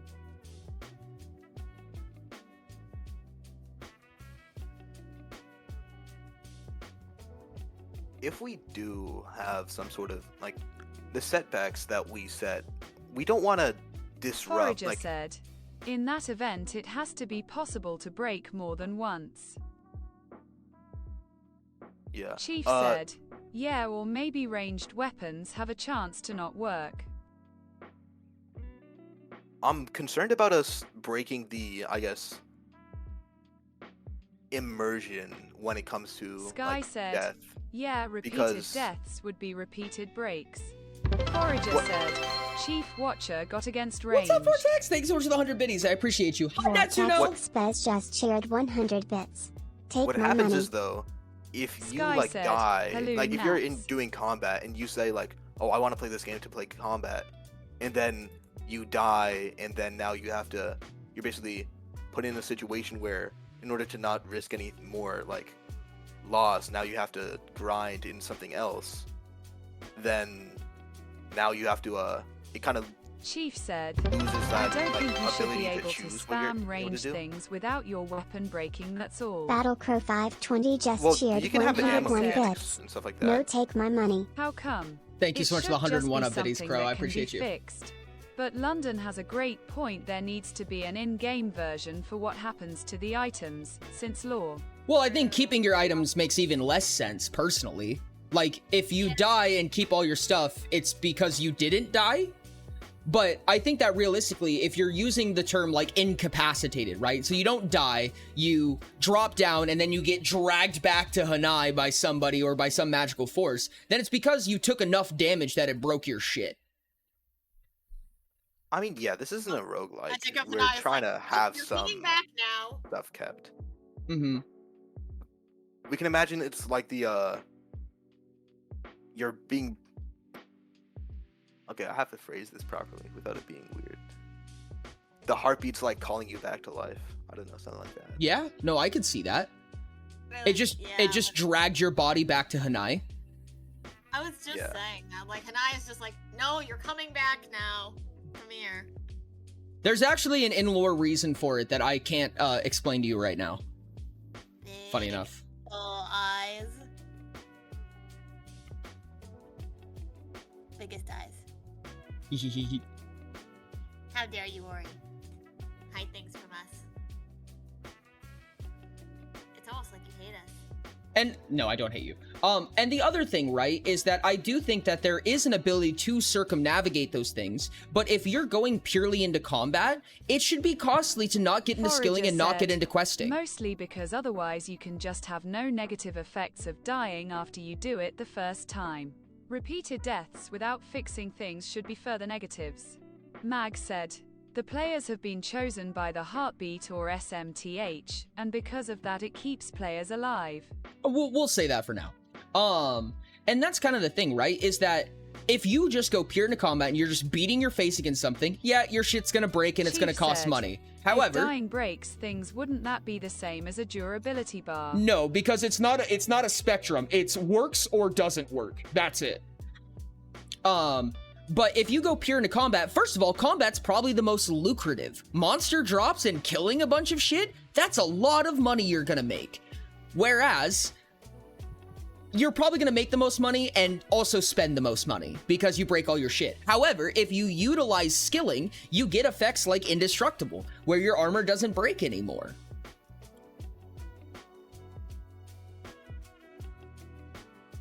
And I think You know- there... What's that? Sorry, you can continue. I think that there should be costs to only hardlining one form of progression, right? And I don't think that they should be super, super heavy costs, but usually in the quality of life nature of things, right? Like you're always going to have a higher quality of life if you did a little bit of skilling, you did a little bit of questing, and put the rest into combat, because that's what those features are for, right? Like skilling is pretty much quality of life, the feature. What's up, Sharps? Forager said, it should be possible, not easy. That's my thought Mag process. said, that could quickly just be annoying cause if you use the items to get the things needed to repair it and then die it will stack. We have to also think about how fun it is for players and get ting pummeled again and again would likely be annoying. Chief Or said, I do have to maybe ask dying something. don't break things to make the unusable, just make them have certain debuff like not blocking as much damage. That's a hard thing to universalize, but it would be possible. I assume if it's Or like I want to ask, like, if you're, let's say you're going up against some area, right? You want to clear this area, Mhm. and you have equipment fitting that area, right? Mhm. Then the question, I guess, is, what does it, like, how many times do you expect, like, because you obviously don't want us to always win at the area, Especially when just you every have single time. players who just hunt But down you- weaker people. But you also don't want us to have, like, but if it takes, like, 20 or 30 Forager times, said, then I'd repairing is assume gonna, a it's single going to be very repair hard to would get fix through it to that. pristine Yes, I'm gonna condition, explain that in a Whenever you have second. and that hard it's not hard consequences. to get the materials to fix it. Just use an old set of ammo. If you guys are conversating with each other in the VCC, could you use the dash first? But the two ways that I see it, right, is that repairing should not be a bank-breaking thing, right? Like, you should be able to repair semi-easily. Like, it's not like it's gone forever. You're just gonna pay $1,000, and it's gonna be like, well, that was kind of annoying, let me go try again. It's basically $1,000 per attempt. However, the better your armor is, the lower chance you die. However, the more you die, the more expensive it'll be to repair, and vice versa. If you use cheap armor, it'll be harder, but it doesn't cost as much to try again. On the flip side of that as well, I do think that it should be expected that you play with the armor that's slightly better than what drops. So like for instance, if this dungeon drops extraordinary armor, then you should probably play with extraordinary armor so that in worst case scenario, the more you try, the more backups you're gonna get. Okay. What's up, Shadow I Fang? mean, I would like some sort of, like, automated, like some auto repair, like, oh, you're, like, you have enough equipment, so you have enough materials that your armor will automatically repair, and then once that runs out, then you'll be, like, notified, oh yeah, you can't repair anymore. Oh, And absolutely. I'd rather this be a hard line after, like, say, multiple deaths than just one, because I feel like it's, especially when you're, like, getting into a new Forager said, area, it's I nice don't to think have repairs those should redos. cost anything but money or spells. Or skills. Chief said, that should be toggleable. I mean, you could also just have an item that you can like forage for or do whatever for, right? That is just it's just like a repair putty. And like London said, that repair putty, its innate function is to just repair items when they break. Repair kits. Yeah, repair kits, things like that. Again, you're still getting into skilling, but it's a method of doing it so you can not break your flow state. You know what I mean? Yeah. like having methods to not break the flow. Yeah. Stuff. Perhaps you can buy and craft repair kits. Well, yeah, buying repair kits makes sense, obviously. Yeah. How are we gonna have our shops? That's a big 'Cause I think topic. that should be- I think like we have a lot of different. It's just like for the different types of shops that we have. I think it would be nice to document all the options that we've already discussed, because we've discussed like armors and items. Those can probably be together. Like armors and weapons can be together. I think the cities should be a safe zone with PvP disabled and no risk of dying. Yeah, obviously. Like when you're, it's more of a in between than actual grinding.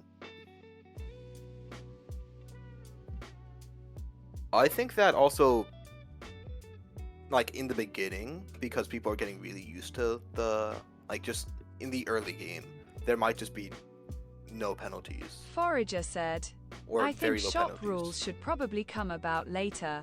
We've already got a lot of bread to butter here. We do. To agree. It's not shop rules, it's more of a shop list, so that when we do eventually make the shop rules, we know all the shops that we're making. Supposed to be talking about spells. Yeah, but the point still stands. That's awesome, Shadowfang. I love that. Was there something else on the agenda? There's many more things on the agenda. That was only the first You're thing. all night. There's a lot. Send help. To be fair, the next one is going to be pretty short, I'm pretty sure. I'm going to assume that the magic system we're content with for right now, where we have generic spells, combat spells, and skill spells. Yeah, that works for me. That seems Mhm. fine. And then we'll have Okay. levels, presumably, etc., etc. Yeah, that's good. I'll probably end up throwing some example spells in here as time goes on. But for right now, the next thing on the agenda is class versus classless. Oh, I thought we talked about that already. Sure, We did. It's gonna it was be- brought yeah. up again. It was just in the agenda. We kind of already talked about it. It's mostly just like there are classes preset, but like you don't have to follow them. You can make Yeah. Like basically just a starting class that just affects your starting stats. Like if you choose like a fighter, your stats are gonna be different than someone who chose a mage. Basically gives you a head start on whatever build you're making. I don't even think that's necessary. We can just do that with the gear, and then you can switch it. Classes Whatever are you want. titled as that, but mostly count as playstyles. Yeah. The point is that you're not going to get hardlined. There's no single decision you can make that bars off another set of content. Yeah, I don't think that we need like classes, like a class that you pick at the beginning, just because it's not really something that gets I don't think expanded Except in the for the future. paid stuff. Well, yeah, there's the paid stuff. Yeah, but that's not... That's- Oh, yeah. Are we gonna like okay? I know that we had the two different monetization methods. Number And- 2 was so far the most voted on. Okay, are we like was the plan to do both or just one of them? Because Just one. okay, then yeah, I'd agree for number 2. Number 2 makes the most sense. Which one was 2 again? It was having extending your skill. I mean, yeah. So when you get... extend your skills. Yeah, so you get access to all 6 of the main skills, and the 3 starting species, which is the equivalent of human, elf, and dwarf. And then from there, there's 9 sets of skill species combos. I'll pull up the thing so that people can see what I'm yes. talking about. That's my preferred as well.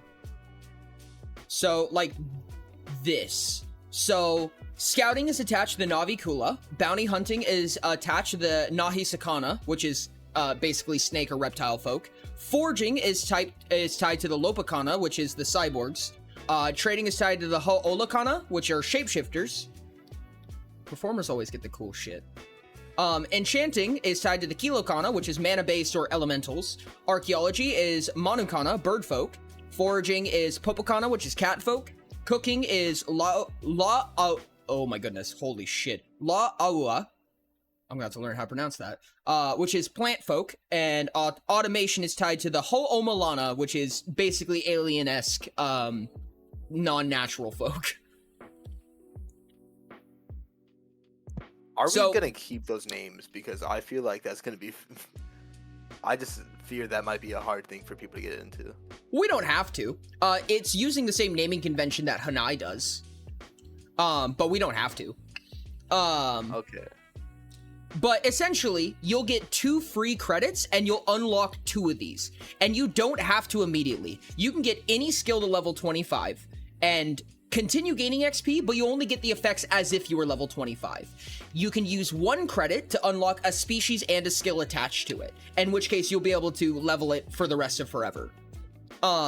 Everything beyond that point is paid. You pay 1 skill at a time, or you pay for all of them at once. I kind of like it, but we should get a more simple one. A more simple what? Names? Oh, yeah, probably. More simple term. No, I agree. Out of curiosity, going one by one, Sky, which one of these are your favorite so far? Skilling and species combos. Killing and species combos. Let me look at these a little bit more. How do I zoom in on it? You should be able to just scroll. Oh, I lied. Control and scroll. There's a plus and minus button at the bottom corner. Oh, wait, look at that. I'm gonna ask the same thing to everyone. So, Chief, what's your favorite? London, what's your favorite? Forager, what's your favorite? Mag, if you want to, what's your favorite? Honestly, I like the foraging and the catfolk. Interesting. Trading okay. and foraging. Just by Trading and names. foraging. Trading and foraging. Interesting. Oh, that's funny.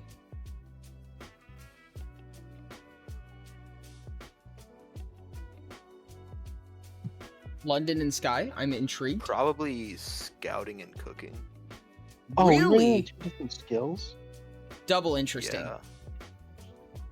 I mean, just what I'm assuming about these skills. If we're talking about how we've talked about like implementing them, Like, how would Informally, we spend our 2 free credits? that's Is different. that kind of a question here? Yeah, how would you spend your credits? I don't Just really only care knowing for the what you know right now. catfolk race, though. Shapeshifters all the way. Interesting. Okay. I'd probably go with the cat people. Okay.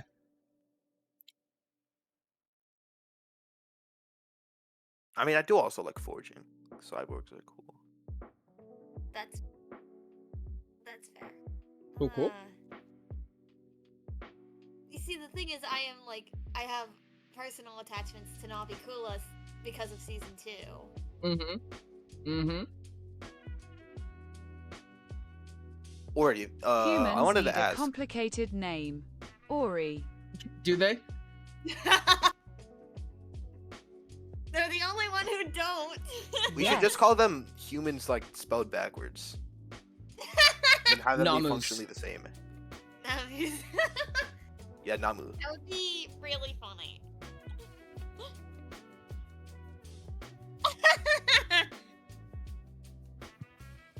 Beautiful.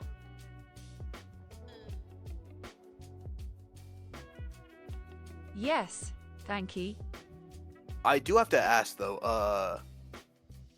Are these gonna be like something you can change? Like the different races, are they gonna be something you can just change whenever you want?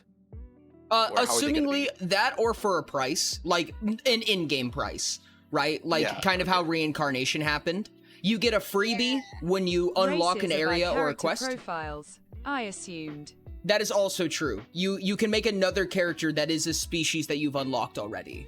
However, Okay. you can change mid-game if you want. And I you think- only have one unlocked at a time. Essentially, you can only play as one at a time. Well, yeah. Okay, yeah. But you have more than one unlocked at a time. Yeah. Because I know we were talking a bit about like having different things, like having different skills extended, and having multiple versus having just one. That's fair. There still is I the think- other it's not on here, but the other 6 skills that are just the main skills, quote unquote. It's Alright. under Namu. They're under. the- They're. yes, they're Oh, under yeah. I just. I was gonna say. I think if outside of my general attachment to Navikula would be between like bounty hunting and enchanting, probably. Interesting. Okay. Do you guys Bounty know what? hunting just sounds cool. You know. Yes. And Do you then guys enchanting sounds remember or know what archetypes these are tied to? They're kind of in order. Forager Yeah. said, Yeah. yes. Captain, executive, mastermind, and Yep. then performer, conductor, maestro, lover, inquisitor, genius. Yep. I was just going back off the names. Enchanting, like, when I'm trying to think of the whole game, I know I'm in conductor, but the reason why I'm not really that interested in it is just because I can't really think of how enchanting would, like, Hopnessly, really be I'd probably take important. trading and foraging by Oh, that's fair. default, and by scouting the second I have monies. Yeah. Like, cooking seems like something fun you could do, like, not even for the reward, it just seems fun. Understandable. Alchemy and cooking will likely use the same UI, just with different features and different mechanics inside them. Was kind of my idea, but that's all for another day. Another day. Next thing on the agenda is currently the party mechanics. I have no idea what this is about, so I don't know.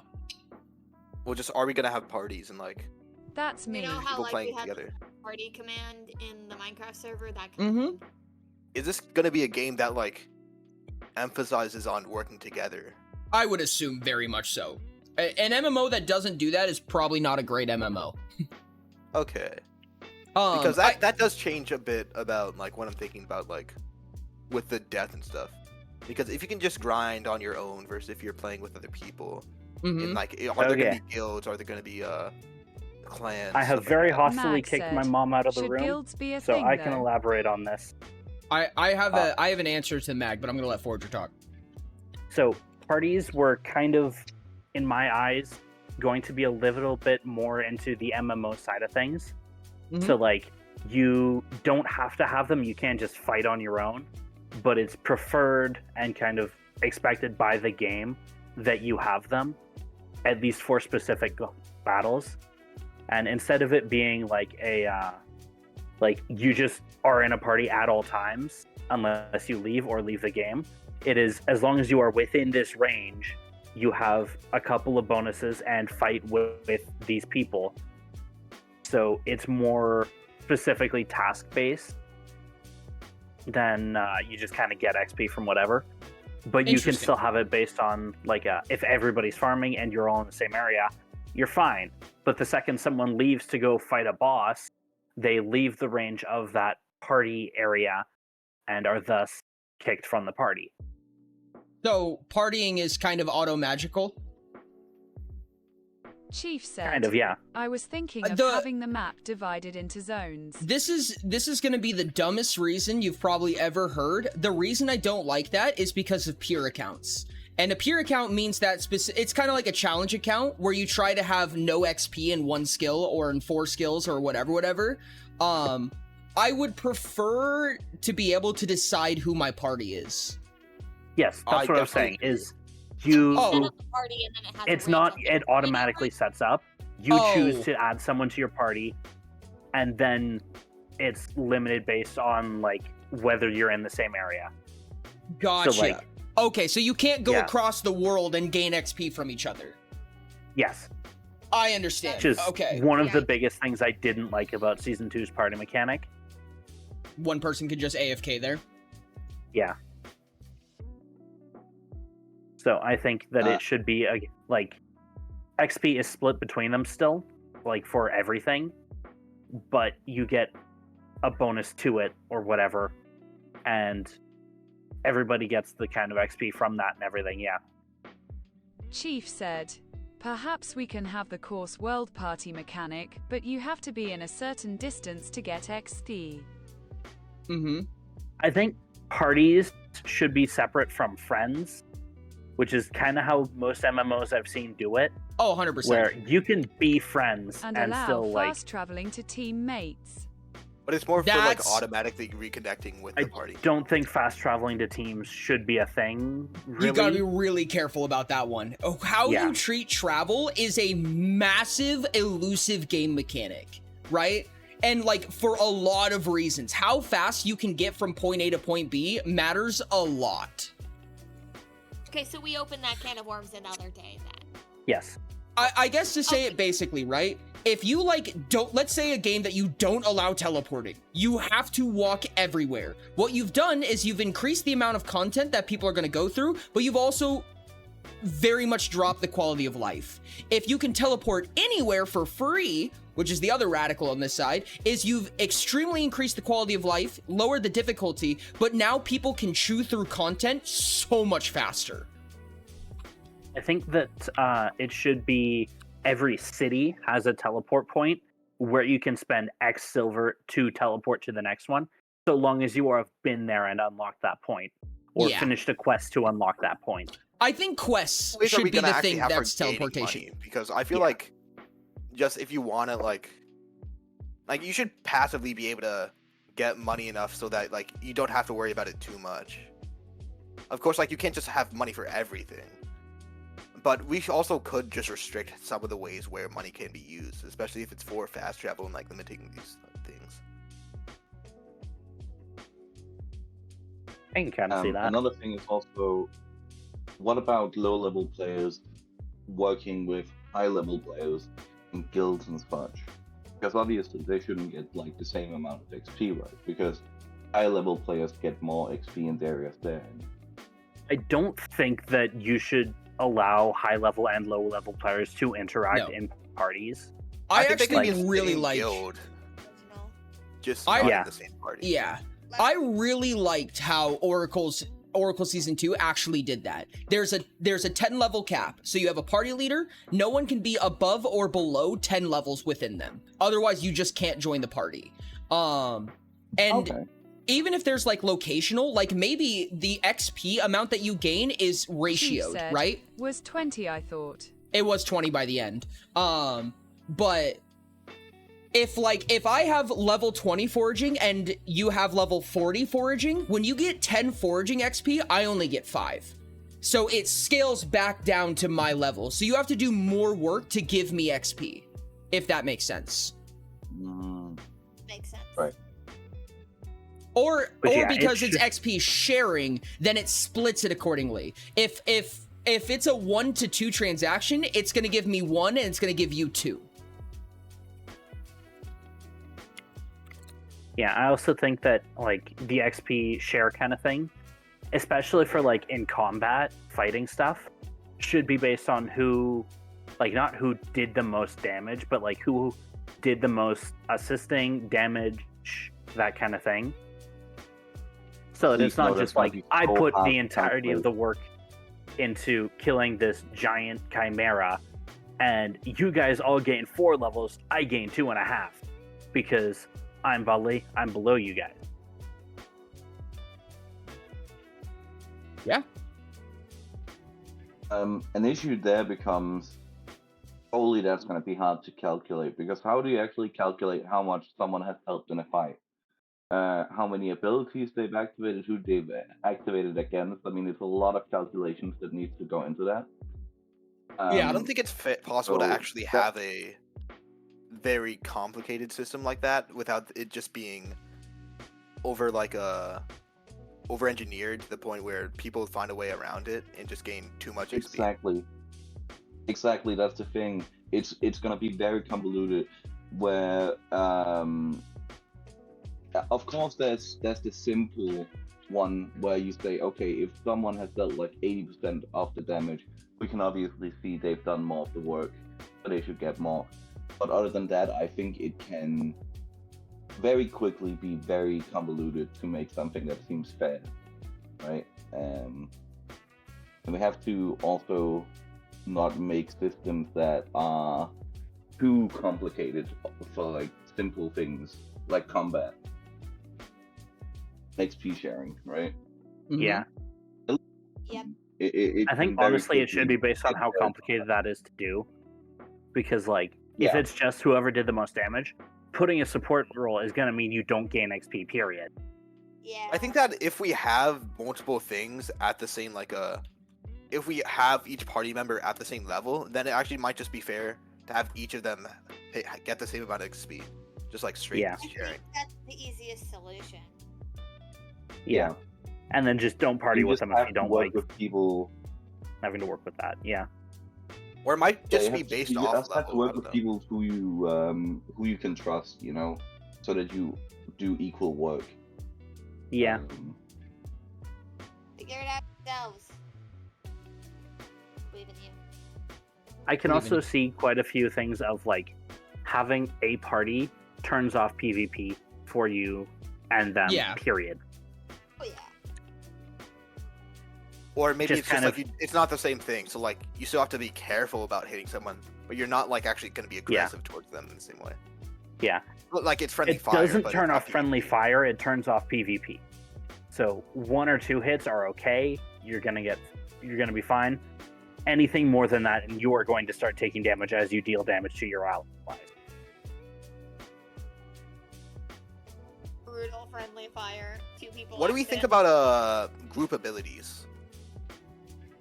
That's getting into some weird territory. I don't hate it, but I think that that's going to be like its own mechanic, like it's its own whole portion of the game, if that was I the know case. You were asking about guilds earlier, and you said you had an answer, Ori. I would like to hear that. I think that should be where factions are introduced, and they function like guilds or like clans. I don't like the term guilds because guilds is an NPC term.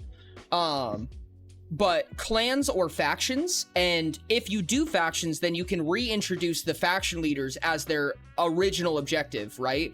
Where, you know, faction leaders can't be a part of the same faction. You know what I mean? Where you can actually produce politics out of that. I feel like factions or guilds or clans are where politics really begin to shine. You have these groups of people with their own, you know, way of going about things, their own, you know, objectives, their own, you know, you have skilling guilds, you have combat guilds, you have PvE guilds, you have PvP guilds, whatever. And I feel like the factions is where the politics gets reintroduced. And I like how teams worked in Season 2, where when you create a faction, you have to just pour fucking money into it to get more utilizable features out of it. Yeah. I don't think teams should be as like beneficial as they were like outside of group stuff. Like how you could just get a teleport by pouring enough money. I don't think that should stay. Yeah, but in some way or form of that. Yeah, like there still should be some benefit, obviously. Just the benefit shouldn't apply like as much to like an independent player. Like you shouldn't need to have a giant team with a bunch of money to play solo. Yeah.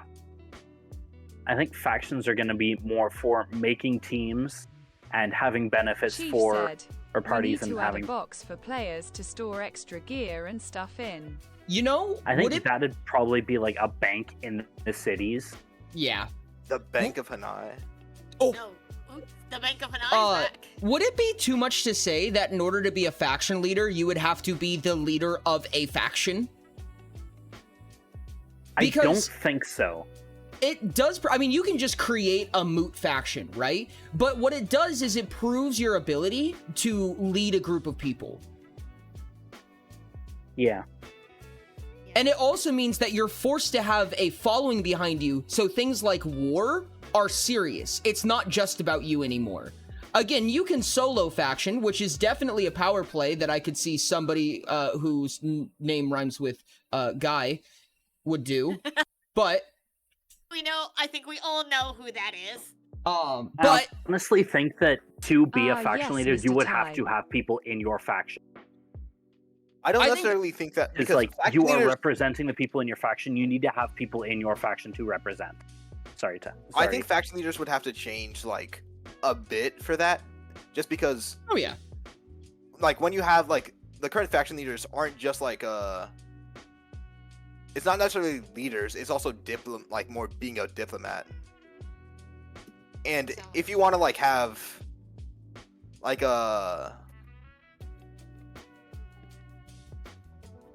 if we want to do something where like the faction leaders have to come to make a decision, but the people who actually work better at being diplomats should really be the people doing that, then the leader of the clan might not necessarily be the person that they send to the faction meetings. Like a delegate for certain Yeah. factions, rather It's than the delegate for your group, which has to be decided on. That doesn't necessarily make you the leader of it. just the one most trusted to make decisions for your group. Like, no, it's kind of an elected official, but it's not necessarily a leader. Chief said, the one who talks. Politicians. I think that's possible. I think that when it comes to making game mechanics, I still believe in making game mechanics as simple as possible. And saying that you have to be the owner is kind of, I feel like, the simplest way to do it. But I mean, I could see something like that where you have something like a delegate. Depends on how things We go. also have to Ty, think. yes, you were mentioned. Yes, in fact, you were mentioned, Ty.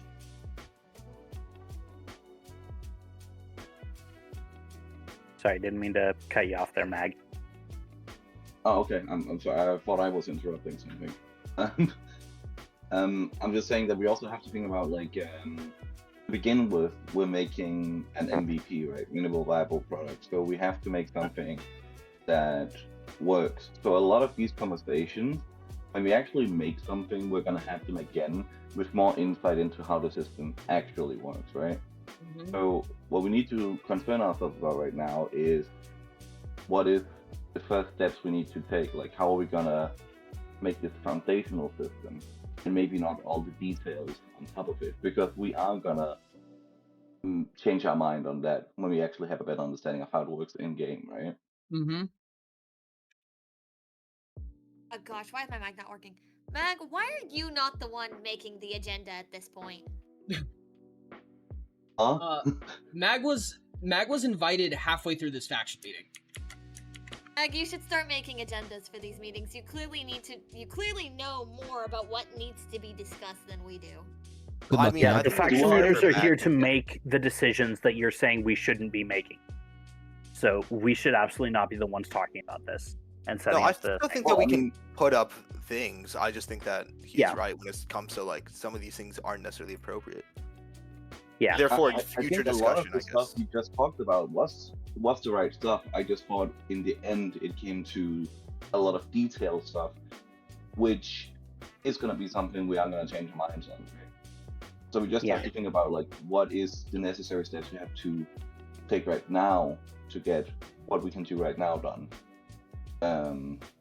Because otherwise, I mean, that's also the thing with making the sketches, right? We just talk in the abstract too much. So it's not that you talked about something that wasn't meant to be discussed. It just got a bit too detailed. Mm-hmm. Yeah, that's fair. You know Ty, how yes, you were needed here. No. Yes, it was just a passing comment. Ty, you should actually be in this conversation hypothetically because you're the natural proxy for Sage. You Yeah. should be in here. You should be proxying. You know how the faction leaders have a scribe? Mag is the faction leader's technomancer. Yeah, pretty much. Official government position. The Congratulations. technology. you're I love probably that. getting paid at some point. And on Mags the are actually getting paid in real money instead of. Yo, Mag is actually getting paid, unlike the rest of us. Oh God, no! Congratulations, you're the one who's winning. Please, no! That's giving me too much. The final thing on the agenda, and there's one thing I wanted to show people, which is more just like a funny haha than anything, is skills discussion, which I kind of think bled into the entire faction meeting. But discussion about what skills do and what they are.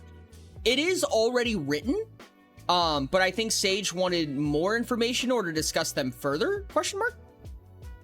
I think. Wait, can I?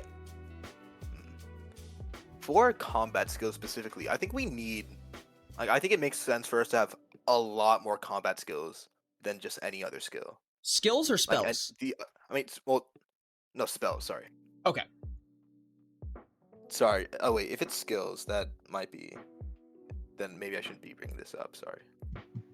I don't know which one Sage was referring to. They said skills, but those names weren't even conglomerated yet. If only we had them here. If only. No, instead we have Ty. Actually appear in the meetings. That'd be great. Ty, who refuses to join VC. Hint, hint, Ty. Ty! I What think is that, the functional difference, though? Like, the I functional difference between a spell and a skill. Oh, it's the just skills are how- stats that you like increase. Well, the spells are actual abilities that you have that you can use. Mhm. Okay. Dash would be an example of Okay. a spell. Fireball, whatever. I think Uh, what Sage Sage referring was to, though, having was- a bunch of trouble with like the actual skills and like figuring out what they did, how they worked. I think London was having a bit of trouble with it too, as to whether they affected combat. So I think mean, that's a good chunk that of was what they more were for a talking about. discussion about. It was more of a debate over how the monetization would work. But Oh. Yeah. I know Sage was trying to was actually designing some of the different spells. Sorry, some of the different skills, and saying what they the minigames would actually be. I mean- also think that it is a bit hard to go into that much detail because we just don't Yeah. have that much of a base. It's- But I think that having a general idea makes sense.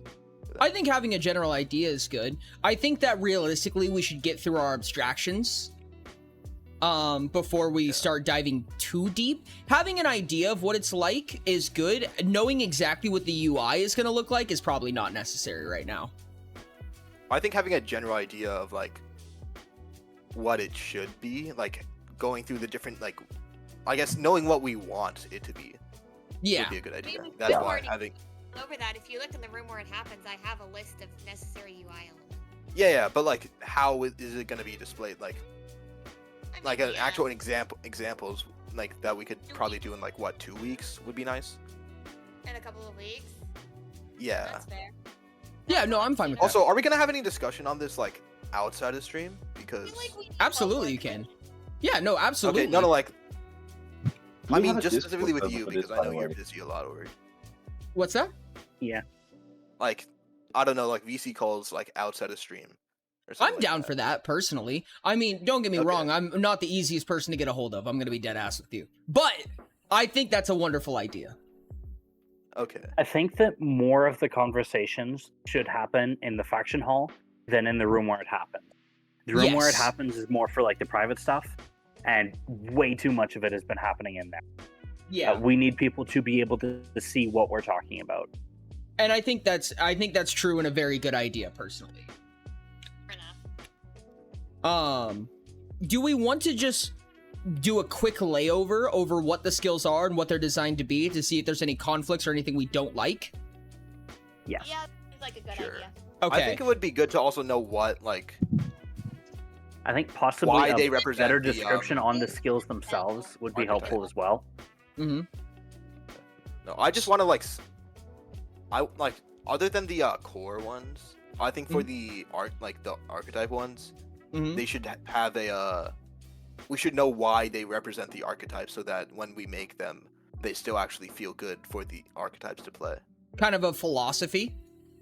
Yeah, I guess, or just Okay. a goal or something with the skills. That makes sense. Yeah. So we're skipping over the main 6? We can still go over them quick. Okay. Yeah, let's So- move to the main thing as well. So main 6 are Slayer, crafting, farming, bargaining, exploration, and alchemy. Slayer, unlocking weaknesses and easier methods to fight more exotic monsters and creatures. As we know, this includes both killing and pacifying. So pacifying is heavily based on Slayer. Slayer is not always about killing, it's more about utilizing combat to the best of your ability. Proxy for Sage, I don't know what they would actually want, as I do not communicate with them or anything, not to mention the fact that this is not a voting matter, which the main point of having a proxy there is my opinion. There are other reasons that I have. I am, however, lacking the ability to express them right now. Okay. So we have an extra opinion tie. Yeah. So that's why you should join. Conversation of needing or to be aware of any. Crafting is having the ability to use higher quality materials and make more powerful items. Assumingly, crafting is one of the methods you could use to acquire gear if you want to go into skilling. Oh. Okay, I'm gonna try to explain this through a shot of hot sauce. Give me a second. Yeah. Oh. Okay. Crafting would also probably include enhancements. Actually, I don't think it would include enhancements. I think it would include designing the items in the first place. So, like, if you want, like, the spear for the captain, you have a certain crafting level required to make that item. Crafting does not care about how you acquire them, it just cares about making it. Okay. Farming! Planting and harvesting in various varieties, getting access to more powerful consumables and ranching. I think that this is kind of a facet of the game that we haven't talked about. but it's kind of like the consumables, the you know, the useful items that are not just weapons, armor, stuff like that. They're all of the other things that would be in your inventory at any given point in time. Farming makes food. Food gives stamina. Farming can be used to make potion ingredients, which is used for like temporary boons and stuff like that. Bargaining. Social interaction between NPCs, getting the ability to modify prices in towns. What I assumed is that you would have an option to bargain with an NPC, and there's a % chance that you succeed or fail. Failure makes it more expensive. Success makes it less expensive. You can vary how hard you want to bargain, and the higher your bargaining level, the better you are at it.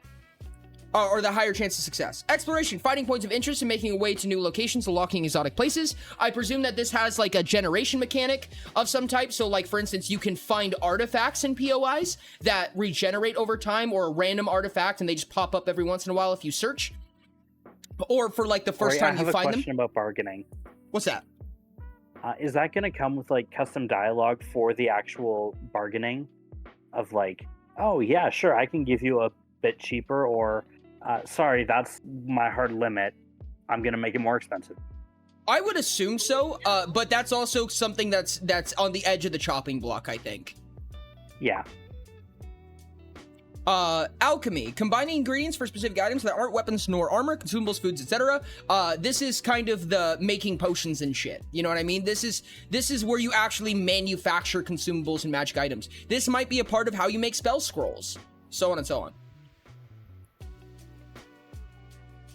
Okay, that was the main 6. Scouting, this is the captain one. So scouting is kind of a mixture between... What? I just wanted to say 2 things. First, with farming, I don't know about planting, because that means we have to, you know, design a whole planting thing. And I think that... We did already talk about that and decided it was a good idea. Okay. Wait. Check last Friday's stream for that. The idea is that there's crop plots that are in designated places around the world, and you can add crops to those crop plots. You don't get to build new ones. You have to use designated ones. On a client side, you only see your crops. You don't see anybody else's. Got it. I think we can actually switch bargaining and trading, because I feel like bargaining is more complex. And I think trading would just be normal, like, whenever you buy something or sell something. Like, bargaining something you can do, or trading something that is like more of a core game mechanic. Okay. But trading is more lowers your prices, which is just a better in general mechanic than bargaining.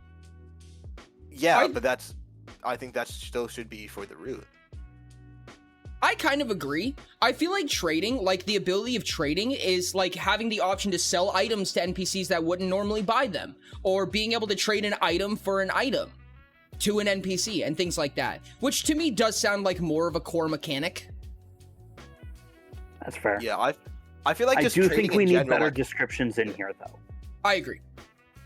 The reason why I also say this is because, like, when it comes to crafting, right, when you want to get a new item, you're gonna have to get it in a couple different ways. If that, like, whenever you trade, like, and getting these XP, you shouldn't. I don't want to feel like I'm going out of my way to get these XP specifically for the core ones, at least.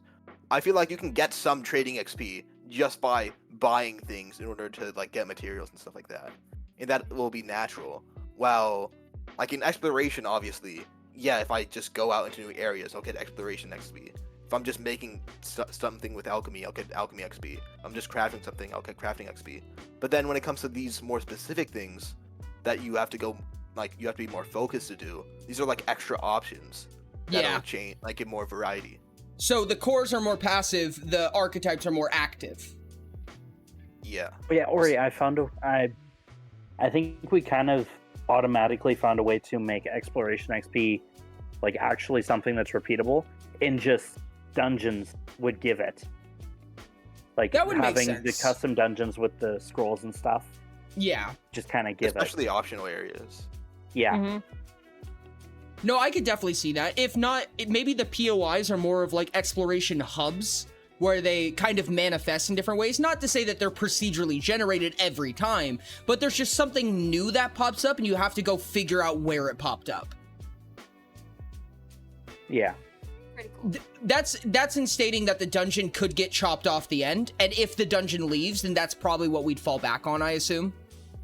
Yeah. Scouting is, like London said, a more active effort, and specifically the idea behind scouting is that there are what are called exotics that pop up. So if, like, let's say that you're in your general basic forest area, you get like wolves, deers, big game, whatever. There's an exotic, like let's say, I don't know, white rabbit, right? It's rare to pop up, and you, by scouting it or focusing on it, you gain scouting XP. The higher your scouting XP, the more likely exotics will appear around you.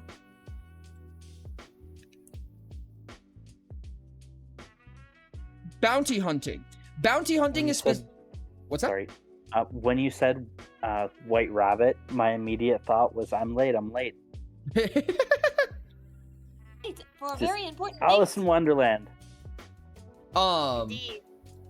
Bounty hunting is specifically taking tasks. So you go to a bounty hunter, you ask for a task, and you have to slay or pacify that specific monster a number of times. And by doing this, specifically when you're taking a bounty hunt, then you have special drops that can only be found in a bounty hunt.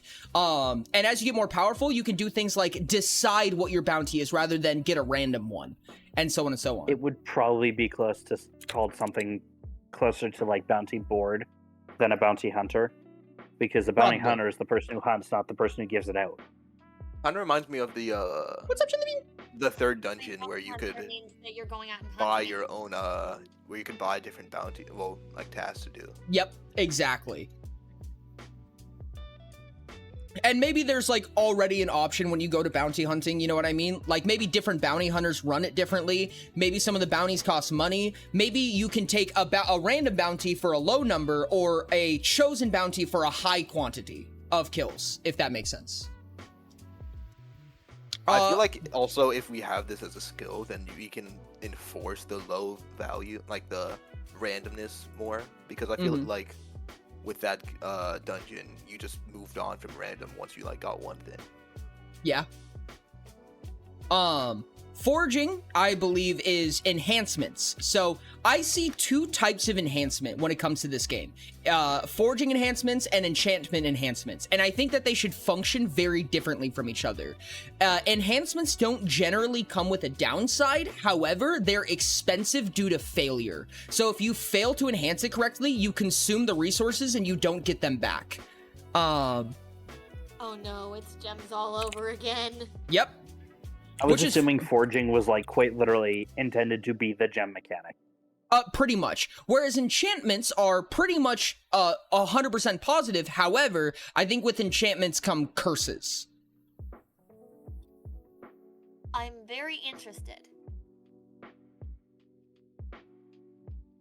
Can you elaborate on the curses though? I think that generally the way that it would work is that the better you are at enchanting, the lower chance for a curse there is. But when you go to enchant something, there will be a random amount of downside to your enchantment. The better you are at it, the less there's going to be. Would be my expectation. I would say then we could also just have enchanting be like kind of like what's in Terraria, where it's like a lot of the enchantments, like it's one enchantment that you put on a weapon or something. But then the worst enchantments have downsides and good sides. And that might work for your build, but then also at higher levels, you can have just high just bonuses instead of bonus and setbacks. One of the examples for a UI for enchanting that I was thinking about, and this could also be true for foraging, they just use the same UI, but they have different mechanics, is maybe with enchanting, right? You have this like 5x5 grid, and you have these like Tetris blocks, and you need to fit them all in there. But whatever spaces you left unfilled will be filled with curses. That's super interesting. So, like, you have to, like, navigate everything, and it's like, if you get all of the resources to get a ton of enchantments and then lock them in perfectly, you can go without getting cursed. Or maybe sometimes you'll be forced to put a curse block in there. Like, you just have a curse block, and it has to go on the grid somewhere. You decide where. Anyways, bargaining, we kind of accidentally went over. Enchanting, we just accidentally went over. Archaeology. So I think that archaeology is going to kind of go pretty heavy into interestingly enough, exploration, which it's not blue, but it's basically finding dig sites and getting better bounties from points of interest, right? So when you go somewhere, there's like hidden artifacts that you can find. It's kind of closer to scouting, in my opinion, in that sense, in the way that it is. There's a chance for exotic items to be dug up, but they're more common the better you are at archaeology.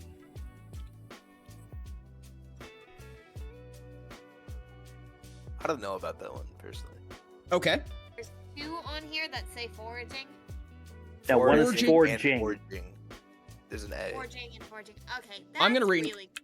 rename it to tinkering. Yeah, That's I think fair. that's gonna make I was things about to better. suggest something like that. We should Foraging rename was foraging the to Maestro scavenging. Yeah, I like foraging. Or I like archaeology, I like foraging. I don't care which is which. Okay, we've changed both of them. This is much less confusing. Yeah. I'm trying to think. Is there something that we should replace archaeology with then? Or should archaeology be the lover thing? Archaeology, something between trading and crafting, I would assume. Like I mean- something between that. Archaeology actually makes a lot of sense for lover, I feel like, because it's exploration and farming. Like, that's quite literally Yeah. what it is. It Just really trade does- archaeology and foraging around. Yeah.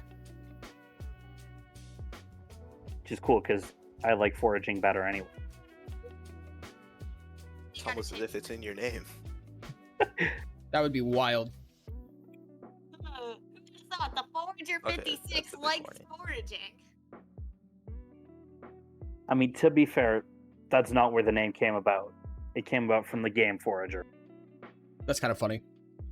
It's So, irrelevant. foraging is going around, and basically this is like the easiest way to just get raw materials. Mining, fishing, finding seeds and plants out in the wild. This is literally just foraging. And the better you are at it, the more advanced materials you can accumulate. Because like, if you see like an ebony node, right? And ebony, thank you so much. Ebony is like, thank you. Is like super powerful. You can't even harvest it without a high enough foraging level. Like, you just don't know how to. Or So you this have a is just chance of mining, fishing, and all that other stuff in one. pretty much all the outside, going outside and doing shit stuff. Yeah. Archaeology, I feel like, is now makes more sense because it's the POI thing. But now when you see a POI, and I'm recognizing now that POIs are probably a mechanical location, right? Like, there's a place called a POI, and it's a type of location. So when you go to like an abandoned ruin of some type, it's a POI. And when you go there, you get exploration XP. But when you go through archaeology, you can go through dig sites that exist in POIs, or like you can go through remnants that regenerate or change over time. And archaeology gives you better loot when you do that.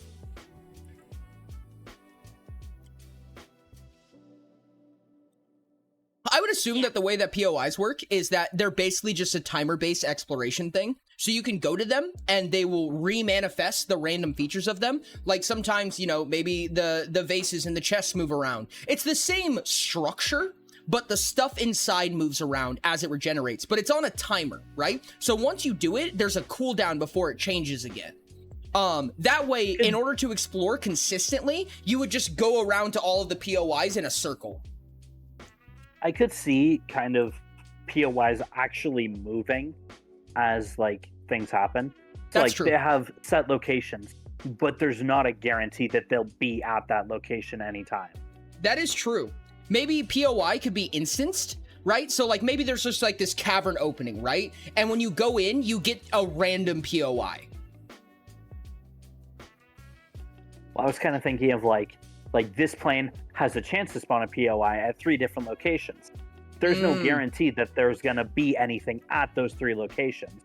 Gotcha. Okay, At that all. makes sense. So POIs generate and are destroyed once they're found. Yeah. Not destroyed, but they're removed from the map. Yeah. Here. That's actually I really cool. have a question. What's that? I guess it's about foraging, because I do like foraging. I just feel that it kind of breaks a pattern within all these kind of being related to the initial like roots. Mm-hmm. I feel like something for like green and orange could be like disassembling, like getting large materials and turning them into like raw values and stuff like that. That makes sense. I mean, I that don't is a big want to thing. like get rid of foraging though. I feel like that's also just a broad thing that you can do in a lot of these scenarios. I think that foraging may be better if it's more centralized around the quote-unquote base currency of everything, because foraging deals in raw materials, right? Like, you never forage for an iron ingot.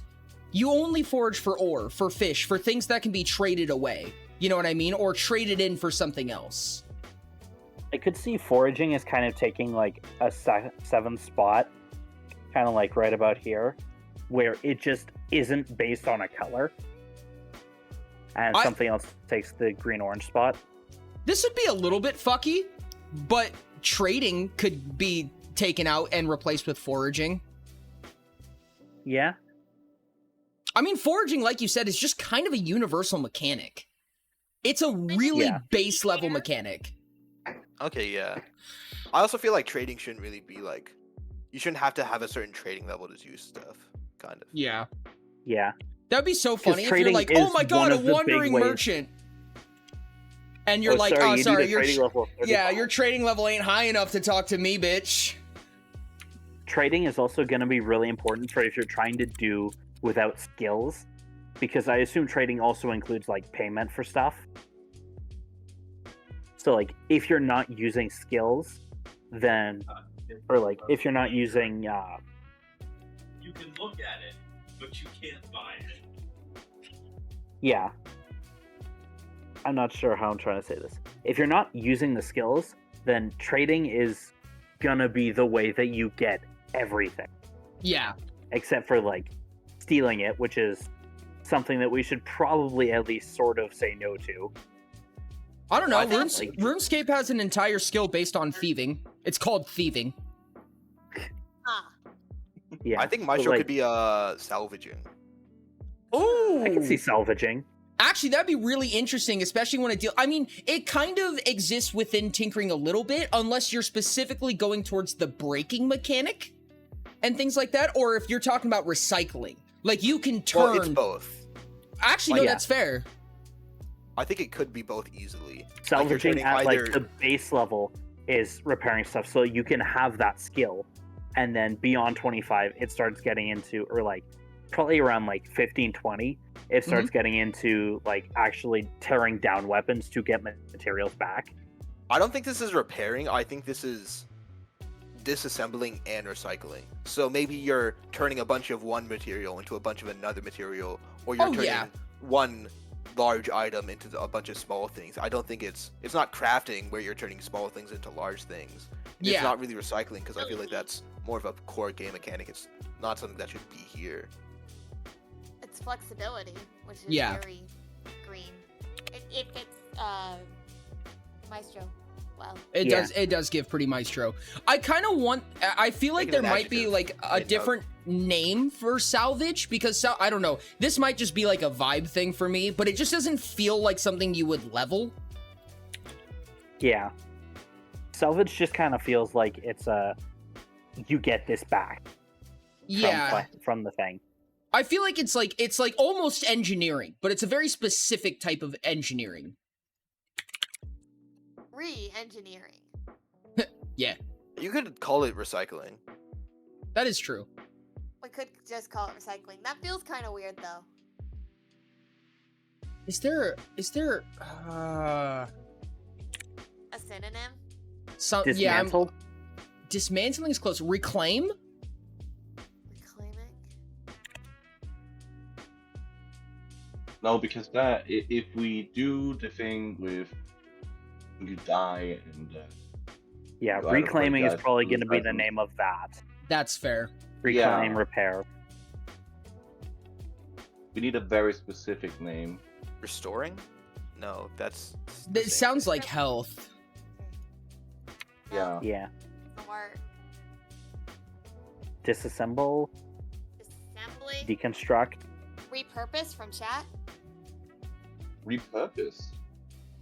I kind of like Good. repurpose. I mean, Yeah. that's the most descriptive. It feels very like it's a verb. You know what I mean? I mean, I guess a lot of these are verb actually. I don't know. There's like a thing. I can't explain it. You repurposing. I don't know. I don't know. At least call like, it salvaging for now. Don't just have Yeah. it salvage the verb. salvaging is fine for now, I think. Yeah.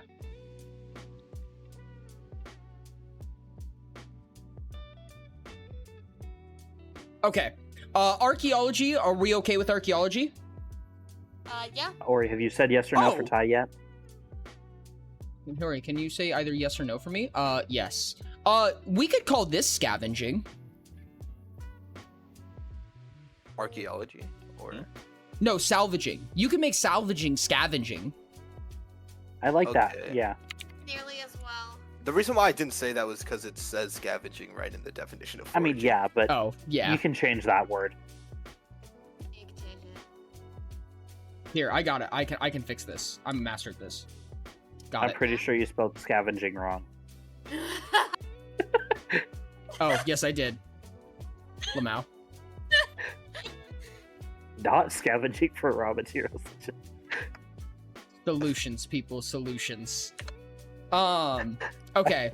Archaeology we're okay with. We now know that POIs are like a mechanic in the game, and archaeology is basically being able a new way to actively interact with those. Yeah, I think all of these should have something like that. Like every one of the 6 should introduce a mechanic to the game, and then at least one of the 9 talents should upgrade / enhance that in a different way. So like Slayer is just kill monsters, scouting and bounty hunting are kill specific monsters and find special monsters, then kill it. And then orange is kind of crafting, which is the crafting menu, etc., etc., etc., etc. Like everything adds its own mechanic, and everything increases the other mechanic that it's based on. Okay.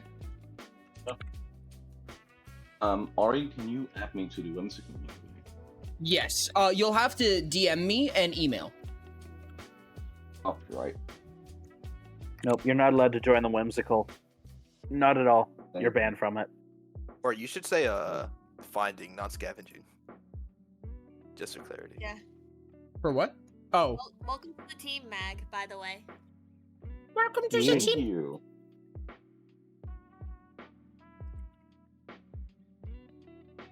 I'm a bit worried about how alchemy will, I guess, differ from crafting.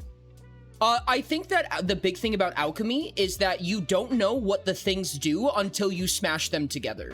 That's the big thing, right? Is that, like, when you go to crafting, I'm gonna hand you a recipe and you have to go find the stuff for it. Instead, alchemy happens in reverse. You find a mushroom and you go, huh, I wonder what that does. And then you throw it in a bubbler and then you're like, oh, that's poison. And then you Alchemy can combine is them in various potion methods. mechanics from Minecraft, but actually good. So, like, I guess that is to say what the product is, or what order the product is the difference between them, right? So, in crafting, you choose an item and you find the materials for it. In alchemy, you find a series of materials and see what you can make from it. Okay. But that just kinda ends up coming back to, like, it's like Minecraft before we had the recipe book. You just search up the recipe online or something. I feel like for alchemy, in order to differentiate it, it could be like you put different ingredients through different processes. So like, Yes, you could I have think a that's a mushroom, good you could point. crush it, you could like boil it, you can do other Yeah. things to it. That I mean, like those don't have cost, but like what you do specifically changes the effect. I agree with that. I agree with that a lot, actually. I think having higher levels in alchemy should not like make it easier, but give hints as to what things are and unlock new parts of it. So like, oh, this didn't work when you boiled it. Maybe try frying it or something. I don't know. Frying feel is like- probably a more Learn to farming be a big part cooking of that, thing. use a bunch of like colors and design language to kind of give indicators as to what to do. And Oh, Yeah. 100%. rather, and then maybe, I don't know. That was kind of Yeah. More explorative. You want to make it more rewarded, but not stupid to find it. We don't want the Minecraft potion system. That is something I very much dislike. Yes. That's what I was imagining alchemy as, is that you basically just have a bunch of like different nodes and buttons that you can press to process different materials in different ways. Like potions aren't like one size fits all, you know what I mean? There's no just potion of health. You have a potion and it does these things because you threw these things into it. Yeah. At least that's how I imagined it. Which is kind of cool because it makes like alchemy less of like a, your level is this, and more of I have this level, but I know how to make literally everything in the game. Yep. And then I feel like you suddenly realize, oh, this is a thing you can do since when, and your entire world gets flipped on its head. Beautiful. Can we have like a notepad in the alchemy screen so that we can note down what things do when you That would be process them so a certain way? dope. Yes. That will just pull up the same notes, that like a consistent set of notes that stays with your alchemy table. And they That would are be so- not notes that are filled in by default. You fill them in yourself. That would be actually really cool if you could do that, like at the various stations. Like there's an item called a journal, and you can attach it to a station to like stagnate it there, and you can just write in it. Oh my gosh, yes, that. Yeah. But is that going on the chopping block? Yeah. No. Oh. It kind of has to. I feel think like it would even go on the just with chopping how block, much but it of a would also scale be these all really easy to have, make. I just feel like with the scale even that we're designing, It even seems all of easy this, to it feels like implement these could be potentially code on the easily. chopping block, or like maybe just not on release or something like that. Oh, Because like I feel like even Um, like the archetype specific things might not have to be like they could be added later on, I guess. these could technically be DLC, Yeah. though they are also the paid content. Well, not DLC, but like they're part of monetization, but not paid, but more like there's already a paid part. We don't have to add to that. Just Yeah, I was thinking these wouldn't be as on the chopping block because these are the content. Yeah, that's what I thought. Guys, with the journal thing, what we could do is also just you have a journal, and you can just write in it whatever you want, and then you can tie a page to a workspace. So That makes when sense, you yeah. open it in that Yeah. workspace, it opens the page. Then you can also have it open the same page in two different workspaces if that makes more sense for you, right? Mm-hmm. Yeah, Yeah. That'd also work. like just a bunch Think of that'd be different more valuable. organization I'll be stuff like, for the what note. do I need for this again? And then go check. So there's that Yeah. as well. And then a journal is just one of the things that you're given straight out the book. I Like, would oh, assume- you're gonna need this too. Hands you a journal and you have no idea how to use it. You will need this. It does kind of seem like an archetype based thing of whether you're actually gonna use it or not. Fair point. Mr. But Daughtry over there is You're giving probably it anyway. the dang thing. Let's be honest. What's the question? I zoned out. You would never open the thing. You would never use a journal if it was provided to you. Oh, I would fill up half the book on day one and then forget where I put it. And never use it Which again. is why it would be a set place in your inventory, I assume. It'd be like Um, be mechanically tied to your character. You can't like you can't just put it in a chest and forget where it is. Yeah. The other option is that instead of writing your own notes, it could auto-generate notes. So what order you discovered things in, if it's like attached to an alchemy table, right? So you're like, okay, so when I crush a bristlebloom mushroom, it turns into a poison, and it just auto-fills that with pictures and drawings into the first page of the book. And it's I'm not purposely sure disorganized.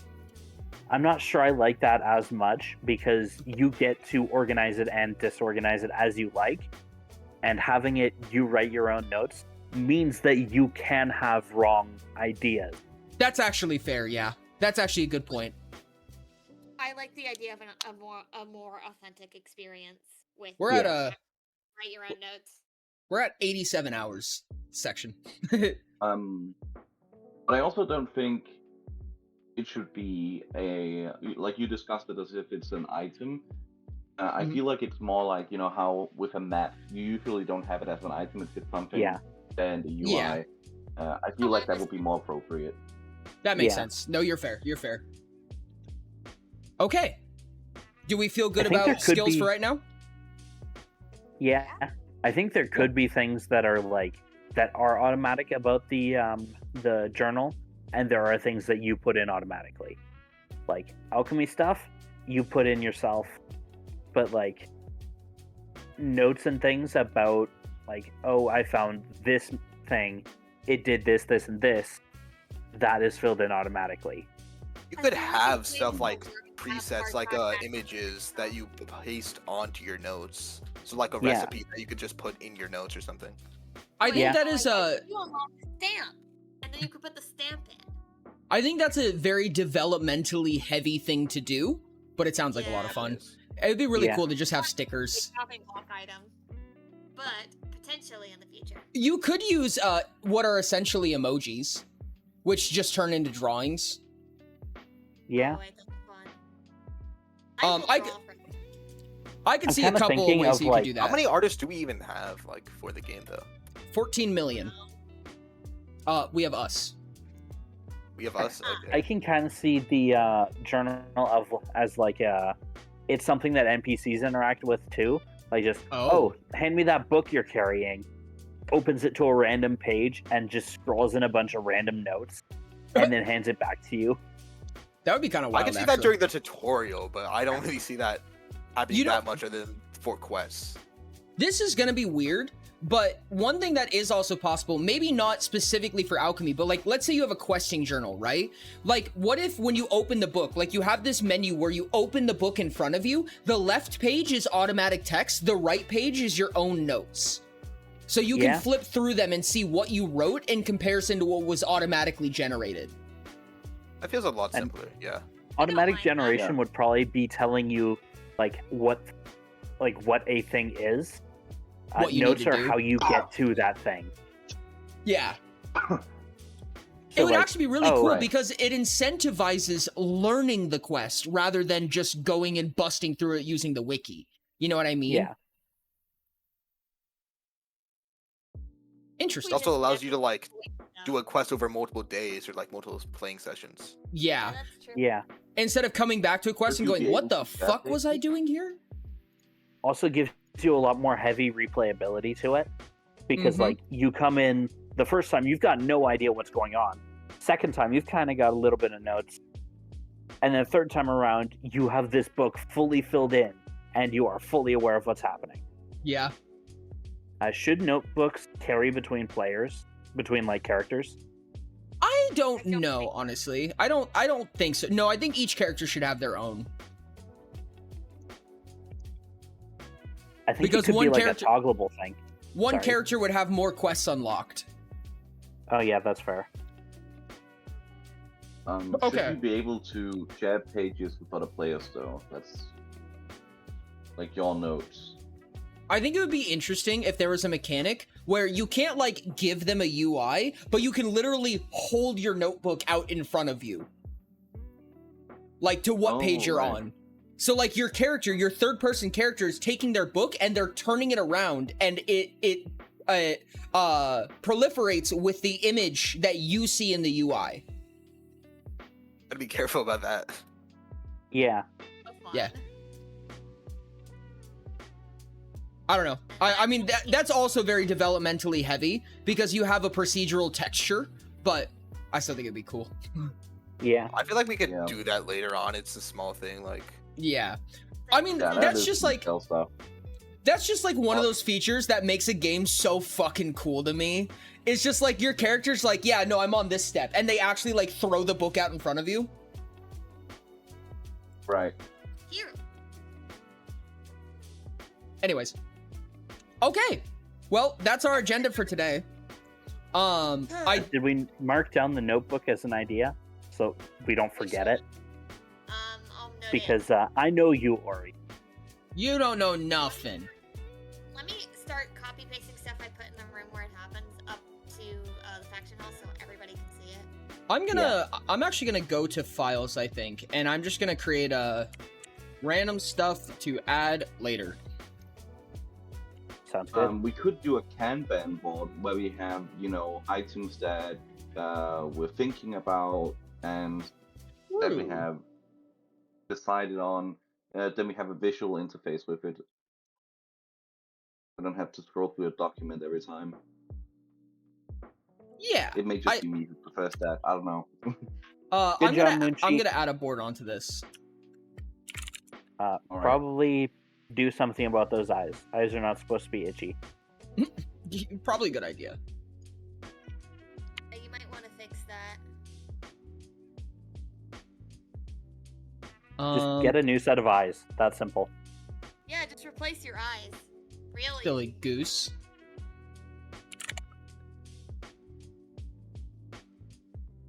Is there any of this that we can actually edit?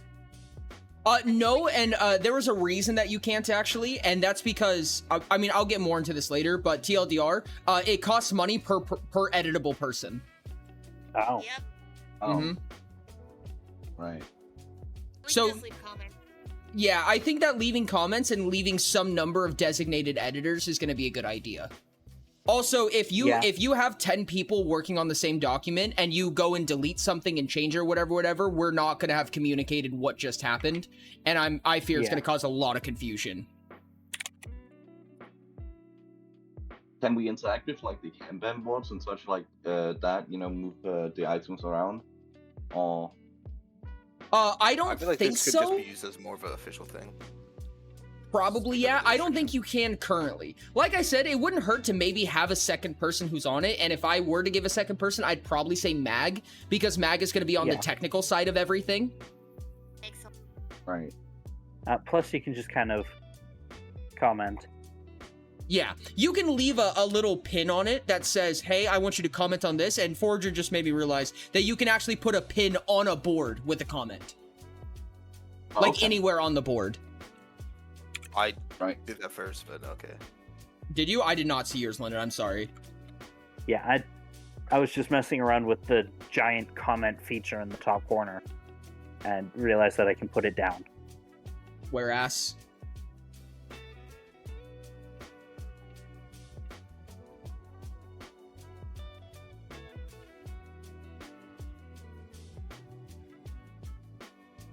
I think that also the quest journal should be unorganized unless you specifically organize it. And that's actually kind of cute. Especially with the automatic thing. So that you can just kind of like, it's by what type of thing you're doing, but it's just in order, and you can shift things around and change them and give it like titles and stuff. I could see that. Yeah.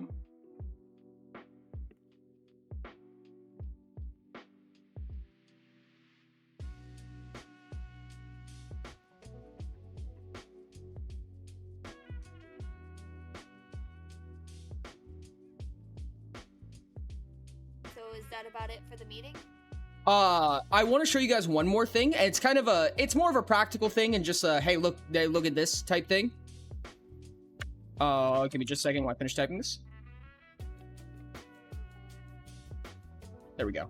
Okay. Munchi, your left eye being the only eye that's itchy is arguably worse. Like I said, you should still fix that. Yes. Kind of a problem. Fix it before it's a problem. Exactly. That's how you do it.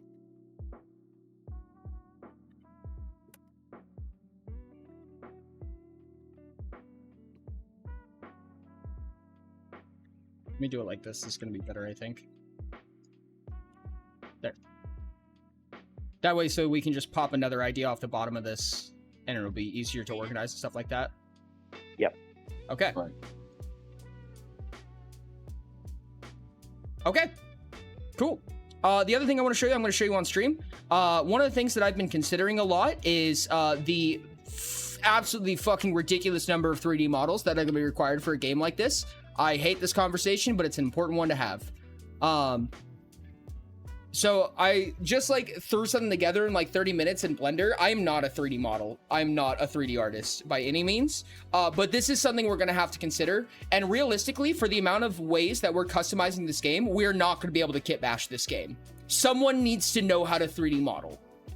Especially, and this is one of the biggest sacrifices to either development or playability that everyone's gonna hate, but character customization is so heavy. It is so much to work on.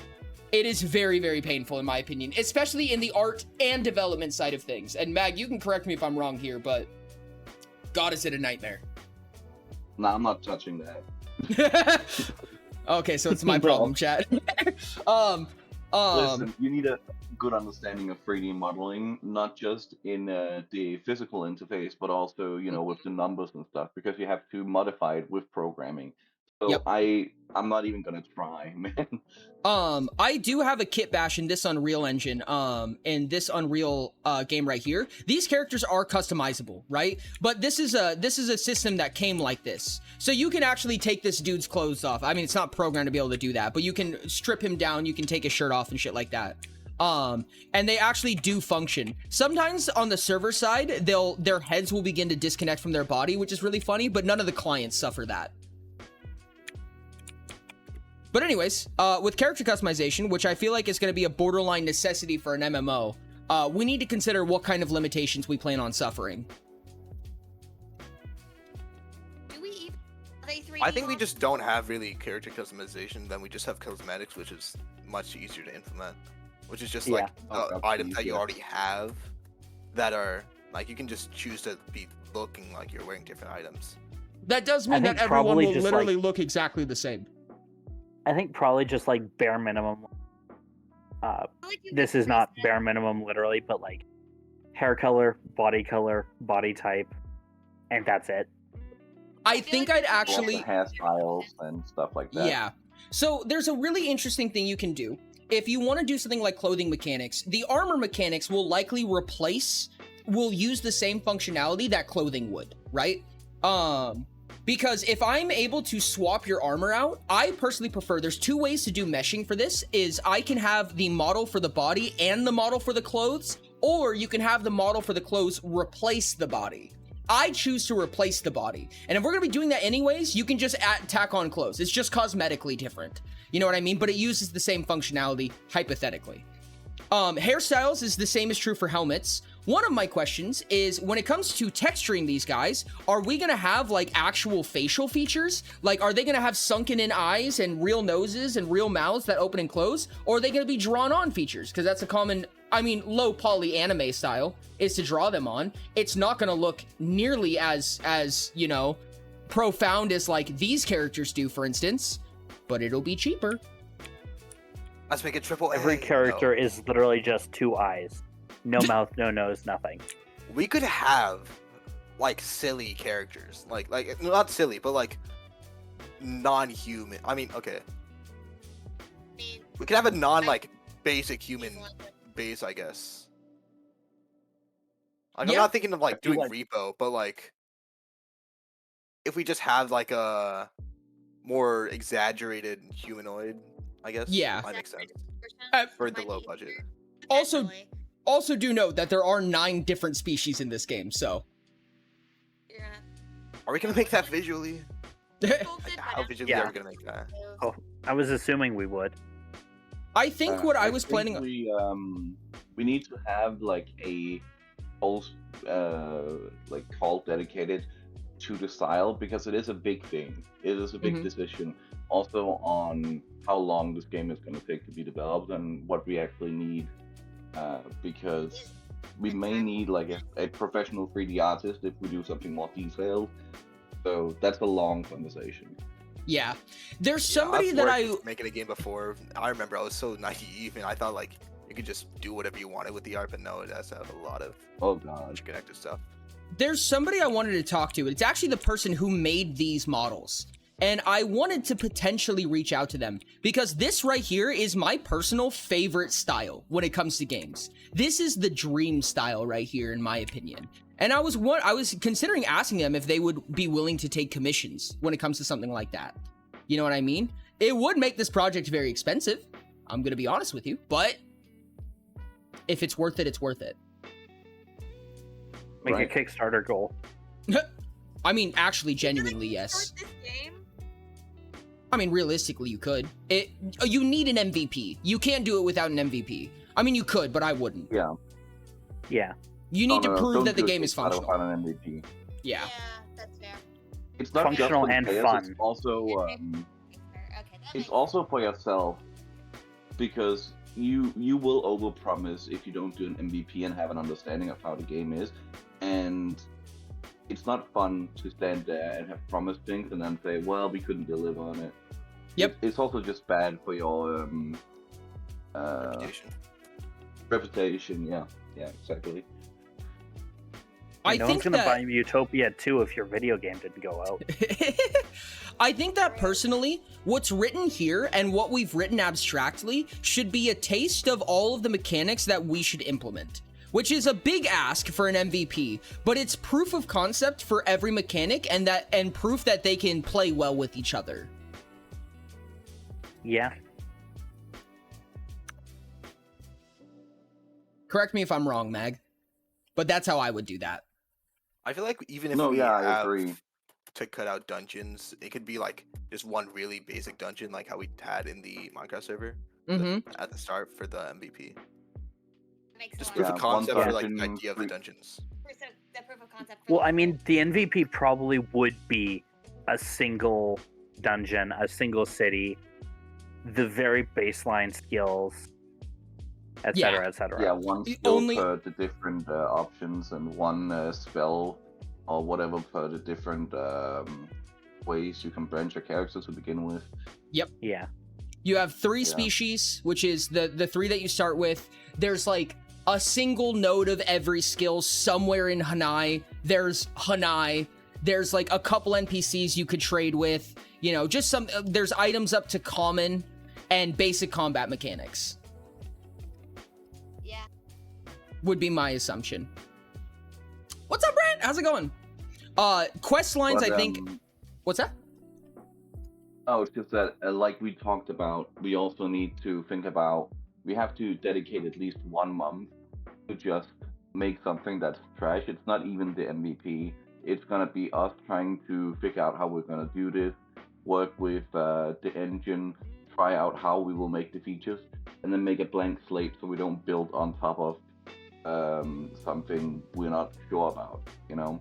Yeah. Because if we have a bad foundation, it can really easily, when it gets more complex, break down. And I've seen a lot of developers who are very eager to keep working on something where they didn't really understand how the foundation worked, and it's going to bite them in the ass in the future. And I think that's going to be a bad idea for us.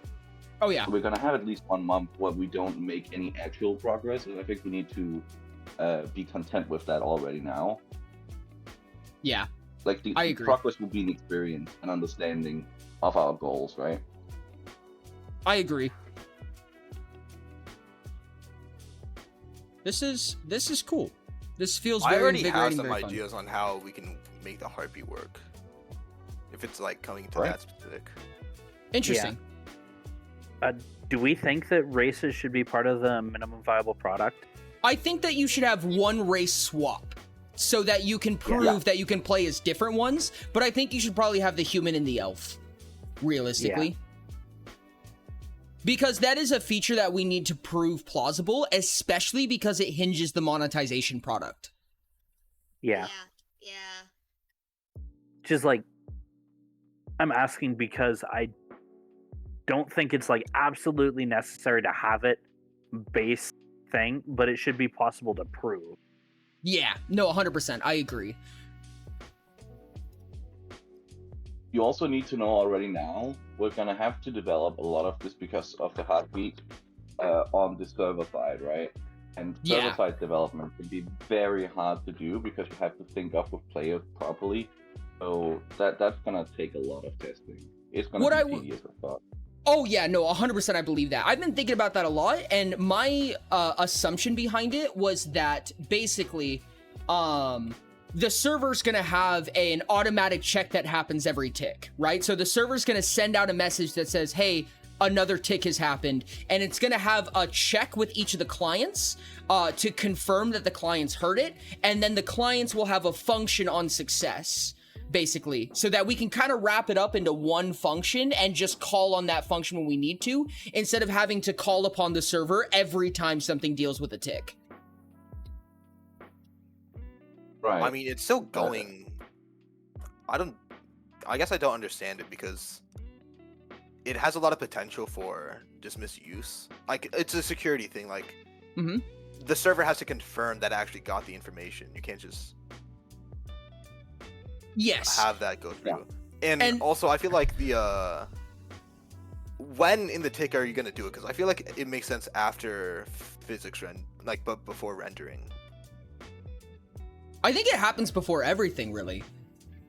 I guess I could see why it would happen after There's not physics. really that much physics going on. I think after physics makes sense. Because we don't even have collisions in this, right? We have a focus mechanic. So it doesn't even matter if your sword touches something. All that matters is that you touch the ground. Right. Yeah. So I don't think that physics is really going to play a big part in this game. So hopefully, I don't know, is there a way to confirm that the server to confirm to the client that it's allowed? I mean, you can just do that, right? Server passes tick, client confirms that they hear the tick, pass it back to the server for confirmation, and then the server allows the effect. And that's where the function spreads out. That's where the function ends, is the confirmation of that.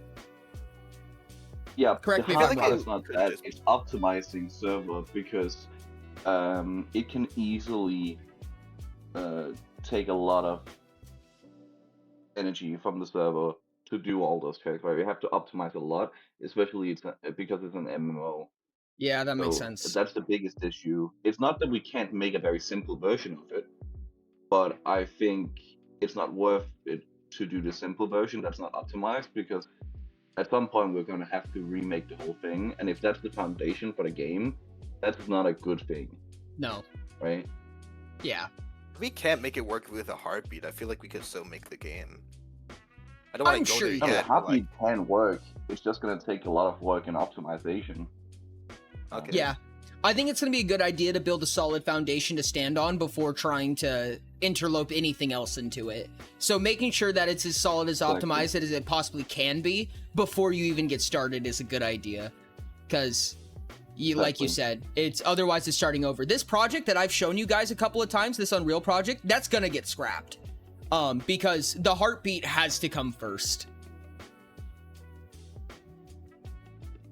I do think that also, like, another idea for the heartbeat is just the client will just send signals to the server, and then the server will just put them into the heartbeat based off when it receives it. So if if there's lag, then yeah, it's gonna take a while. Like, you're gonna do an action after this you wanted to, but yeah, it's just more secure.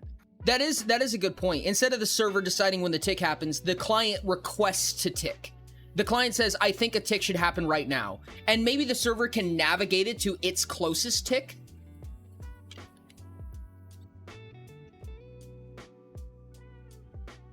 I don't know. I don't know how that would synchronize.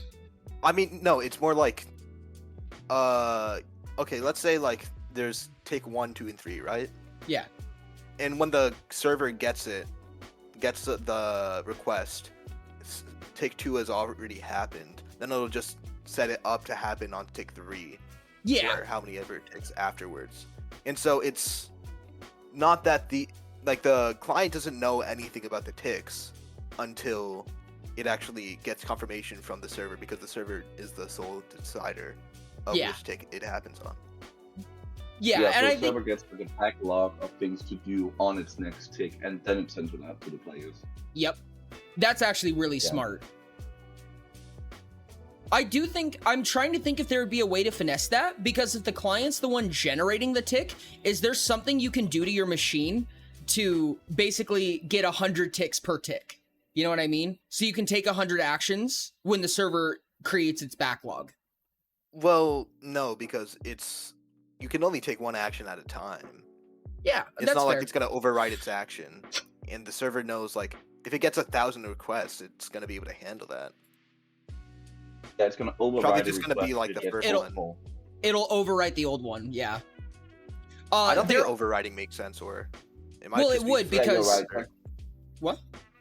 No, but that could easily also just take a lot from the server. Like, you could maybe DDoS the server by doing a lot of overriding and taking a lot from it. So the easiest is probably just to say you can't send more than one request. For Oh, security I understand. Reasons. That makes sense. I was kind of thinking more along the lines of like when you send a request, it'll save that request as, I'll say, a variable. It'll save that request as a variable. If you shoot it a new request, it pulls that variable out and replaces it. So it's only holding on to one action at a time. That is just very intensive if you just try to spam it with requests. I mean, that's going to be true that's regardless. The thing, you could DDoS with it. So I think saying that you can't override, so the server just doesn't take more requests. And Oh, it only That's takes the one. first one. Yeah, that way Yeah, it doesn't really have to exactly. compute the. other I requests as understand. much. Okay, I get you. yeah. No, that makes sense. But again, our first idea of how it's going to work is not going to work out great. We're probably going to have to consult with someone who's built a similar system before. Because, I am not a computer science major yet, and it Yeah. is a pretty complex system. So Mhm. there's things we don't even comprehend that are going to have to be put into this, probably. With large servers to optimize that, it gets wild sometimes. Are there really any like indie MMOs? Because servers are kind of a problem. The budget for that's just huge. That could be a problem as well. I mean, the servers are not really that expensive to run, actually. Okay. I think it's usually a quantity of servers, because I feel like with most MMOs, I mean, not all of them, but a lot of times you have worlds, which is, the maximum, there's a certain number of players on every world, which is just a separate server device. Yes, Okay. there are actually a lot of them. Indie MMOs. That makes sense. Okay. One that I see ads for all the time, Albion Online, is an MMO. That's not indie. indie though. I mean, it's It indie, is. but it's like It's has a big lot of- now, but it yeah, is it's really indie. big. Okay. It was indie when it started, and still technically the company is, even though it's bigger. That's- Palia, which is another pretty popular one, is also an indie. And you can also Yeah. cheese it from the start and just release it with the ability to run your own server, right? So that way, people will create their own servers if there's an incentive. Like, you can make some specific rules for your server, like having PvP on everywhere or not having PvP on, stuff like that. That way, people will want to join other kinds of servers and not just ours. That could be a way to circumvent that if it gets big very quickly, just to have that option. Okay. Yeah. But it also, how is data gonna be like stored? Like, if you're gonna have if we're like limiting the amount of accounts we have, then is like your data gonna be stored locally? Is there gonna be a copy stored in like some server somewhere or something? Because that could With what, sorry? data, like just data, like your, like how do we save progress? Is it gonna be locally stored or what? Oh, it has to be server side. Yeah, that's what I was thinking. It's the hard thing with MMOs is that most of it is gonna have to be server side, and there's gonna be so many things the client has to request constantly and send to the server constantly. So that's like the biggest problem we're gonna have with it. At least I think it is gonna be the biggest problem. Yeah, that's why those MMOs always have those long startup screens. Yeah. I'm gonna head out. Okay, Alright. see you, Sky. See ya. Here's guy. Alrighty, I think that's also my time as well. We are about an hour past my normal end time, so I'm gonna bounce out, you guys. I'll shoot all of you messages. Mag, if you want to talk a little bit more, we can. Maybe try to get started on setting up the Unreal team space. Other than that, I'm gonna bounce out. I'll hit you guys up later. All right. Have a good one. Thank you guys. I appreciate you. See ya. All right, chat. That means that we're touching up on the end of stream right now. It's almost about time to go. This is the 1 week break time now, chat. We're at the 1 week break time. So I will not be streaming again until next Friday when we have another one of these, doing the same thing. Have a good one, Munchi. I appreciate you guys. Thank you for everyone who joined, and thank you for listening to all of our nerd talk. I appreciate you guys. You know what to do. Copy that raid message, post it in their chat, let them know who sent you. You guys are absolutely amazing. Oh, it's time. Oh my goodness. This is my first break since break. It's the dumbest thing I've ever said. I love you guys. I'm really excited to see you guys on Friday. Thank you everybody for joining. You guys are absolutely amazing. You're my favorite people in the whole dang world. I'll see you guys next Friday, and I love you. Bye.